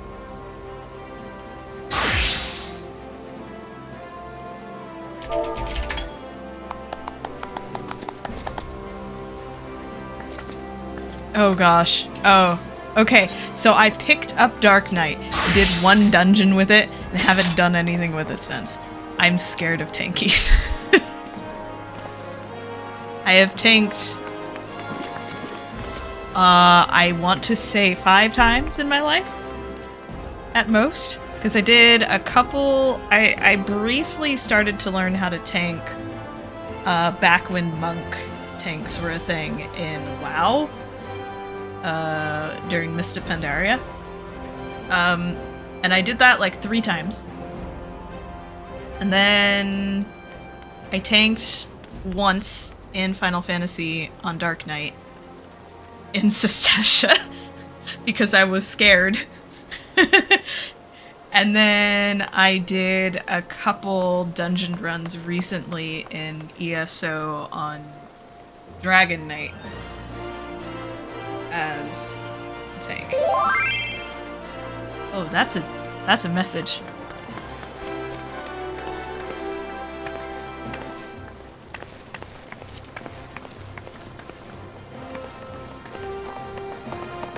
Oh, actually, that'd be great. If you're open to that, I would appreciate it. Do you prefer me on a healer or on a DPS? Because I could do either. And I'm good to do unsynced or to Q, though Q seems to be terrible this time of night, honestly.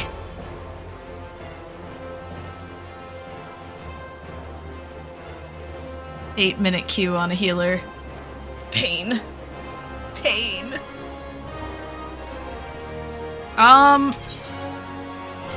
Visually, I prefer Reaper because, I mean, Look at him.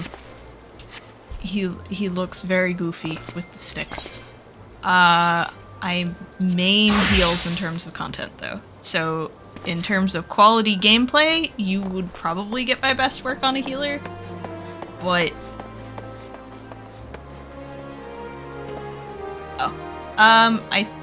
if you're good to do unsynced, I think that would probably at this time of night seem to be the best. Here, let me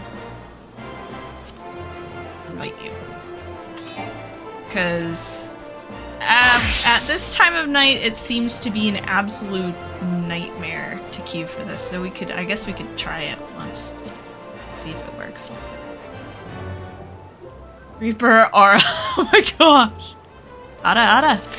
Alright.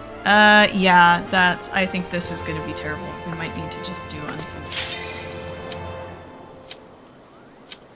Never mind. Tank privilege.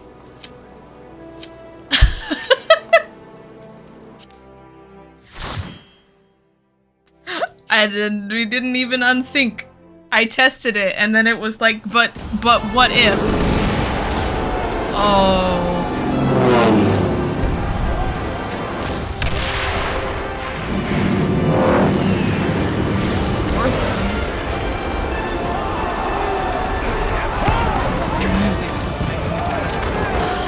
Look at us! Look! And then there's me. Yeah, I must. As is required of us. Leave this to me!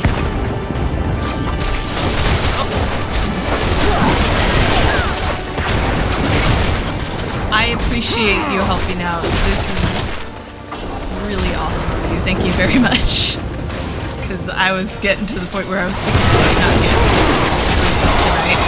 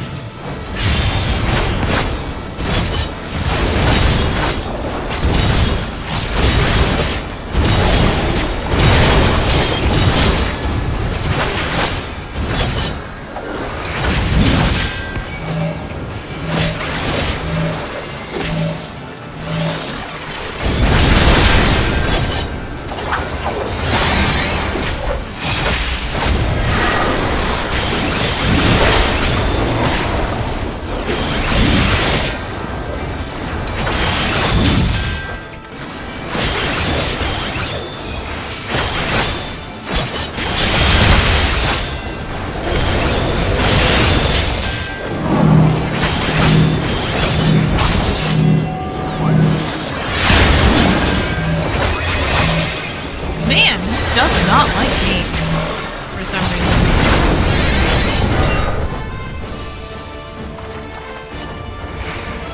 He could sense that I'm the edgy one.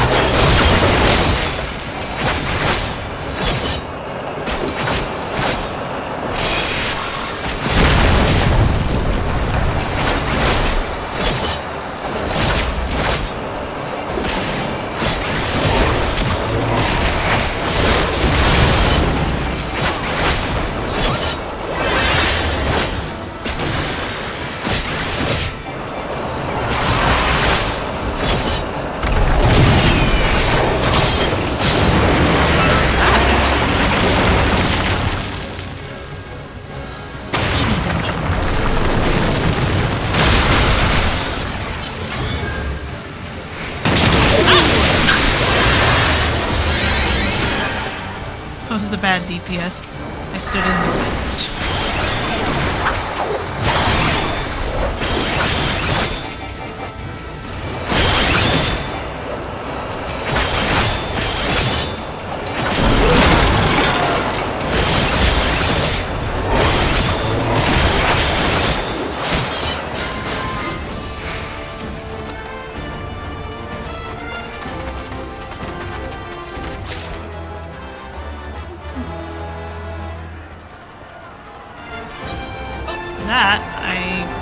You underestimate me!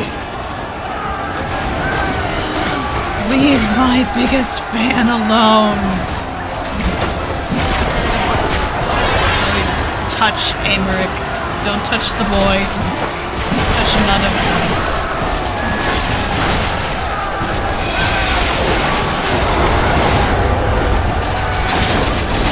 Out of my way!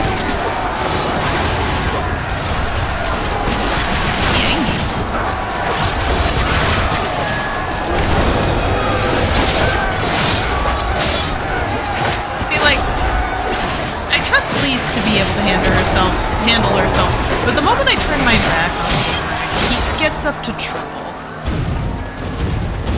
It's like, same with Thancred.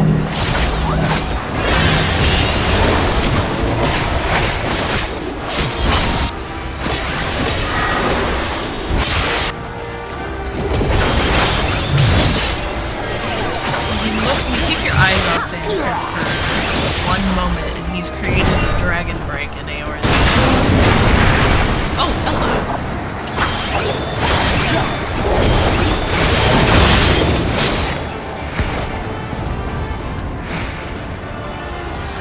Wait.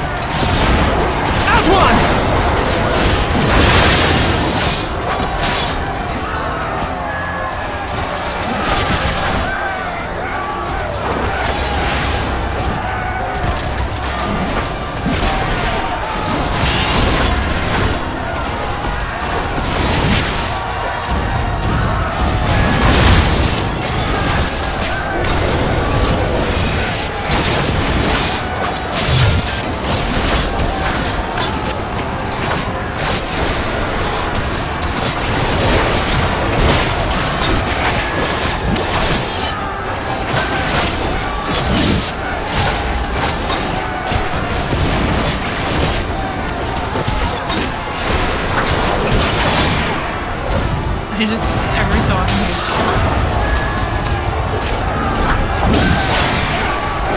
someone's whack.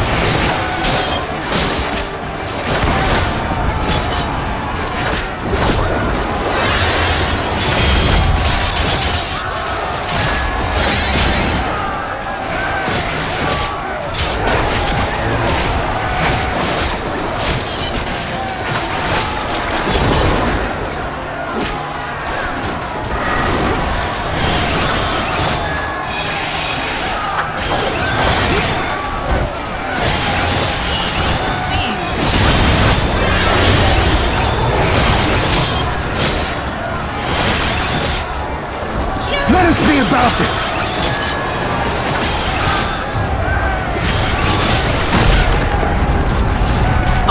Oh, that's so badass.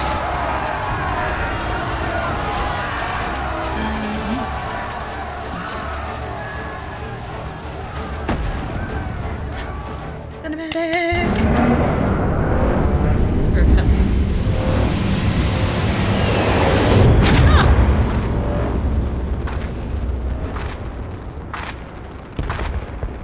Savages bested are impressive. But in the end, they are only that, savages. Now let us be brief as radiance awaits.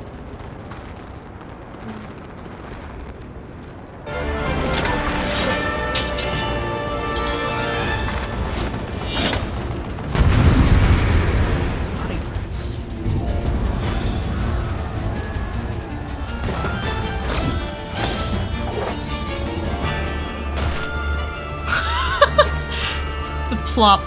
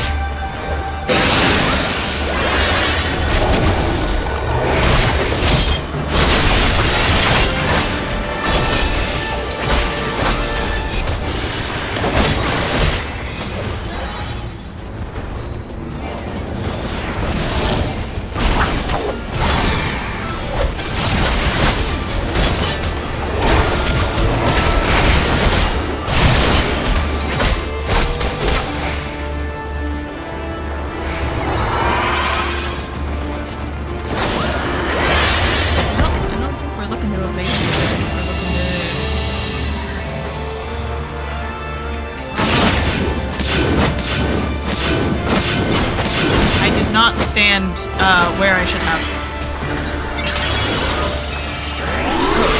Oh, an excellent race.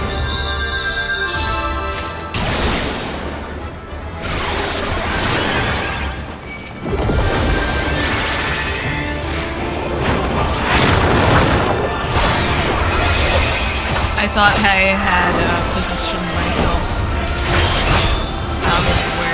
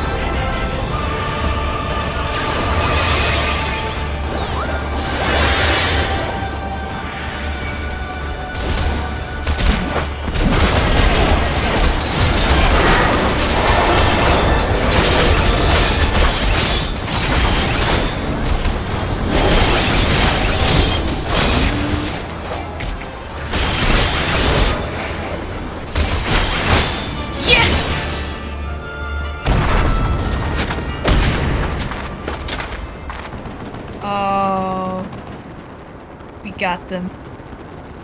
We have served our purpose. Come, we shall withdraw for now. We did it. They just ninja'd away! They ninja'd away! Hey!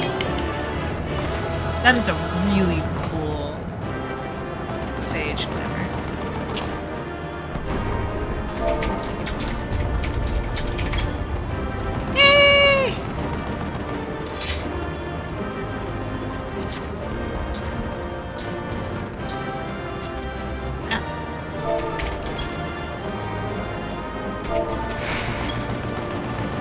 Antidote.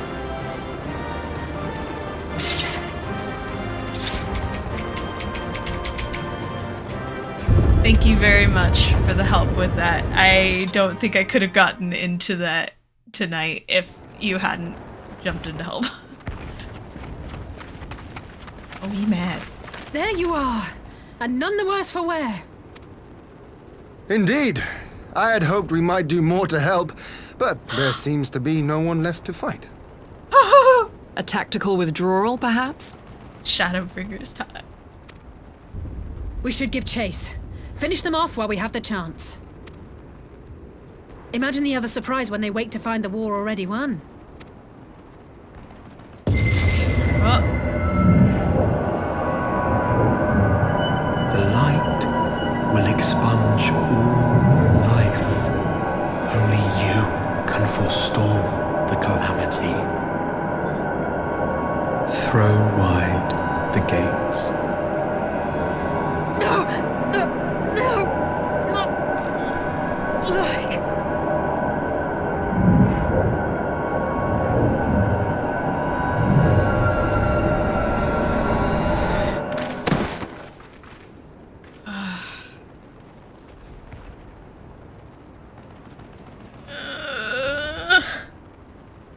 Oh no. Don't tell me. Are you all right?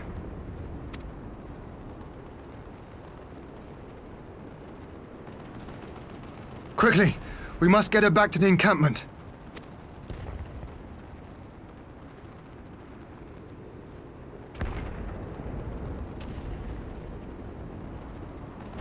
Well, there's only one left now.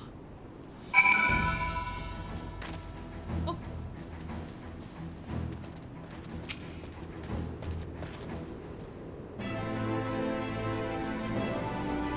So the Garleans have been routed, have they? Well done. Though this exchange was no more than a test of our strength, like as not, they won't be taking any chances now that the Emperor has joined the fray. They'll want to take their time, whittle down our defenses. Still, with your help, and that of our eastern allies, we've passed the first test. Our line is unbroken. As for Alize, well, she's in good hands over at the infirmary.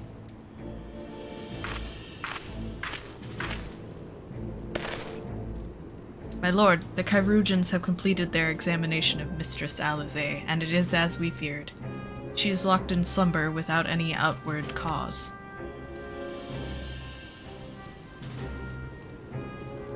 Damn that face! Just like the others, damn it all. Aye, the Garleans picked a fine time to come knocking. 5 scions incapacitated, and with the enemy on our doorstep. I cannot spare the men to assist in the search for the cure. The best I can do is see to it that Alize is escorted safely back to the Rising Stones. Ugiri and I would return to our encampment. The main contingent of our forces from the Far East is under sail, and all must be made ready for their arrival. I'll not keep you then.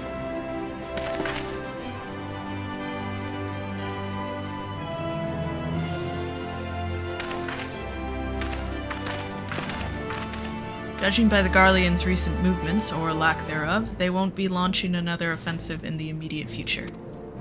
You should return to the Rising Stones. Given the plight of your fellow scions, I can understand if you feel on edge, but you'll be no good to anyone without rest.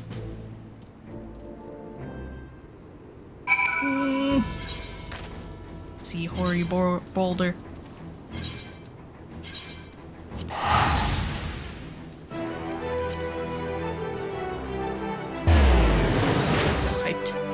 So hyped. I'm like sad and lonely, and I miss my scion friends, but also I'm so hyped.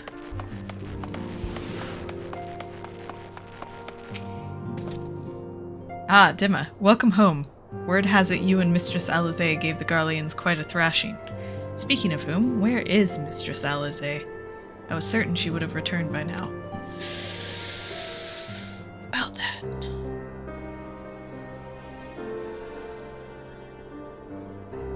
By the 12, not her too. Ochre and I will ready the infirmary for her arrival. We will also need to send a message to Tataru post-haste. Would that I had something other than grim tidings to share with her.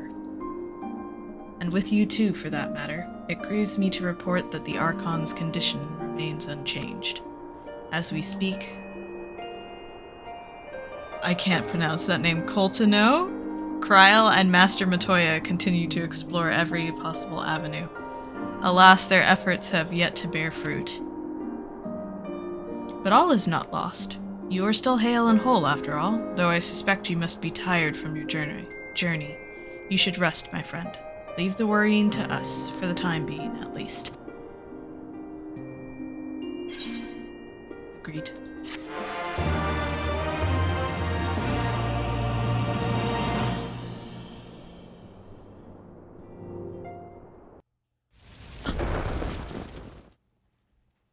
Meanwhile, at the border of Alamigo.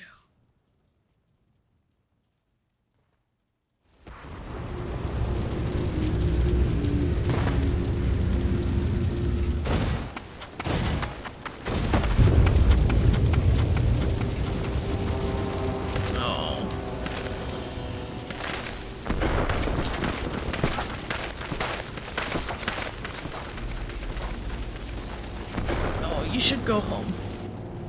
Nobody wants you here.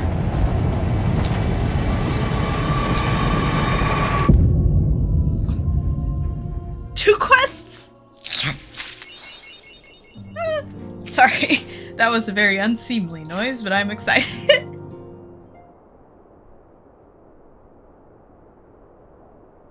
Ah, Dhim'a, yours is a welcome face indeed in these troubled times. Though if you've come to inquire about our stricken brothers and sisters, I'm afraid I have naught to report. Coltano and the others continue their tireless search for answers, and I too have done all in my power to assist them. Alas. My apologies for the intrusion. I was told Master Alphino had been brought here, and I wished to see if his condition had improved.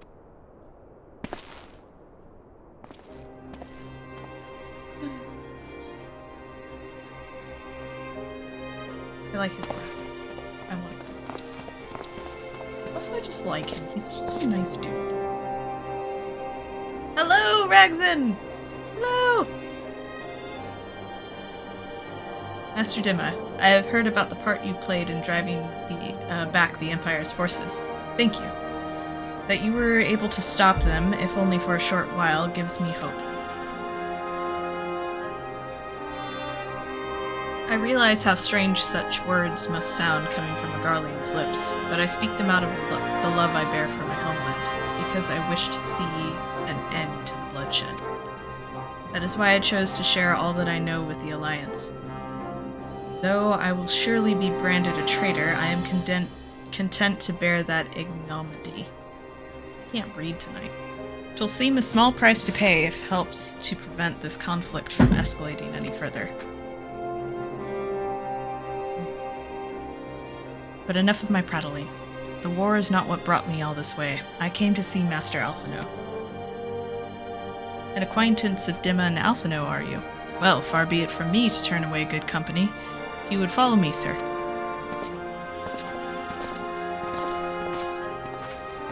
Alphino is very charismatic. So everyone who meets him just becomes his friend. For the most part. When word reached me that Alphino had returned, it seemed only right that I visit him. Poor lad. It pains me to see him thus, but I take solace in the knowledge that he is safe and well cared for. He fought valiantly at the burn. The Populares could not have wished for a more committed ally. I know not how he came to be so afflicted, but I pray a cure will be found soon.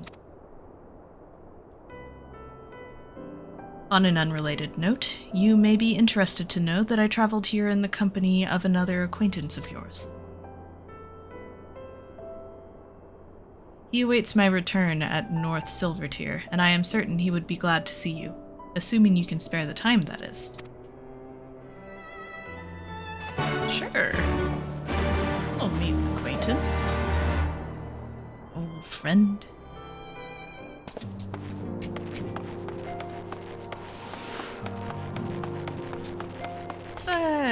This is in this zone, right? I think that's in this zone.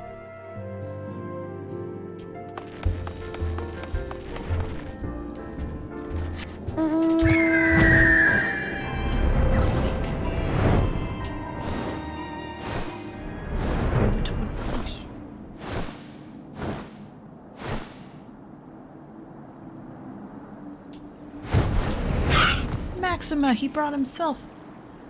Ah, there you are. I was beginning to think you would not come. I saw him! I saw him on the ship! Sid! Sounds like you've been through the mill. You should have called me. Though I must confess, tracking down missing souls isn't exactly within my field of expertise. As you may have surmised, I heard much of Master Garland growing up in Garlemald. Indeed, he has long been a source of inspiration to me. Most Garleans would say he is a traitor, that he turned his back on his country. We of the Populares, however, consider him a revolutionary, a man willing to defy the Empire's dreams of subjugation, that his inventions might bring about a better future for all mankind. Please. Revolutionary is a term best reserved for my work. I am but an Imperial defector who thought to aid another Imperial defector. Whatever Master Garland says, I am humbled to find myself in such distinguished company. Speaking of distinguished company, we heard from Raoban that you ran into an old friend in the burn. Is it true? Gaius still lives. Like most in the army, I never had the privilege of seeing the legatus without his mask. To think I walked halfway across the burn in the presence of the Black Wolf. And he claimed to have severed ties with the Empire to hunt Ascians, did he? After his humbling at the Praetorium, one would think he'd have the good sense to stay dead. Should we meet again, I shall be sure to tell him so. Commander Al-Din also spoke of the Alliance's meeting with the Emperor, though I still labor to believe what he told us. Did his Radiance really claim that Garlemald was founded by the Ascians? But that is madness. The very notion is absurd. Every fiber of my being rails against it, and yet I can see there is no escaping the truth. From the very founding of my homeland, my brothers and sisters have laid down their lives in service to a lie. The Ascians must be stopped, to save my people, to save all peoples. For all the Empire's many crimes, even I did not suspect. Had I known, I would have left a lot sooner. But that is in the past. Here in the present, we must apply ourselves to the problems of how the Empire's ambitions may be thwarted, not only in Eorzea, but in the Far East as well. The Ironworks will spare no effort to achieve that end. Seryu's wall was a good start, but we can do more, and we will. We'll show them what it means to achieve freedom through technology. Begging your pardons, I bear a message for the Warrior of Light. Got about 5 minutes of a break. Commander Al-Din requests your presence at the Alliance headquarters in Alamigo. He would discuss matters of strategy at your earliest convenience. Ah, yes. The inevitable messenger. I knew it wouldn't be long before duty called you away. Time no doubt being of essence, could I tempt you to ride aboard the Excelsior? There's a faster way to Raoban's side. I would personally apologize to the commander for keeping you waiting. Yes. Airship.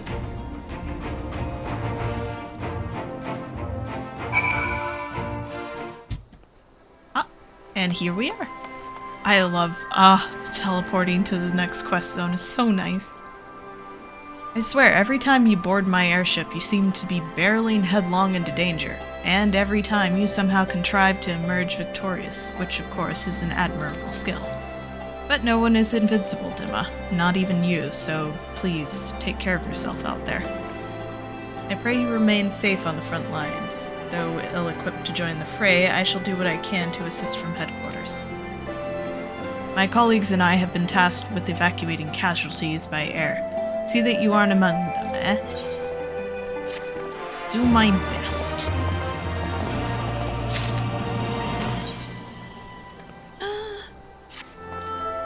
Commander Al-Din is waiting, sir. It would be best if we proceed to the Alliance headquarters at once. Okay. I am ready. Let's do it. Let's do it.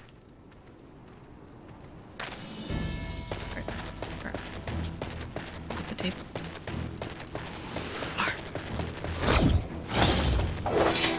Oh, that appears to be duty. Again, thank you, Toki, so much for that help. I really appreciate it. That was great. You are a wonderful tape. You're here. Good.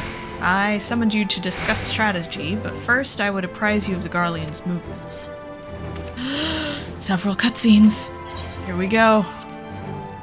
It's time.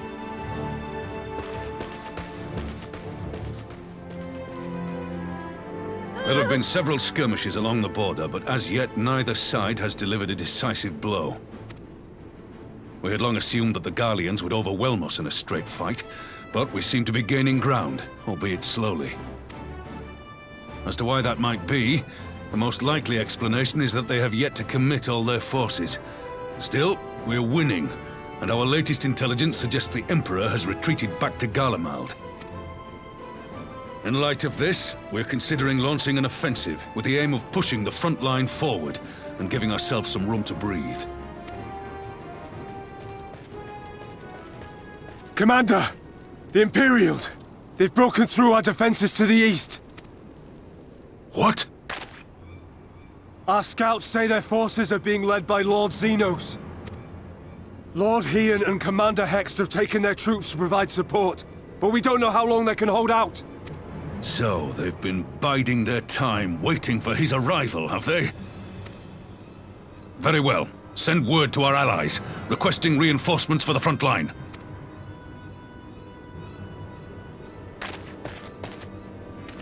Should the worst come to the worst, I may need to enter the fray myself.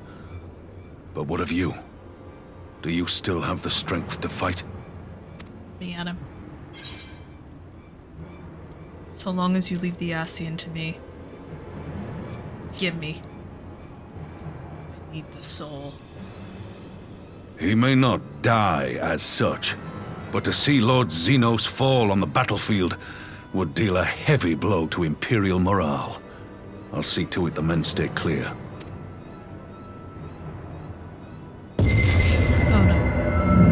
Why won't they open?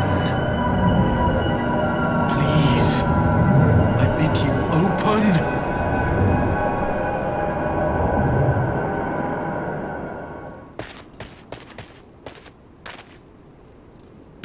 What's wrong? Is it the voice again? Are you sure you're in a fit state to do this? I don't know who will. May Ralga grant us strength. Give 'em hell, lad. I, for my part, will defend this place to my dying breath.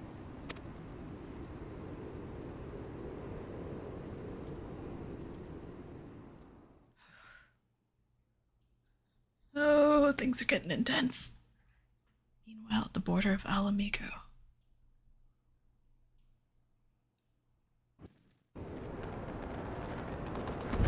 Yeah! A man! Oh.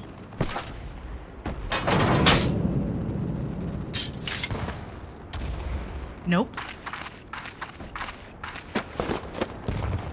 Welcome back, Jack. You're just in time for bad things to get worse.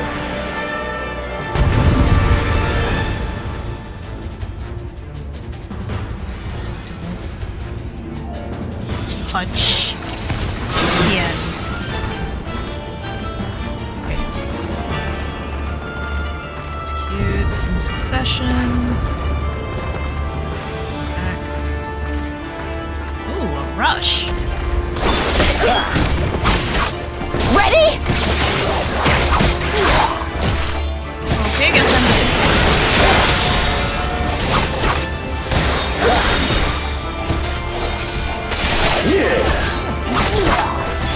Oh! Okay. Sir, that hurts. Could you don't?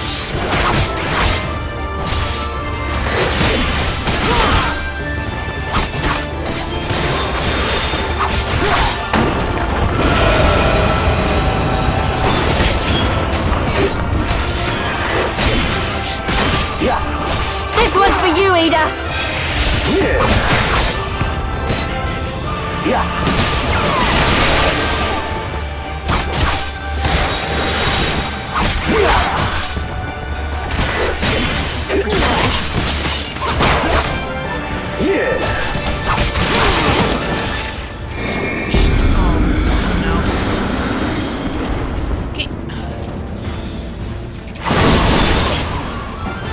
Oh, he stunned me out of that.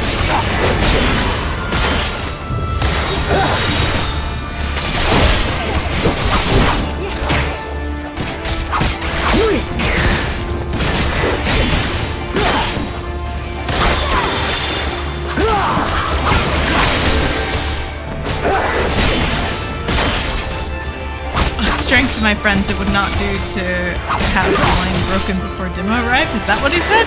They're waiting for me. I got you. My friends. Oh, Yugiri.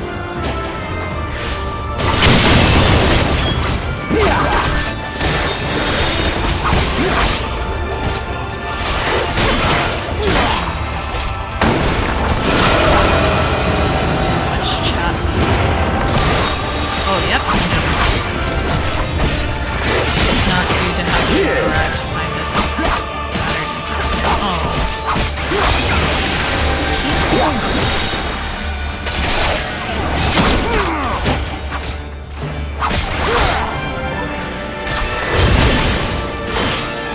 He's just like... No. No.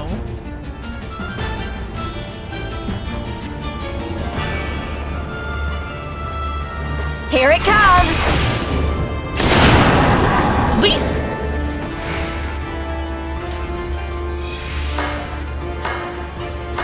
The weave of a shinobi's power.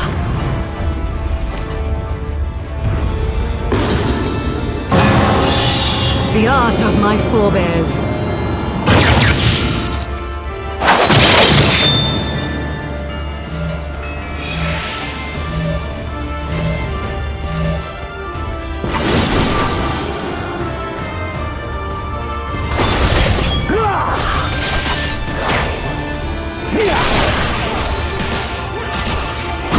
Your blight is but a few hundred yalms away.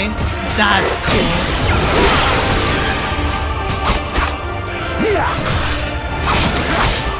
They still out to me,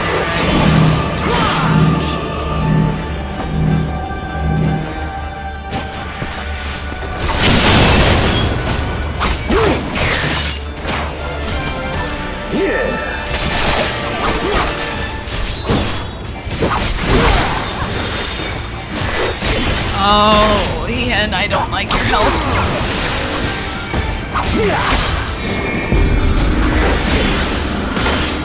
Please do not commit the die, sir.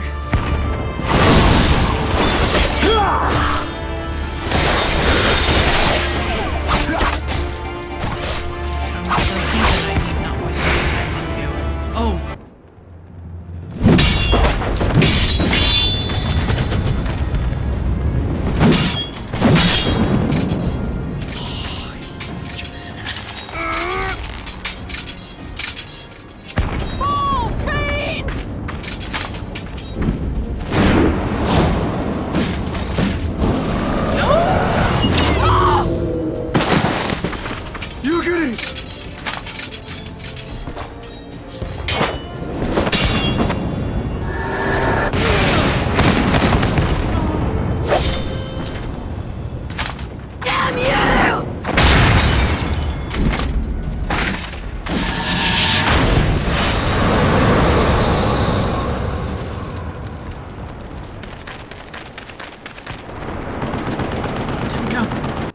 Run, run, run.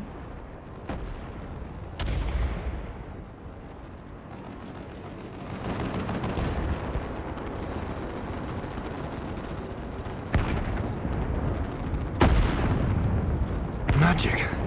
With a Garlean body? That's hardly fair.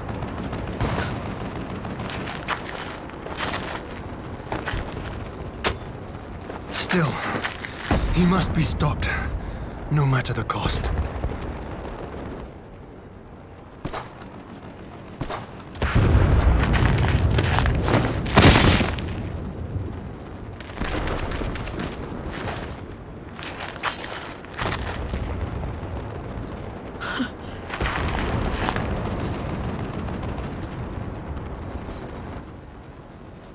Ah, bringer of light. It has been too long.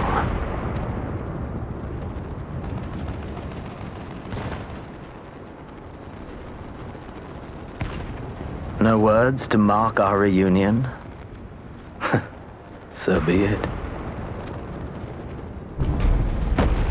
Equilibrium must be restored, and only your death will redress the balance.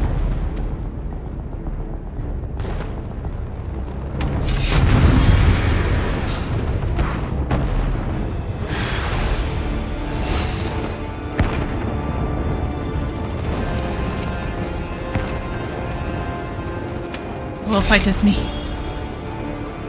Are you ready, Xenos?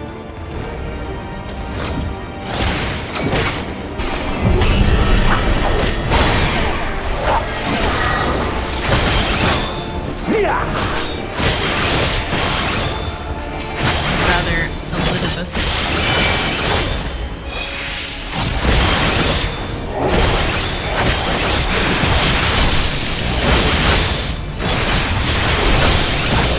I love that shot of just you run out on the field and then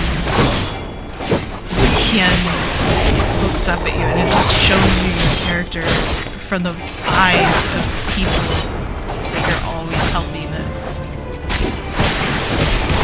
It's like a completely different view of your character. What everyone else sees him as. Hero, savior,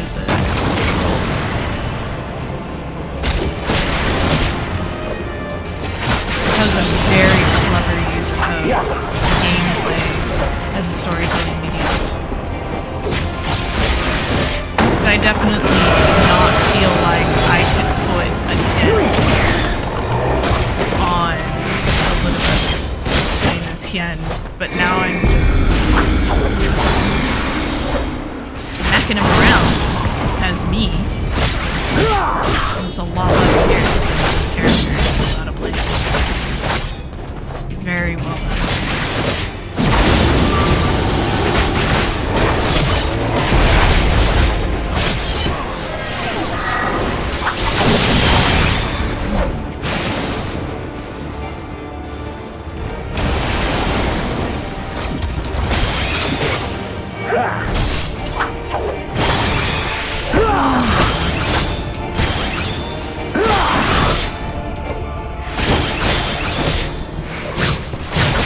Seems will avail you not. They all say, and then it does. So, the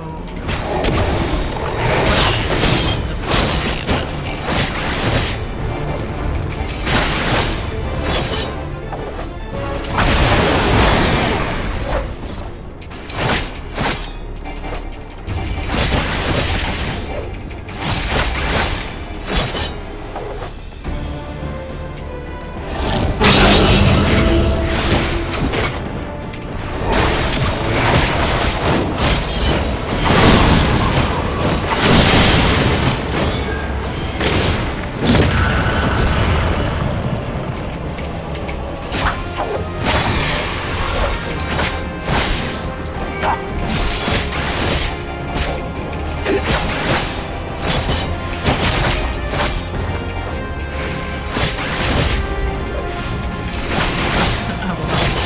So easily. Well, that just makes it more exciting. I'm sure what Dim would say in chat as it is.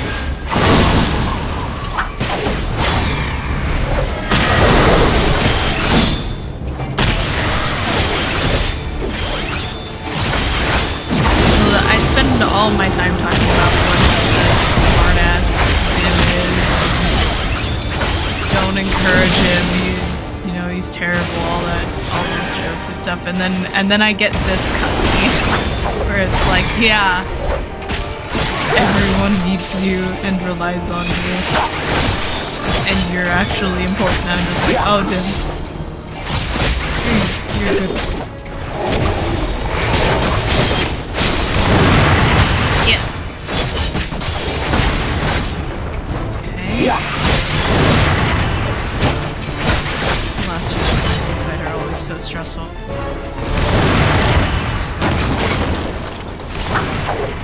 Screw up.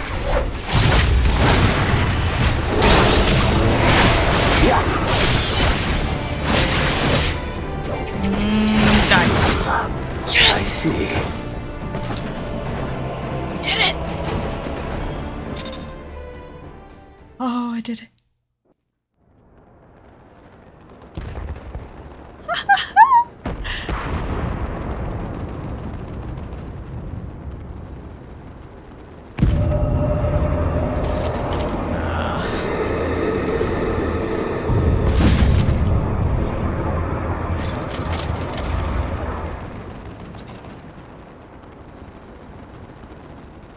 Your mother chose her champion well.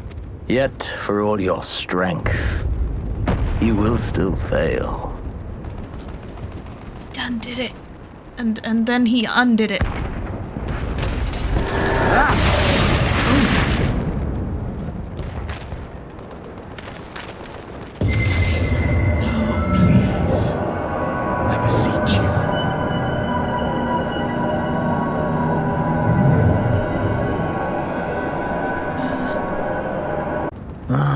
Someone calls to you. Too late, alas.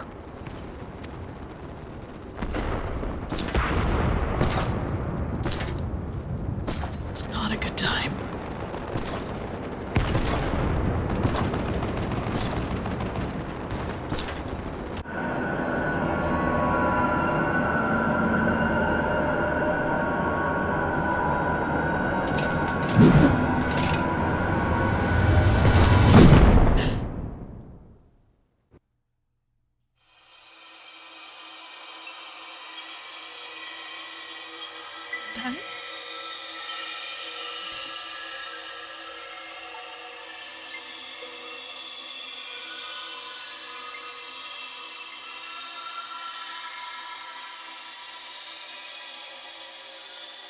At last, I found you.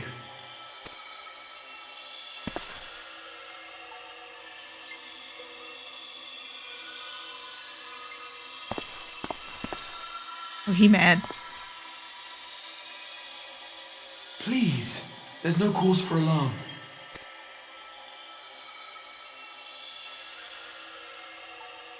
Though, I confess, this is not where I had intended to meet. But the place of our meeting is of no consequence, like the war you wage. Win or lose, the path you walk leads only to oblivion. I might watch the intro cinematic, yeah. I think I might. The better path leads you here, to me. I have need of your strength.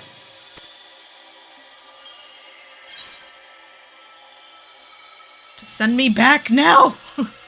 Please, I'm gonna die!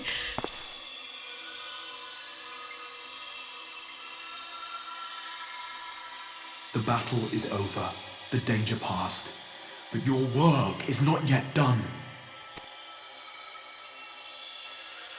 Go to the Crystal Tower. I have left something for you near its base. It will serve as a beacon of sorts, one which I pray will help you on your journey. All you need do is find it. I will take care of the rest.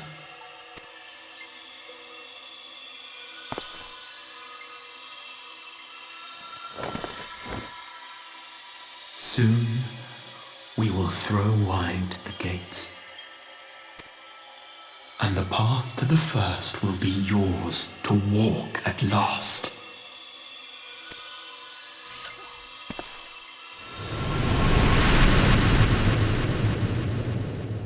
Great.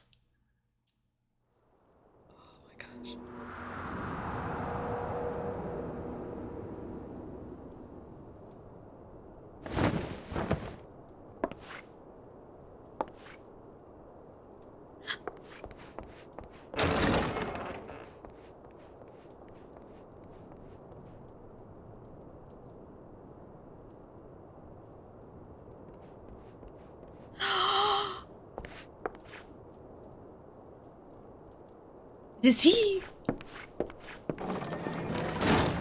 You're awake. Thank heavens. Aww. Just for you. Or not. He's unhappy. Where is Xenos? Gotta kill him.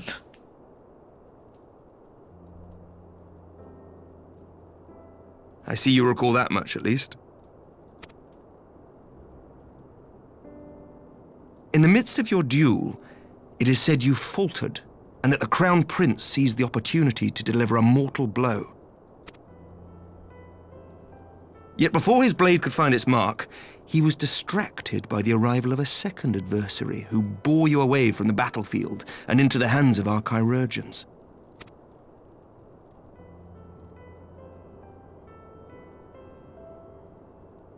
Lest you wonder, he left before you awoke.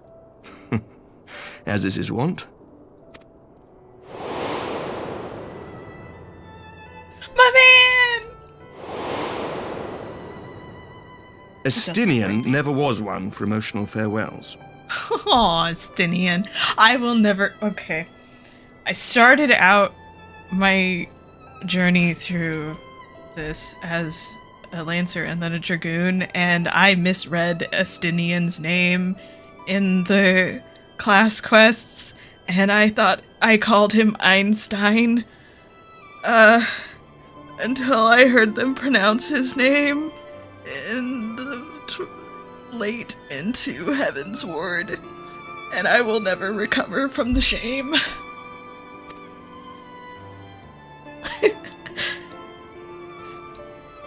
Edgiest of lords. Though Xenos bested all before him, the battle clearly took its toll, for he retreated shortly after your rescue. Seeing this, the remaining Imperial forces decided discretion was the better part of valor and pulled back, allowing us to re-establish our position. We have since received word of renewed unrest in the provinces, doubtless inspired by the efforts of the Eorzean Alliance and our Far Eastern allies. Nor does the good news end there. We have also come into possession of intelligence suggesting unrest within the Imperial Court. Just... Hey, Einstein. He's like, what? Doesn't go with my brooding persona. Oh no, I love him. I love Estinian. But I also have a huge soft spot for Dragoons from Final Fantasy IV. So I am no one understands the depths of my despair. That's beautiful. This would certainly explain why both the Emperor and Lord Xenos appear to have abandoned the fight. Estinian's just over here eating despair toast for breakfast and brooding. Meanwhile, Aymeric is just excited and your biggest fan and loves you so much at all times. Small beans, yes. The trifecta.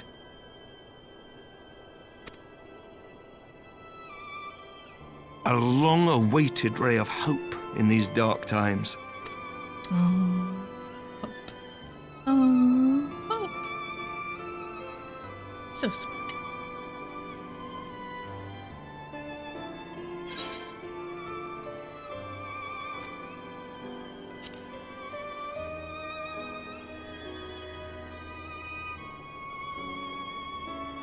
Yet to awake, I'm afraid. But please, concentrate on your own recovery for now. Tien really is You have carried fantastic. the hopes of some half-dozen nations, and we are all eternally grateful for your efforts. But no one is without their limits, not even you. I find it funny that poor Hien, after all of the stuff he has been through, is probably arguably one of the most well-adjusted characters in the entire storyline that I've run into so far.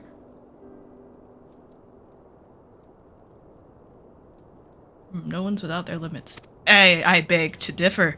Dim Leave has this no fight to limits us, my friend. to his You earned smartassery. your rest. Earned my rest. But before I forget, I was asked to deliver a message as soon as you awoke. A reminder that you are not alone, though many of your allies have fallen. When you are well and rested, you are to return home, where friends will be waiting for you.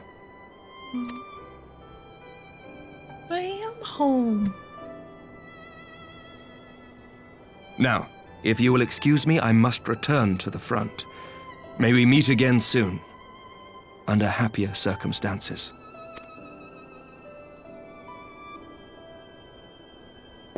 I love Aymeric. He's literally just a fanboy. It's the best. He's wholesome and nice, and also a problem because as soon as I turn around, he gets stabbed. Nothing wrong with him. Not exciting. Well, this is a most unexpected surprise. I thought you confined to bed. You can't confine Father!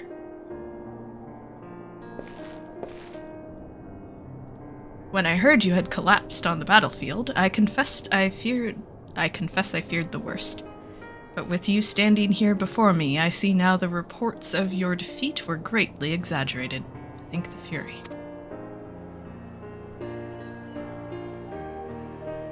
As long as we have you, Master Louis, history suggests we have a fighting chance.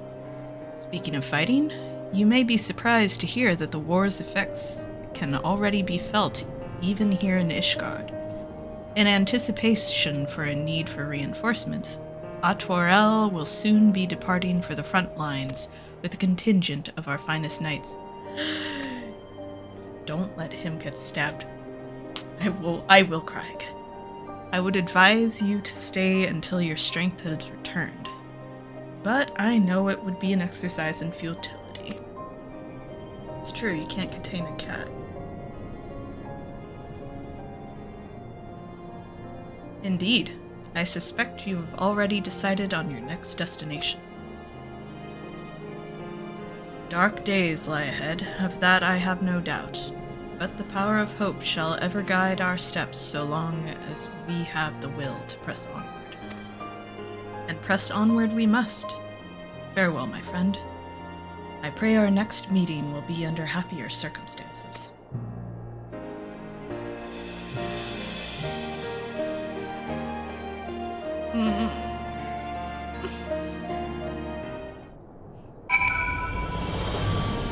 I miss Alshafon. I loved him.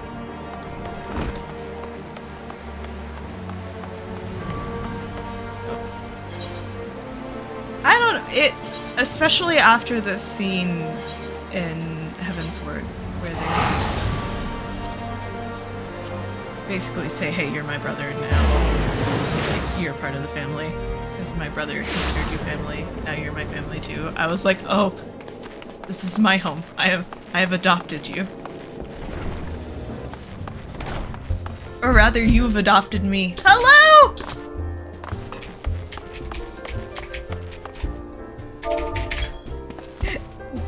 Waving me in for the last quest. Oh! Oh, well, of course! Thank you! Oh, you have orange meat. Oh!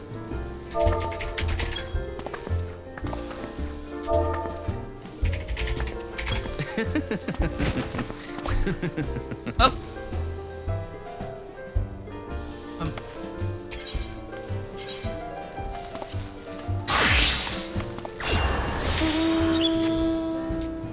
And we heal.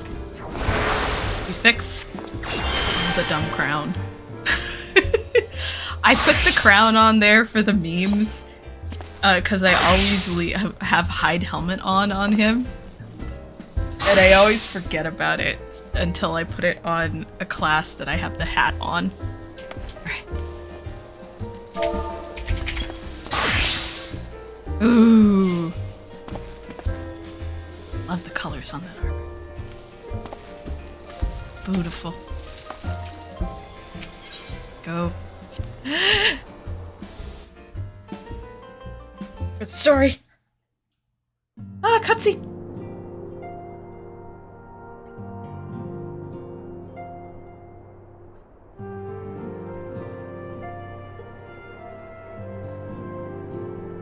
True.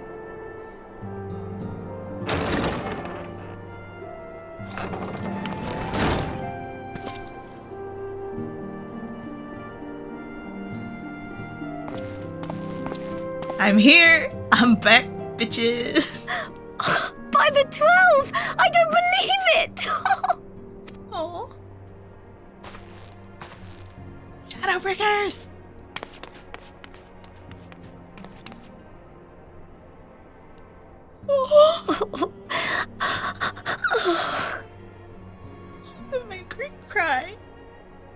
I rushed back as soon as I could. I swear, my heart nearly stopped when I heard you'd collapse like the others. What in heaven's name is going on? Well, you see, there's this dude, and he wants my souls. I think it's because I've been consuming souls this whole time.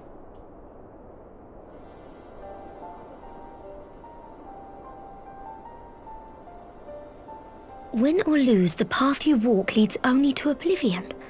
Oh, well, that's helpful. And what else did he say? The better path leads to him?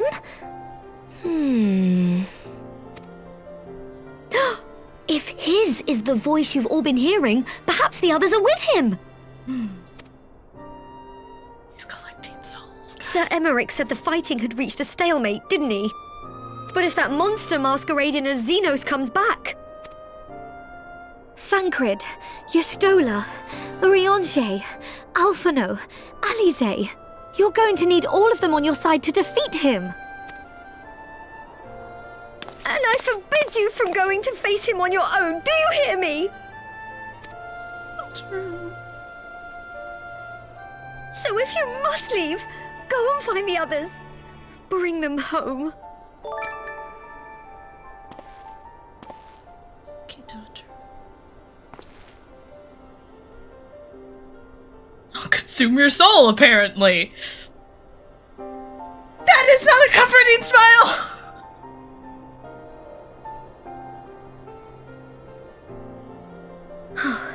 As for where to start, you said the stranger had left a beacon for you at the Crystal Tower, right?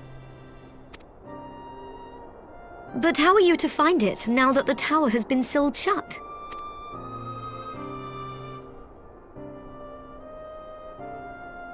There has to be a way.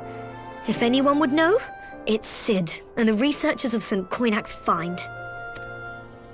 Don't you worry, we'll find that beacon for you. Aww. Oh. It's just can't. Like, I'm all over here touched because everyone's helping. Oh! Thank you for the follow! I don't know why I just noticed. It's too engrossed. In the cutscene.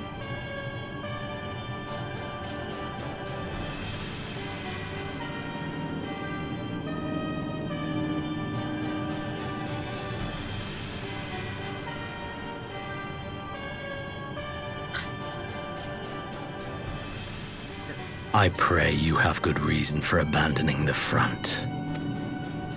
How could I remain there while the rumor that my son is possessed by a demon spreads like a sickness here at home? I will not be made to fight for the throne a second time. But what of you? Did you not tell me you would destroy Eorzea's champion with the ease that one might swat a fly? A minor setback. He will not escape me again. Where is your grandsire? I would have words with him. How should I know? Do you hide from each other's sight as well? I imagine he's doing what all Ascians do. He must have found a way to take advantage of this turmoil. Men are not pawns to be played with, Ascian. You underestimate us at your peril. This war will not be decided by you and yours. Man must choose his own fate, and I, for my part, will do all within my power to see Garlemald emerge victorious.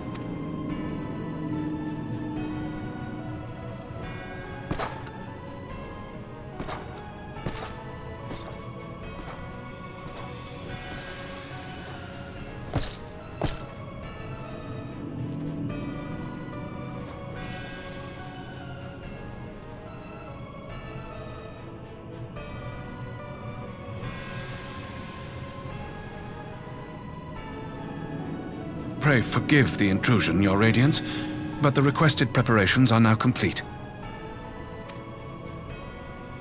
We stand ready to begin production of Black Rose upon your order.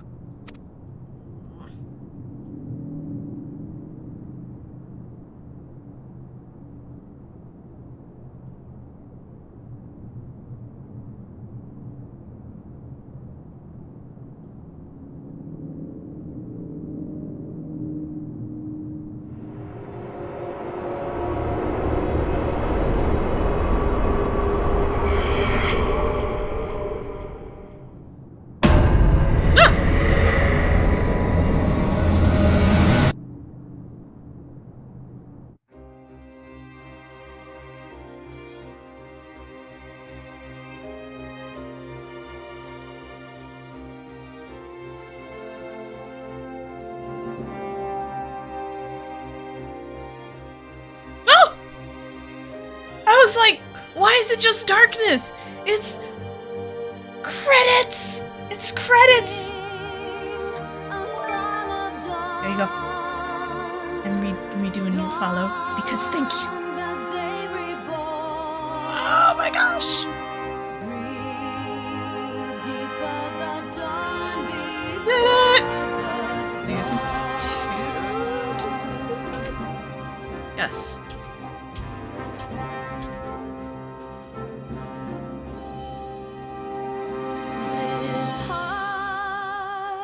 That's cool art. This home rested forth from tired fingers. Oh, it's trailer time! Yes! Oh, I'm so excited. I'm torn between just skipping the credits or waiting for all the art to go by at least, because I know they do like art and then they do screenshots usually, and then they have something at the end usually. Oh my goodness.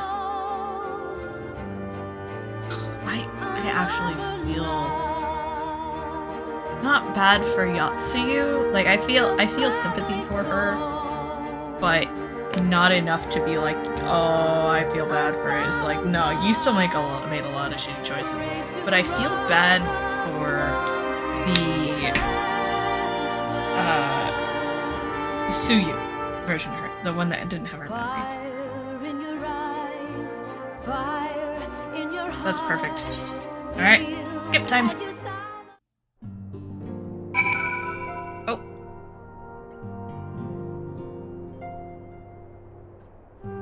Here we go. I knew you'd be alright, and to celebrate your return I made you this. A brand new traveling outfit.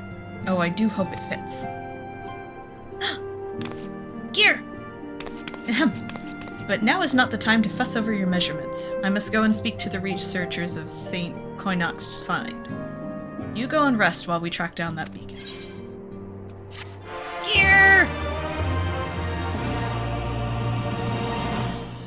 Oh.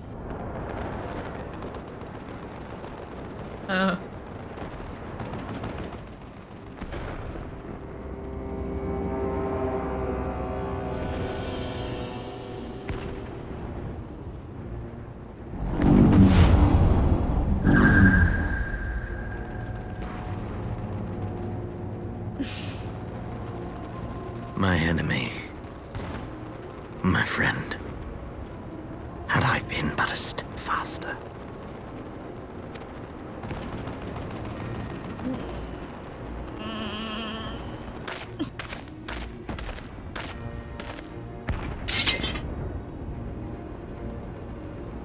Bloody savages!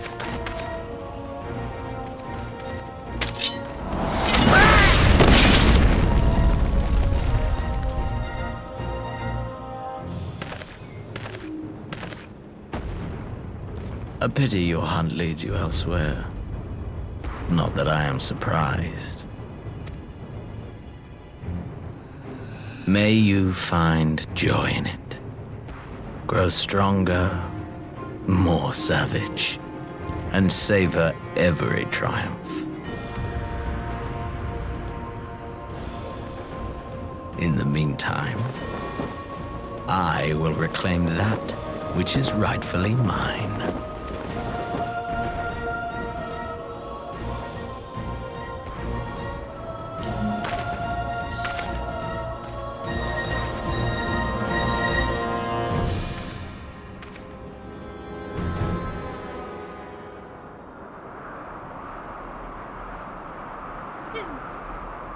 What'd you do? Oh, Crystal Tower, of course.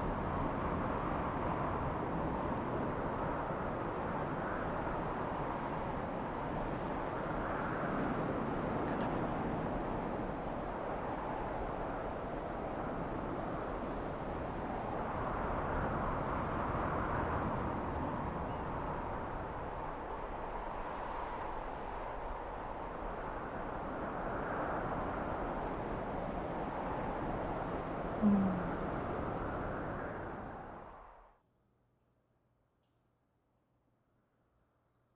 In the midst of a requiem for heroes, a voice rings out across space, time and space. Fields of tranquil light sow you seeds of darkness.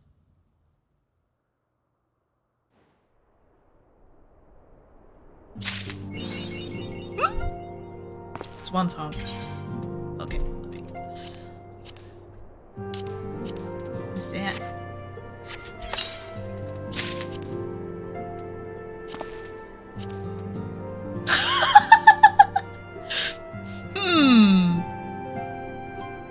I don't think he'll be wearing this one very frequently.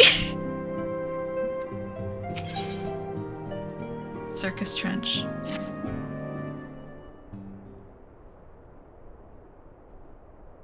Good news, Dhim'a. We've had a stroke of luck in our search for that beacon. Yes. Apparently our colleagues have stumbled across a hidden path leading down into the hollows around the base of the Crystal Tower. A path I doubt we'd ever have found had the Ironworks and the Suns not added their numbers to the party.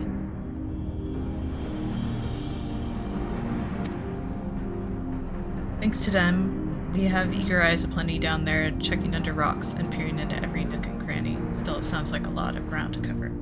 Trailer on the title screen. I don't have that on my title screen anymore. But I have seen the Shadowbringers trailer before. Yeah, the trailer is, at least for me it is. Because I own Endwalker.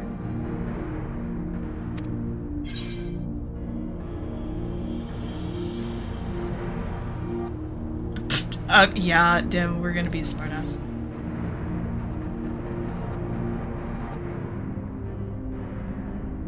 Exactly. So I was thinking we should go ahead and lend a hand. The sooner we find this beacon, the sooner we can travel to wherever it is this mysterious voice is coming from. And the sooner we can work out how to help our friends. We have to find a way to wake them up, and before the Empire comes calling, meaning we have no time to lose. Yeah, I watched it a while back. At least I think I've seen it. I'm fairly certain I've seen it. I mean, I had the whole... It was on my screen the whole time up until Endwalker came out, at least. Oh, cool! That's cool! There's a boat in North Silvertier waiting to ferry people to the site, so let's be on our way. Beaut.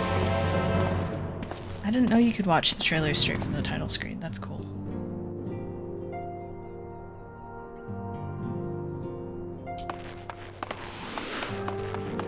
Honestly, I usually just look them up on YouTube.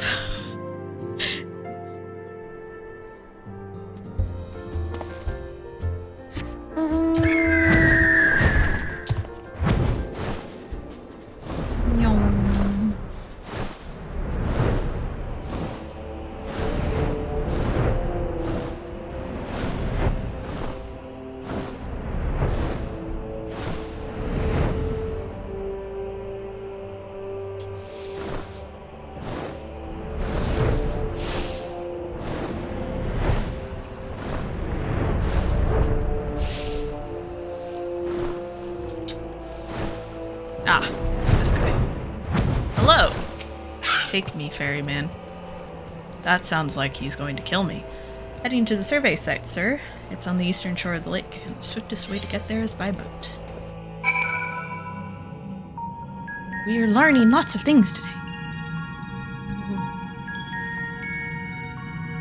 Oh, the music is fantastic.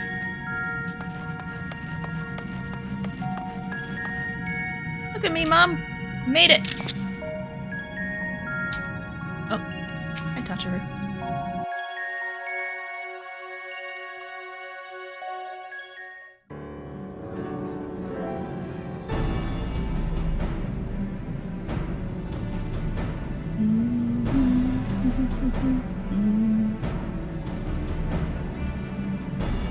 Everybody help her.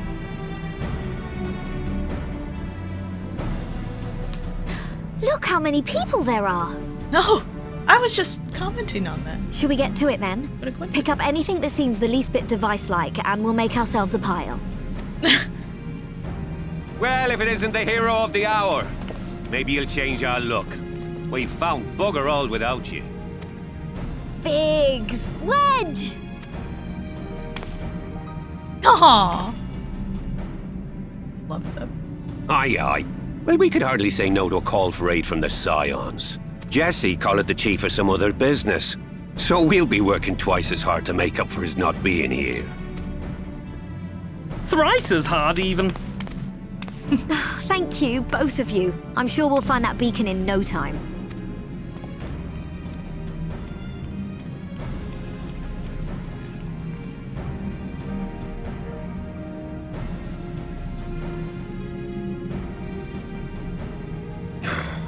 I'm not seeing anything out here. Oh, that does oh my gosh. I'm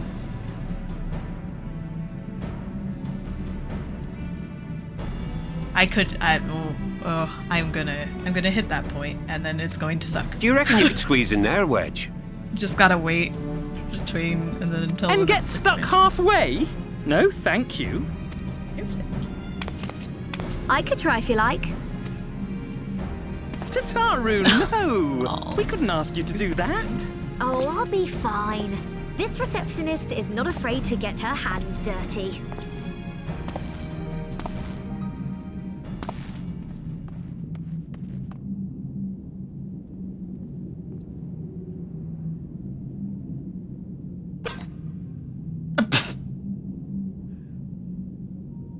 Sorry, I meant to say, the scholars haven't finished their preliminary assessment of the site yet, so we're not supposed to venture too far in.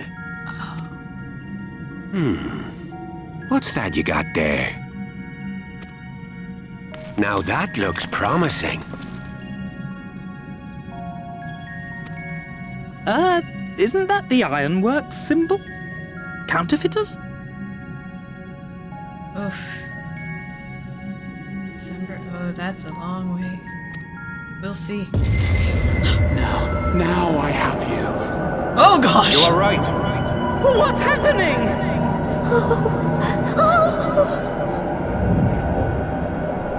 Stay with me.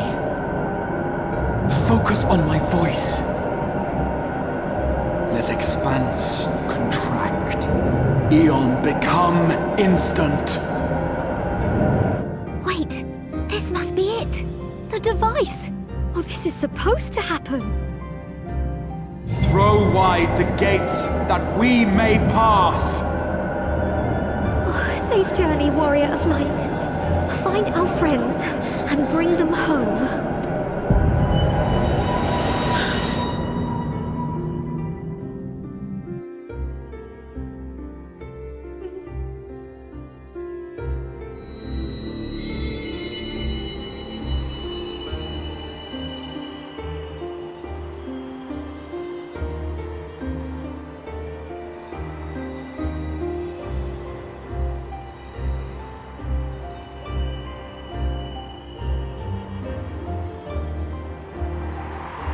Why are you always angry? And granted, I think it's justified this time, but still.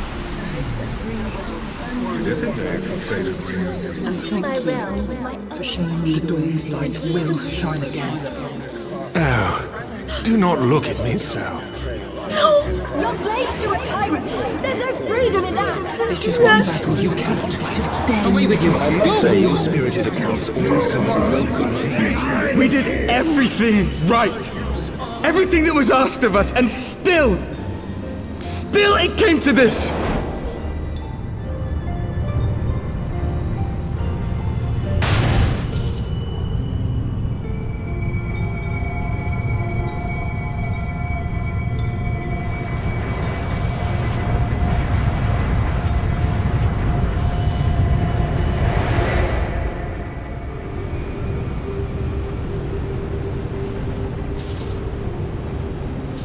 Your time has not yet come.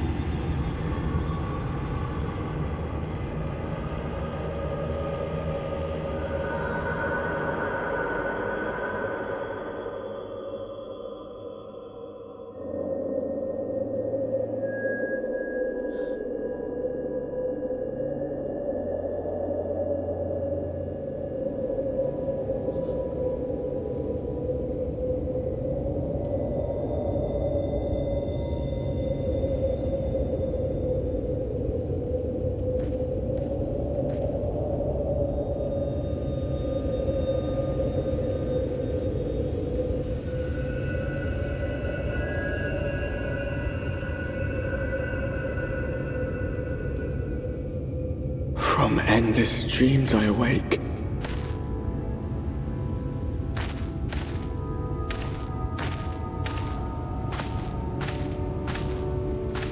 Something vague, yet urgent, calls me to action once more.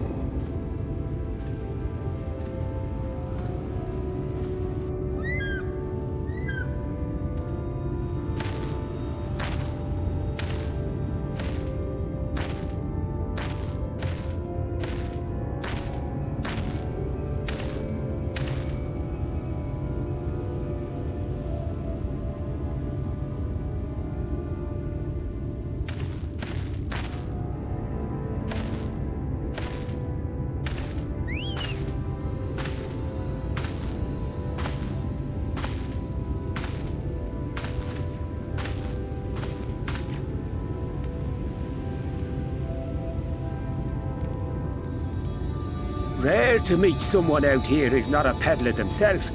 What brings you into the wilds this time of night?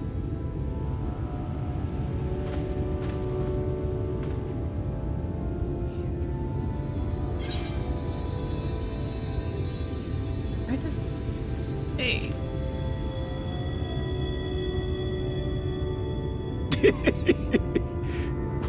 Well, if it ain't the oldest joke in the book. Me granddad, God rest his soul, used to tell that one to the barman a kicking out time.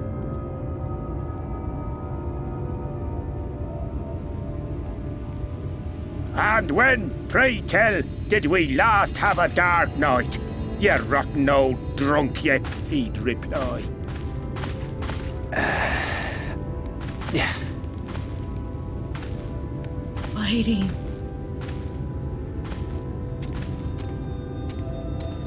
Over 100 bleeding years ago, that's when.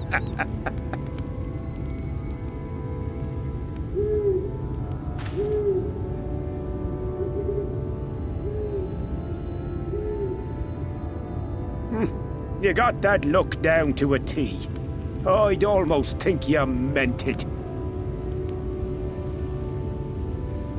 Ah, got to you, did they? Poor beggar. That explains it then.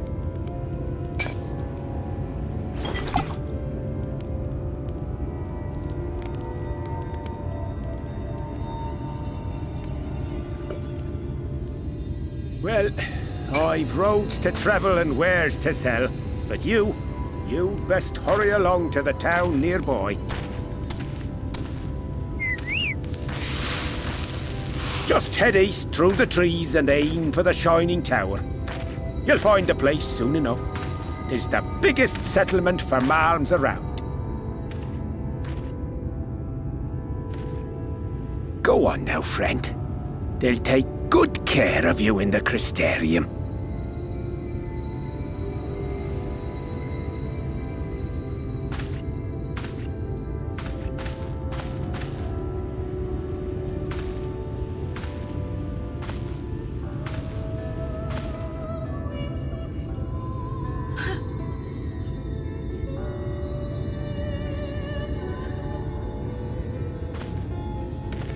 He's still mad! To dizzying heights it rises, the gleaming spire. Its tip threatening to pierce the blinding canopy.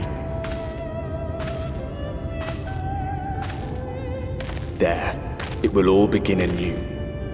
Between dark and light, the pure and the corrupt. The one true struggle.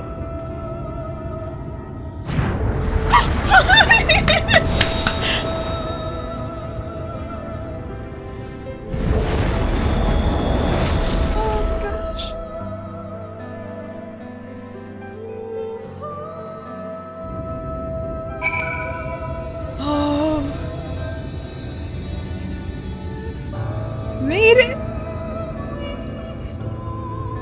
Made it! Oh, it's beautiful. I can't summon my mount.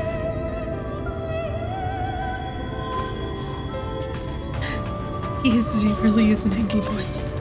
Oh my gosh, thank you for the welcome.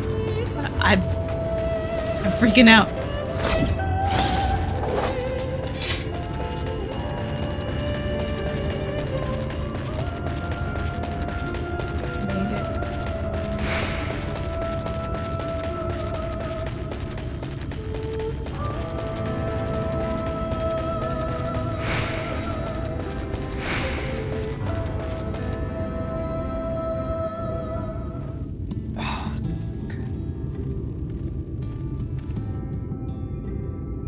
Halt! Oh, the string instruments. Those are my weakness.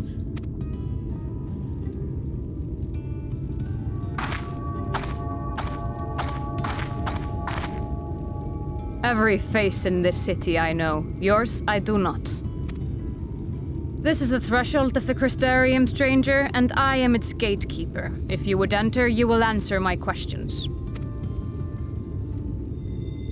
He's just like, alright, fuck you. From where do you hail? Gritania, the sword.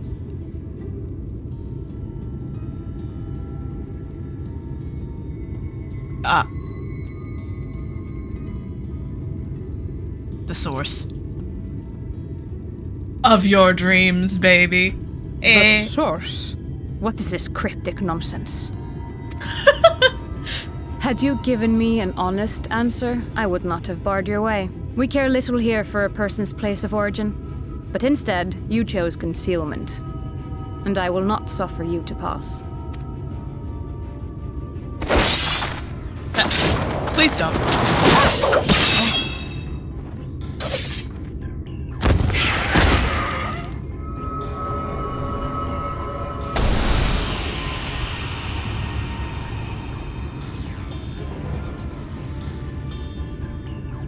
That one had eaten.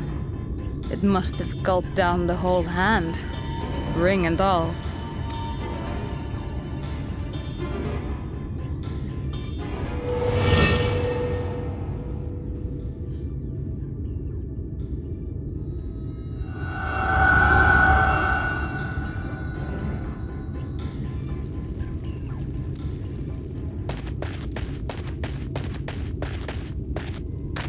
Everything all right, Captain?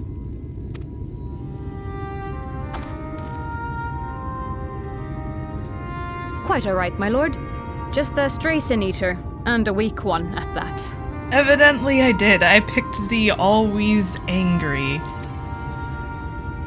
default setting. I see. Weak or not, we should be on the lookout for more.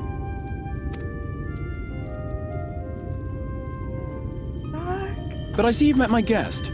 I will escort him to the Crystarium myself, if you've no objections. Another of your mysterious friends, is it? I should have known. Very well. I'll inform the others your guest is to be given the run of the city.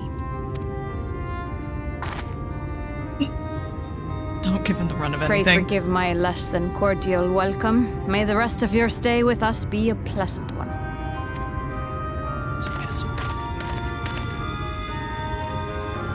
Come with me. I will answer whatever questions you have when we are somewhere more private. Better.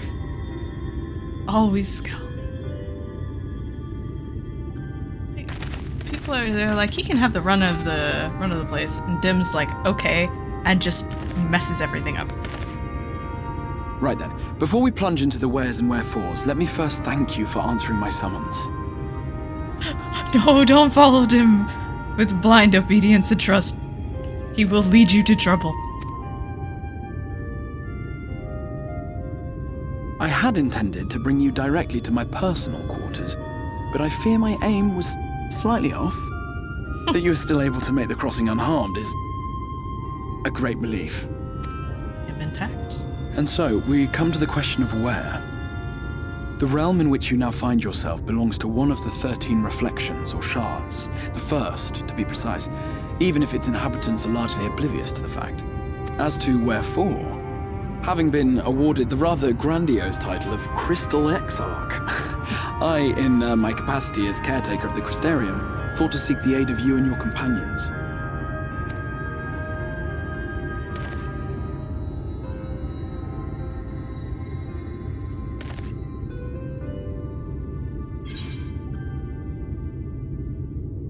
have any idea how much trouble you've caused. Dim just scares me, his friends.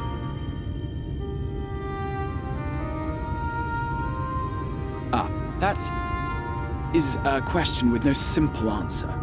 But all shall be explained in due course, I promise you. Let us begin with the glaring skies up above.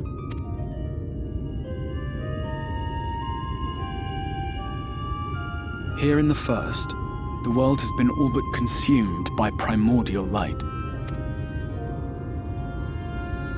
It began a century ago, by this realm's reckoning. A luminous flood swallowing everything in its path. More than 9/10 of this star was lost. And the fortunate few who survived are hounded by abominations born of that catastrophe even now. Sin Eaters, we call them.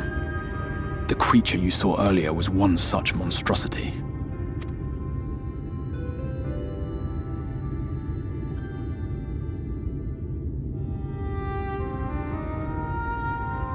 It was to save the first from this menace that I learned to bridge the rift between worlds, that I might call upon the aid of the greatest of heroes. And though it meant depriving a world of its champion, I had to try, for in saving the first, you would bring salvation to the source as well. Way too engrossed in this. Just like had a moment where I came back to realization. But what manner of host harangues his guests in the middle of the road? Cinematic. Let us continue our talk within the Crystarium. Aww.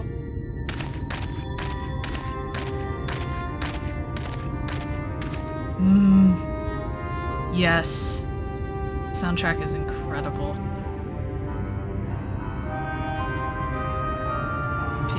The piano. Right there, it's a dum dum dum dum. Beautiful.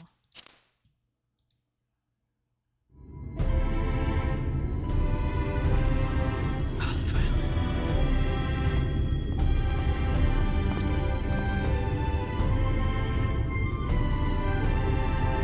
Just beautiful.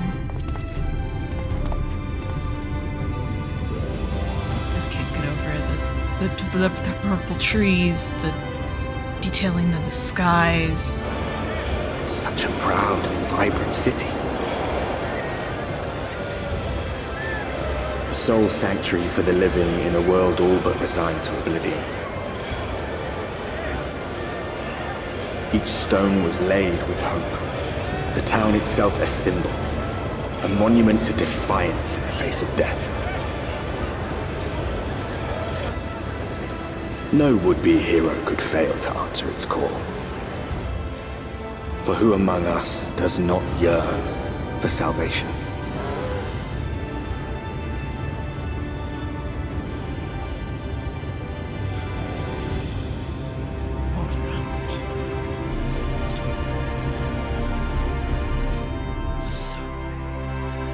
This is like, I am a sucker for...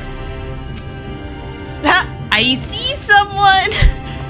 I'm a sucker for fantasy that has like colorful trees and plants and stuff like that. This is... hello? I go get this crystal. I see this crystal. Oh my gosh, I will never get over it. It's so beautiful. I guess not. Well, I'm in a safe zone at least, so.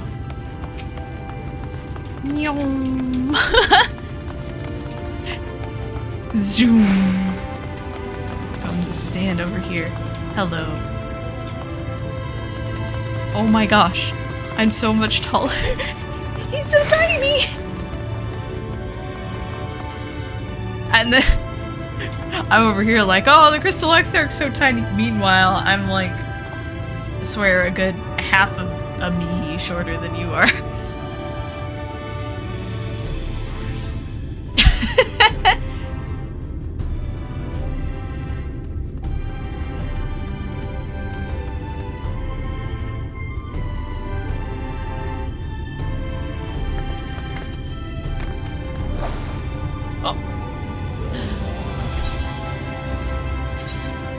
Okay, let's see what dumb outfit. Oh, I actually have his actual dragoon gear on. His dragoon, yeah.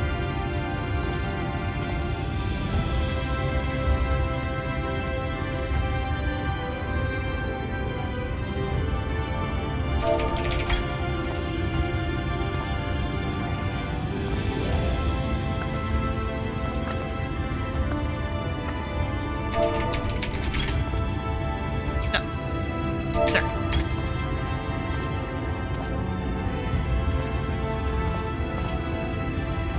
Yeah, I did very much enjoy Dragoon, but Reaper I feel like fits this character a little bit more, and I like the mobility of it a little bit. I just like the way it plays a little bit more than Dragoon.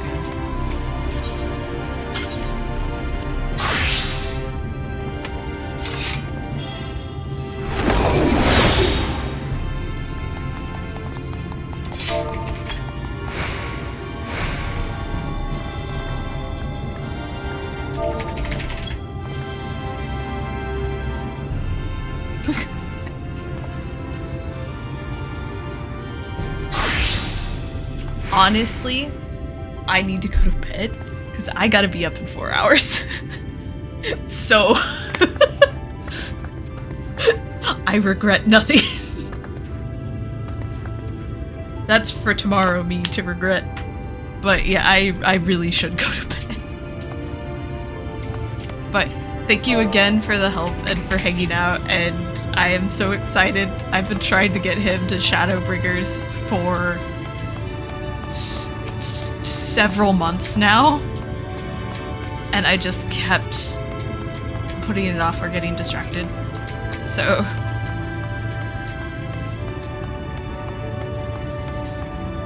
Jack, no. Stop. Don't stare at the risen dead. No nightmare fuel. Not before bedtime.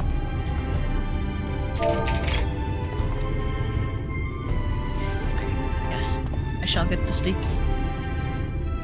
But thank you again. I had a great time doing this, and hopefully I'll be back. Probably not tomorrow, because I'll probably need to sleep. But maybe. We'll see. I'll be back soonish. Oh no, they coming. Oh no, they coming. You made it! You did it! No, you're good. Thanks for hanging out, and thanks for hanging out as well, Toki. It was good to meet you. Alright, I'll see you guys later. Good night!